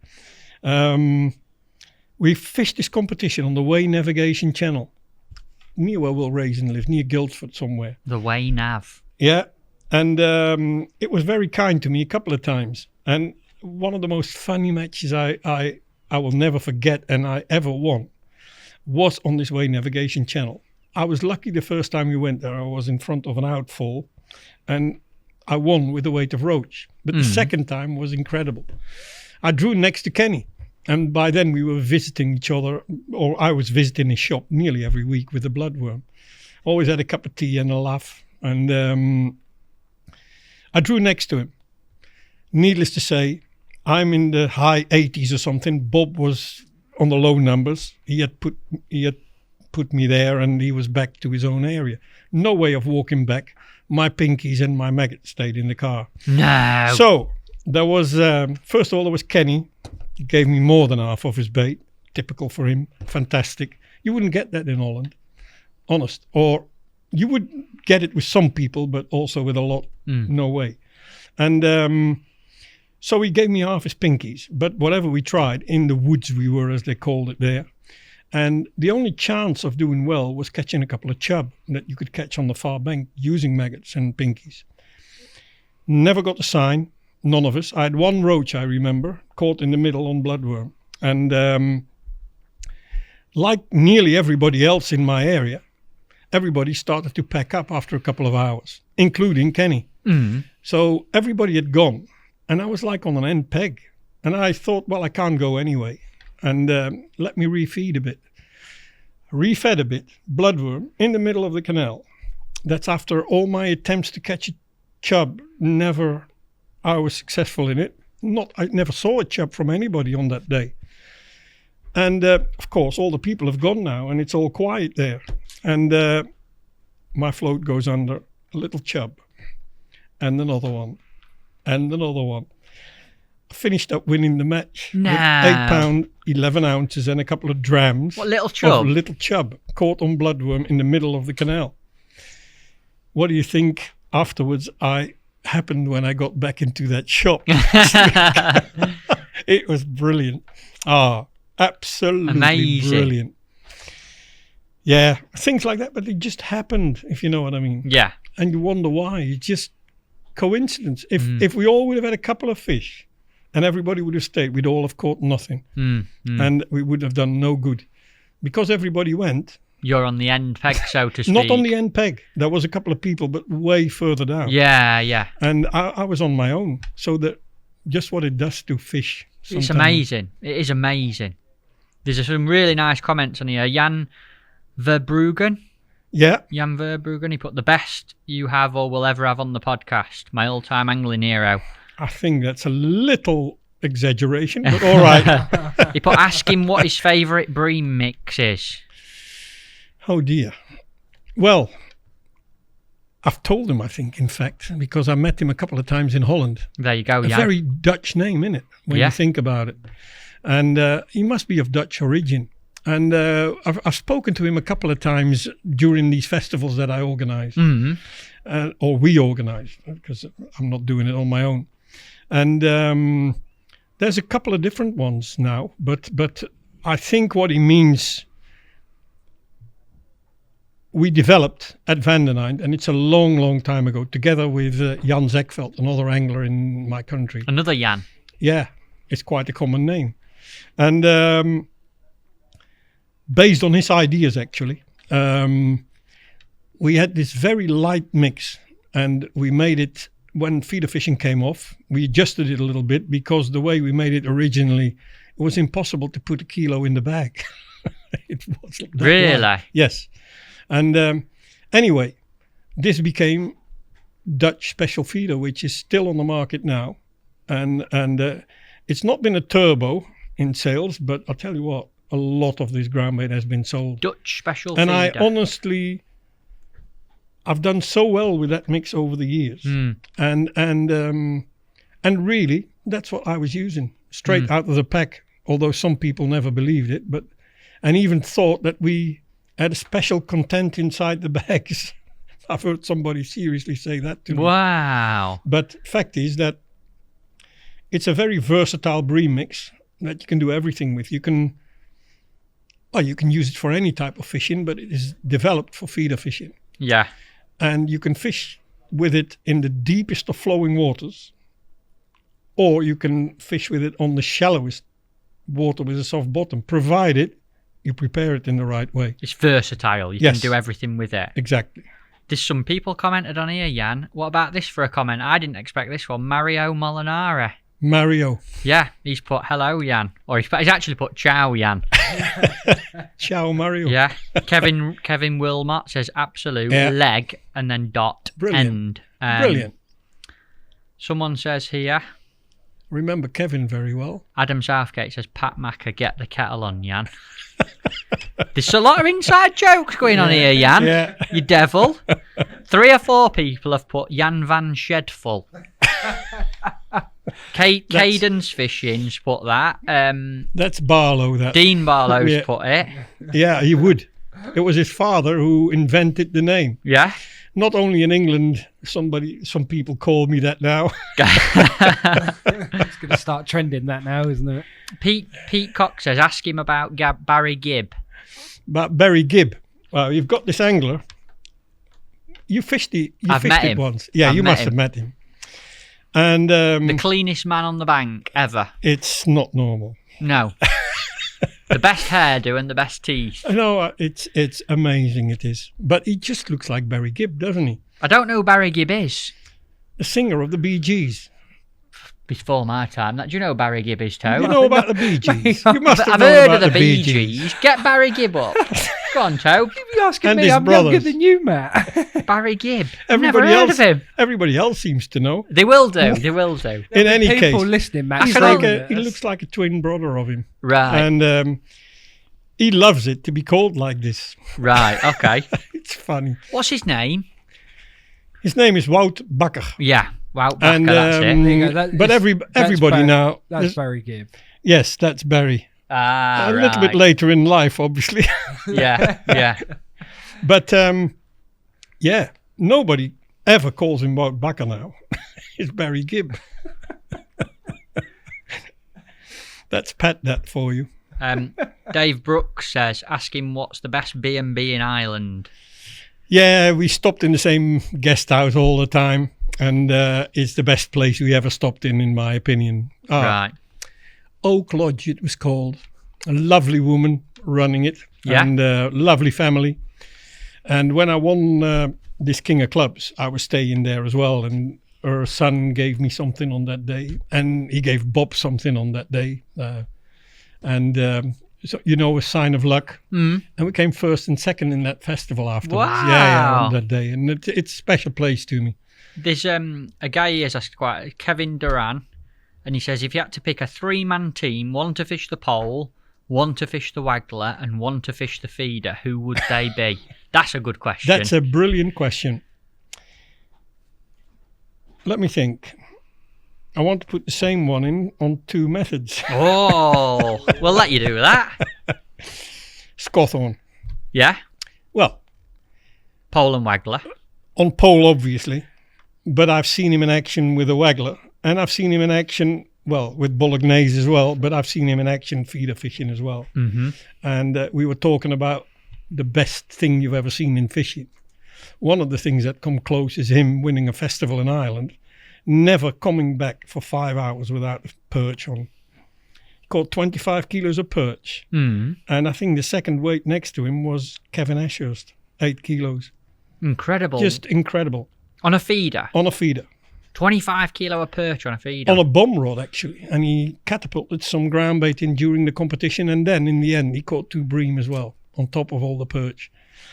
Just knowing exactly what he was doing. Mm. Mm. And he's the best fishing brain I've ever come across, with all my respect for everybody. But how can you mention anybody else as the best angler you know when somebody's won 5 times individually a world championships and a European championships on top of that? Yeah. And I know you have to be in the right spots at the right time. I know all that. If you win 5 times a world championship in the modern days of match fishing, it's not normal for me. No. And Bob comes close, obviously. And in such a respect, I maybe even rate what Bob has done more than what Alan has done, although it's 1 time short of it. Bob can't have been a natural angler, because I think to remember that he told me that he started match fishing when he was 26, if you know what I mean. So there's, as we say, a lot of ways, a lot of routes that lead to Rome, as we always say it in our language. And but Alan's, I know some people who've got something to say about him. Well, I found out personally that as a person, just as an angler, he's a very, very nice guy. Put it like this. Yes, I'm very lucky to spend a lot of time with Alan, Jan, obviously fishing for Barnsley. I never had the opportunity to do that, unfortunately. But I can see how good he was and how good he is, because I'm sure he's still, I know his international career is over, but I am sure he's still winning here on a regular basis. He wins all the time. Yeah. He's listen, but I have all sorts of chats with Alan, some good, some bad, whatever, but he's my number one. Like, I do idolise him. He's fantastic. He's so versatile. I've seen him do so well in so many matches. So prepared, always. The most prepared. Yes. He's the true professional. He's amazing. But also a fishing brain like very few people have. That combination is something extremely special. Exceptional as a fishing brain, together with this will to still perform, with all the odds against him being a natural angler, natural water angler. And also I've seen him win big festivals in the commercial scene. I admire him no end, let's put it like this. And it'll take, well, you always say things like this, but maybe it won't take a long time when somebody beats his performances, but I don't think anyone ever will now, Jan. I really, really don't. Never say never, but you might be right. In a way, I hope you're right, because it's the perfect reward for him. Yeah. Put it like this. Yes, I'd really love to get him on the podcast. I've been I can imagine. pestering him. I can imagine. Been talking to people at his sponsors to try and get him on, and Sandra as well, his wife. This is for everybody that keeps asking us, isn't it? Yeah. He's obviously a very highly requested guest. Yes, and I have been onto Alan's We have been case. trying. So everyone listening, we have tried. Yeah, really want My Alan advice: to come on. one chair here, one chair here. get Sandra involved at the same time. I am in the process of trying. Trust me. I know. I'm like this, please. Come on. Not only do I know Alan quite well, I probably know Sandra longer than I know Alan, or at least not a lot shorter. I used to do her business as well for a while in Holland. Wow. She is one lovely lady. She is. Without her, I'd be walking about naked most of the time. She knows. As long as you're not walking about naked with her, I don't mind. Would be a pretty sight anyway. Oh, wow. No, but I admire her just the same. And maybe I'm wrong, but I think the biggest influence ever on the success of Alan, we just talk about, is Sandra. It makes the thing complete, I'm sure. Yes. Yeah. What an amazing duo in fishing Fantastic. they are. Yeah. Fantastic. Definitely. Massive respect for both of them. Love to have them on the show. So do I. And with the emphasis on both of them, if you know what I mean. Be a great show. My missus, obviously we go to we have a Barnsley Christmas do and stuff like that, and my girlfriend Meg, she calls them Mr. and Mrs. Fishing. That's what she calls Sandra and Alan. But Sandra, Alan, yes, but Sandra, I don't know so much now. I don't know. I think she's her business to run. Yes. And she's definitely got out of the international fishing, which I still cannot believe. No.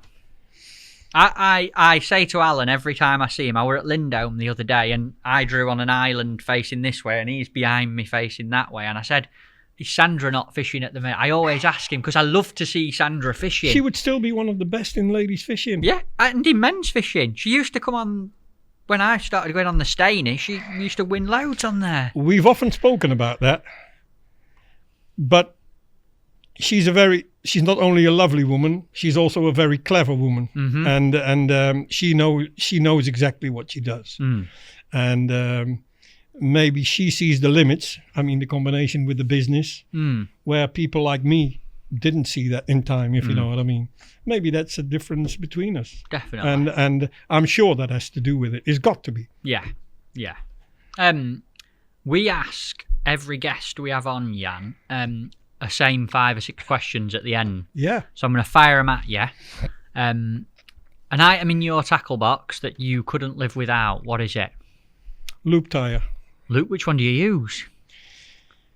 You know, the Samo one that everybody's using. It's from Samo, but there's loads of other brands. Yeah. There's even a JVS one as well. And it's very simple. It ties in seconds the ideal knot. Big help with making hook lengths. But also on the bank, if you need to change something, sometimes you do while fishing. And, if you mention one item that comes to my mind straight away, is that. I don't think we've had that before. Loop tyre. A new one. I use a loop tyre a lot. The other thing. You can only have one. Oh. Go on. Seeing as you've come from Holland, we'll let you have 2. We've done a 2-parter, so we should allow that. Yeah, we'll let you have 2. Look. So the other one is this glue, this paste in this little tube, what I was talking about, Ruby Vert, it's called. Ruby Vert. In my country, you're allowed artificial baits. Okay. That is, for me, the very best variety of it. Sometimes when you're fishing with natural baits, as an addition, you use a little bit of this paste, glue, whatever you call it. Yeah. And it catches you more fish sometimes. What, more than bait? It's the perfect addition to it sometimes, for me. Ah, right. There you go. My confidence to have this piece of red, the same color as a bloodworm, but you can never. Yeah. It's silly to call it an artificial copy of it or something like this because it's not even the same form. Yeah. But there's something to it. I can remember Census used to do something called Mystic or something like that. It's very similar to that. Yeah. It's very similar to that, but the Mystic is gone, I think, or not so popular. And the Ruby Vert has always survived in my country. If you go into a shop now, straight away on the desk, next to the till, you'll see... Ruby Vert. Yeah. Which is amazing because we ain't got it in England. You're not allowed to use it, I'm supposed. No, not a lot of the time, you're not allowed. But in Holland you are. If you could only fish one venue for the rest of your life, where would it be?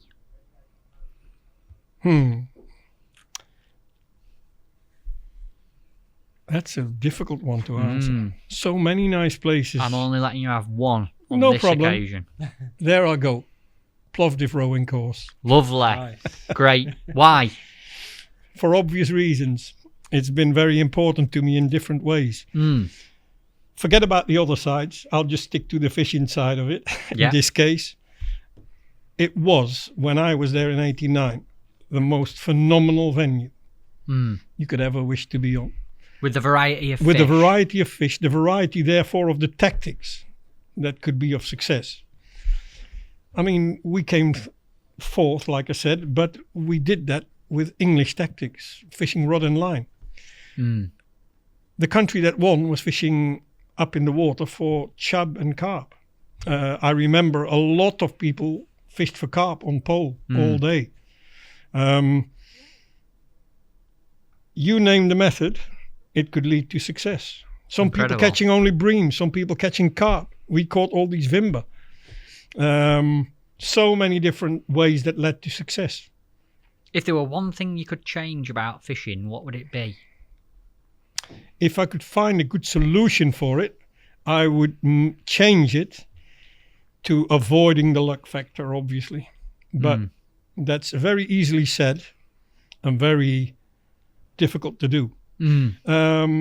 Like I said, for me, fishing is a sport.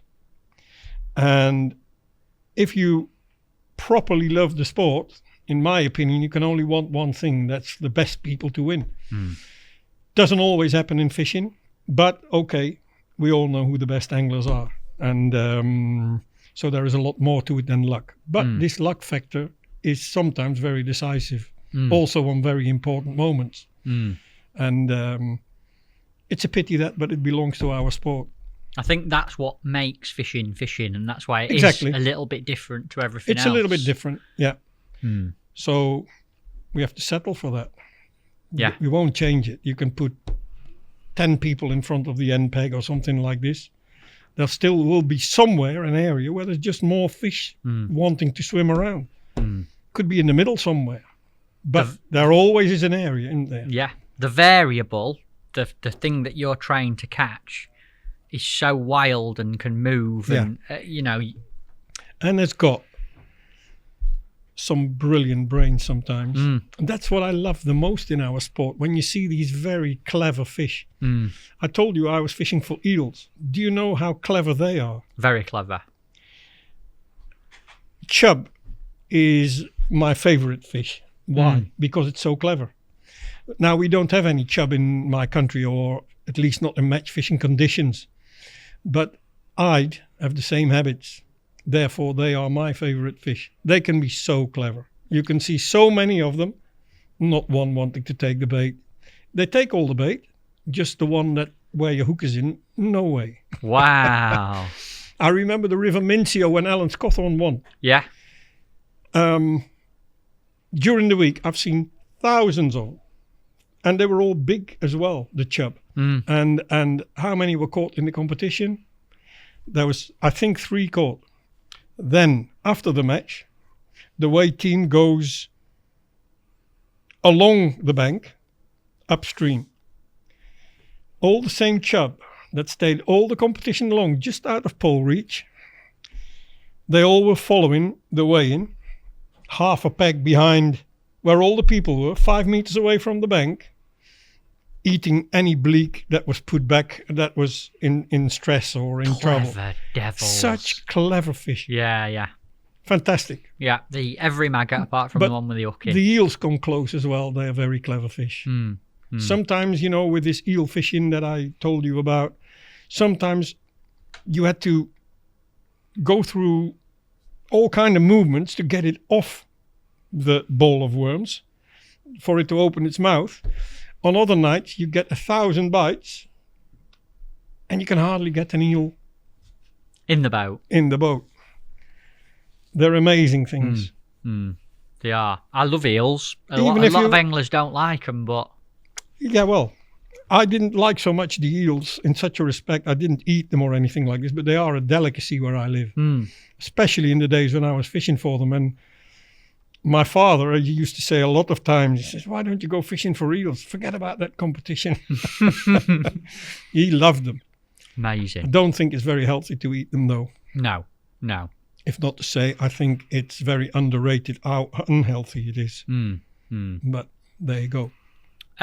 Final question for you, Jan. If you had to give someone who's never been fishing before some inspiration to go and give it a go, what would you say to them? Go and watch, exactly like I did myself, to local, the best competition angler. And if that's possible, try to connect with him and learn from him, accompany him. Or her. Or her. Fishing or not fishing yourself. Not fishing is probably better.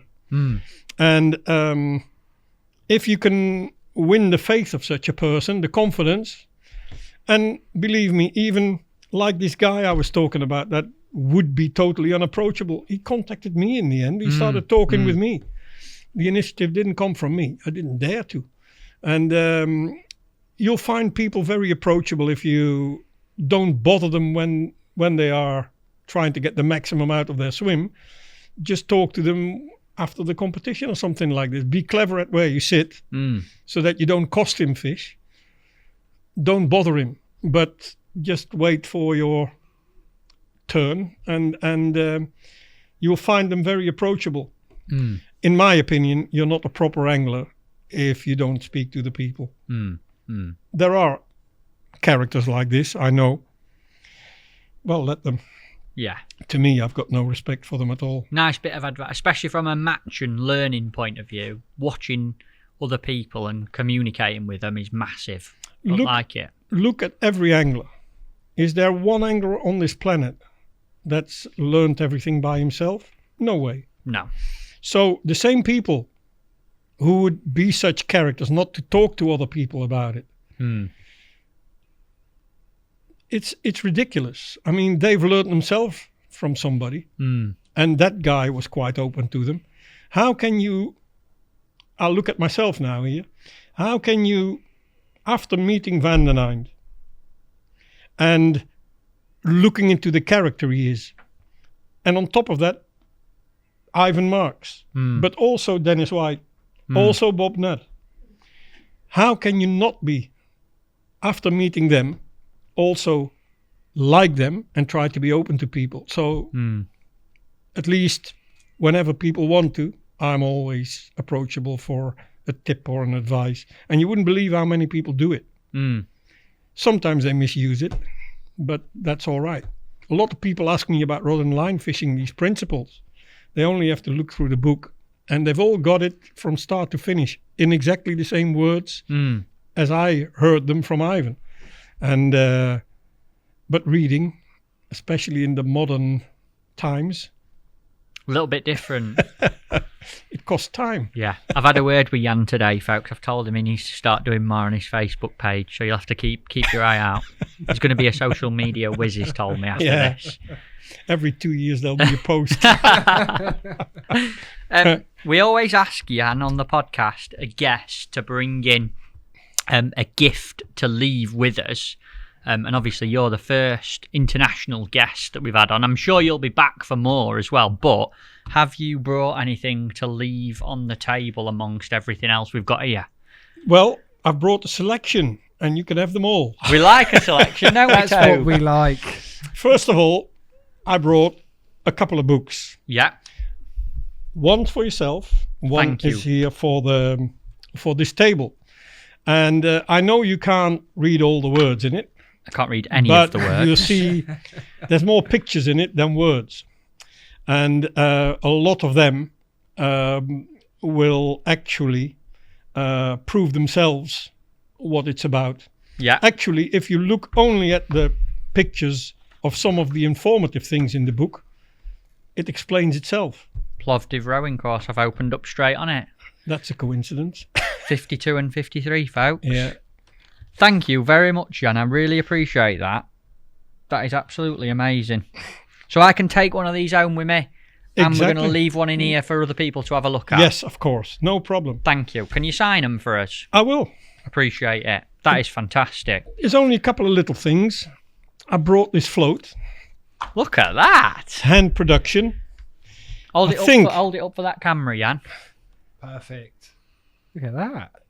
it's a funny shape, especially when you look where the eye is situated. If you ask me why we produced this float, Oh, it's on the side. I didn't see that. Yeah. the main reason is because some of the people doing well at the time, and this is from before the days that I really knew what I was doing, were fishing with this shape of floats.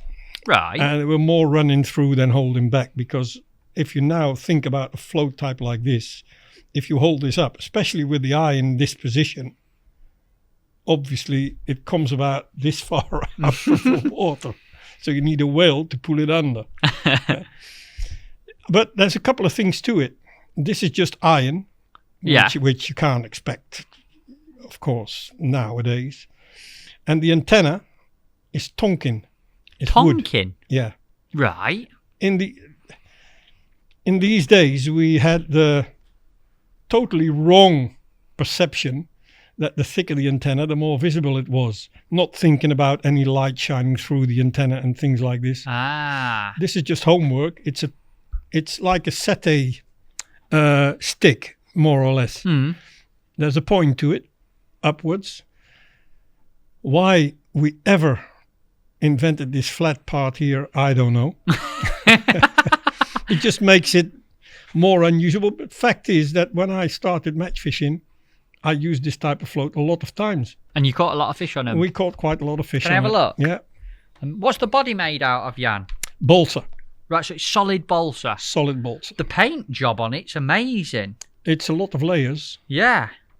How old's this float, Jan? That float will be 40 years old. Wow, look at that. And we're okay to keep this? Yes, it was the only one that I could find.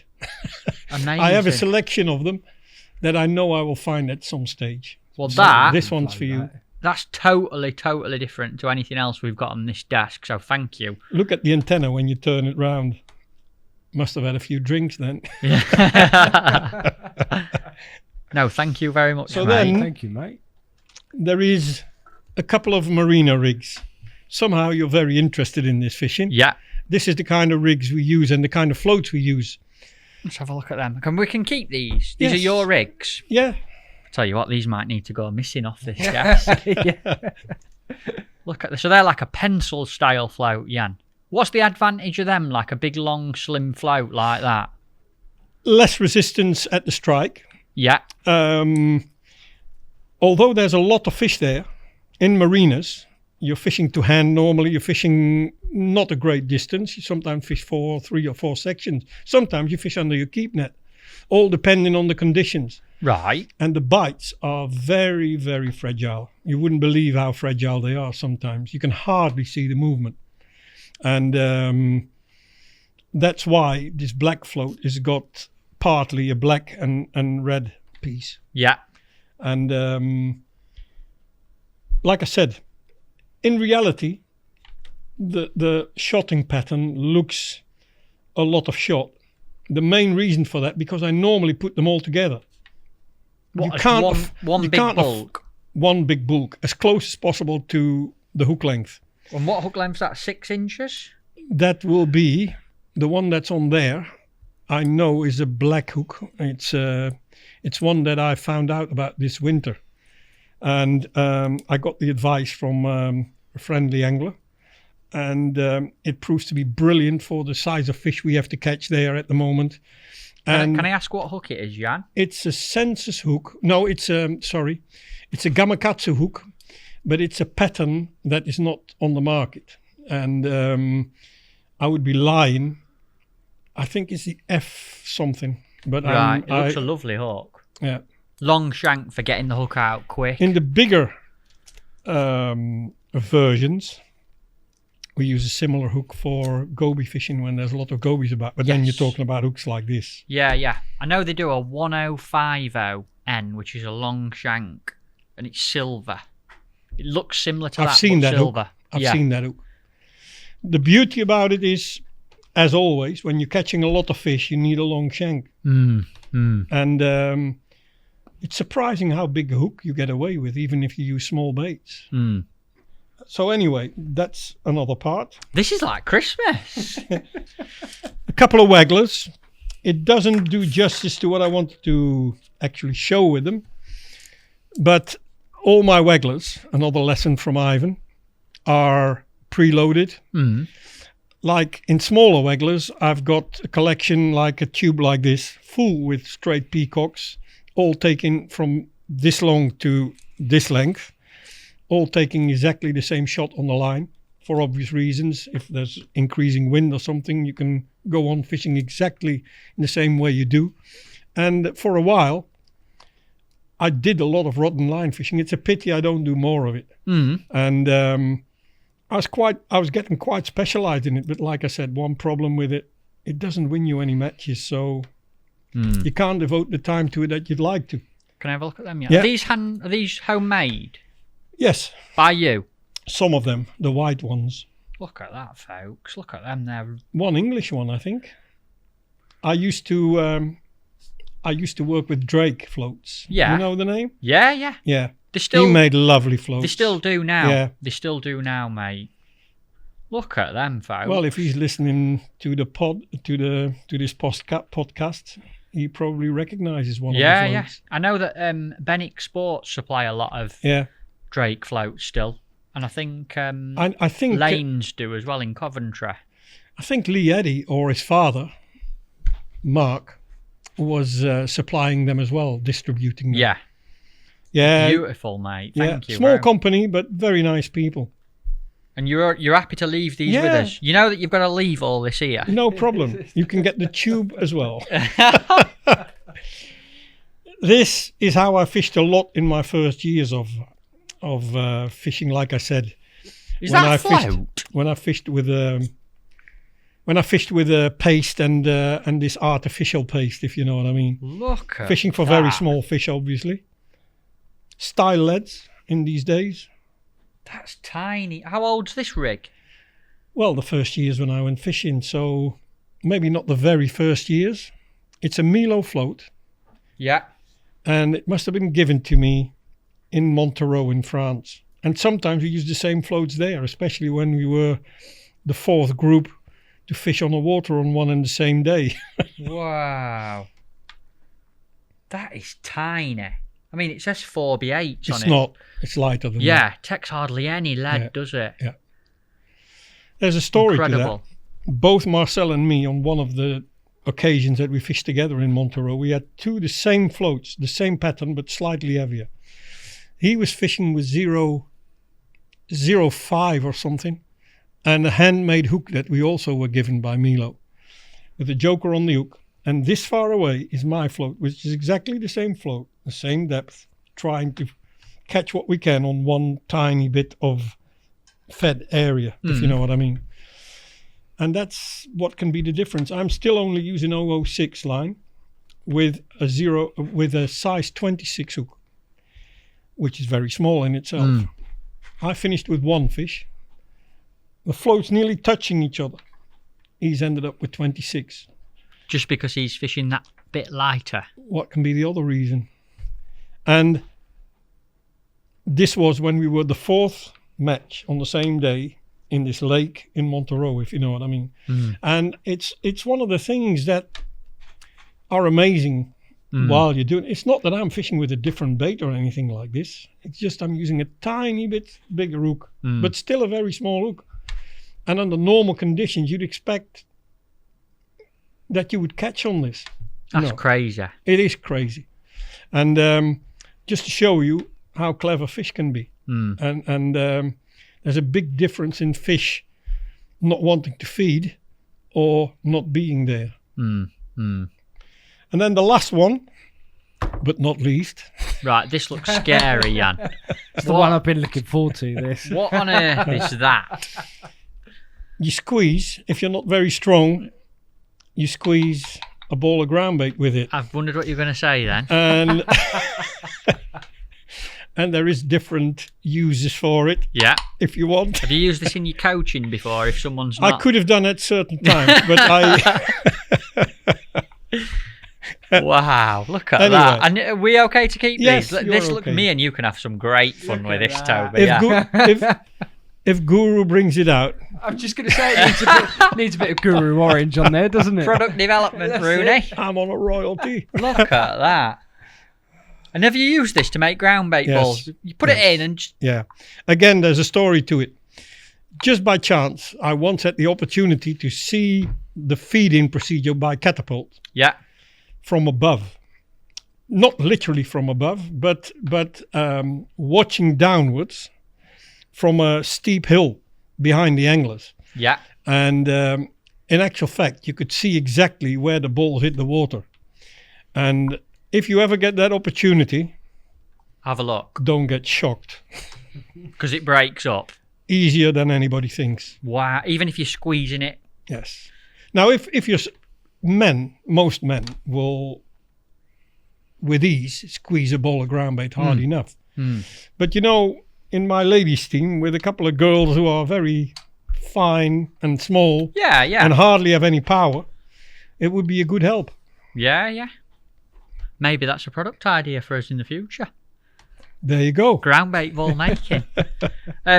I honestly think, Jan, if we sat down, we could do another podcast now off the back of this one. Yeah, maybe as we long could. as these two parts have been. But I want to leave a little bit left in the bag because I always like to think you will be back and we'll have you back on the podcast. But I can't thank you enough for coming and doing it. I've honestly loved every second, and I know everyone listening will have as well. So Been did incredible, mate. Been I. brilliant. I really enjoyed this. Good, And good. It's one of the few times when you think about all the good things that have happened as well as all the bad things, if you know what I mean. And when you know my character, there's not a lot of time to recap on the good things normally. There's always the next thing, if you know what I mean. I've always had that. I think you must have this in your character, in a way. But sometimes I go over the top a bit. And things like this, even preparing for this, it just gives you a couple of days about recapping on all these things that have happened over the years, and it really is very nice when you look at back at some of the things. Yeah. Awesome. I've just noticed I missed one of the quickfire questions out. Who's the best angler that you've ever fished with? I think you kind of answered this before. Yeah, I'd have said It is so. for me, Alan Scawthorne. Yeah. Alan Scawthorne. And for obvious reasons, it's for me on result. But it's nearly not fair to somebody like Will, if you know what I mean, Will Raisin, because I'm so impressed with him. Also character-wise, by the way. That always comes into play with me as well as the strength as an angler. Will means so much for the international fishing now in England, doesn't he? I hope he gets the recognition for that. He does, definitely. I hope so, because he deserves it. He is the leader, the following, definitely. And the reason I mention Scawthorne is purely when you look at the results, because Will has been able to prove it less times to the maximum effect, but I'm sure he's as good as Alan, in fact, but 5 times is something unique. So I got to be honest about it, and I got to go for him. But I could have picked Will and a couple of others. Well, them two names get mentioned more than More anyone. often so- than Yeah, not, of don't course they So are. well said. When you look at the young people, this Hungarian guy I spoke about, Peter Bacco. you've not had a bad start, have you? 3 times world champion in the youth categories. That's unique, I think. Maybe if there is another one, it's him, the Hungarian guy. And I see your influence, but not only the influence. Again, it's also the person behind it. What you do for the sport is out of this world I for a young appreciate that, person. Jan. Thank you very much. So, Well, we'll go and have a great day tomorrow, and you'll get to see a little bit of the rest of what we do work-wise. Got a few things lined up for you tomorrow. I'm looking forward to every second of it. Awesome. Right. Thank you so much. Make No sure you problem. come back. No problem, mate. Love it was that. very enjoyable to be here.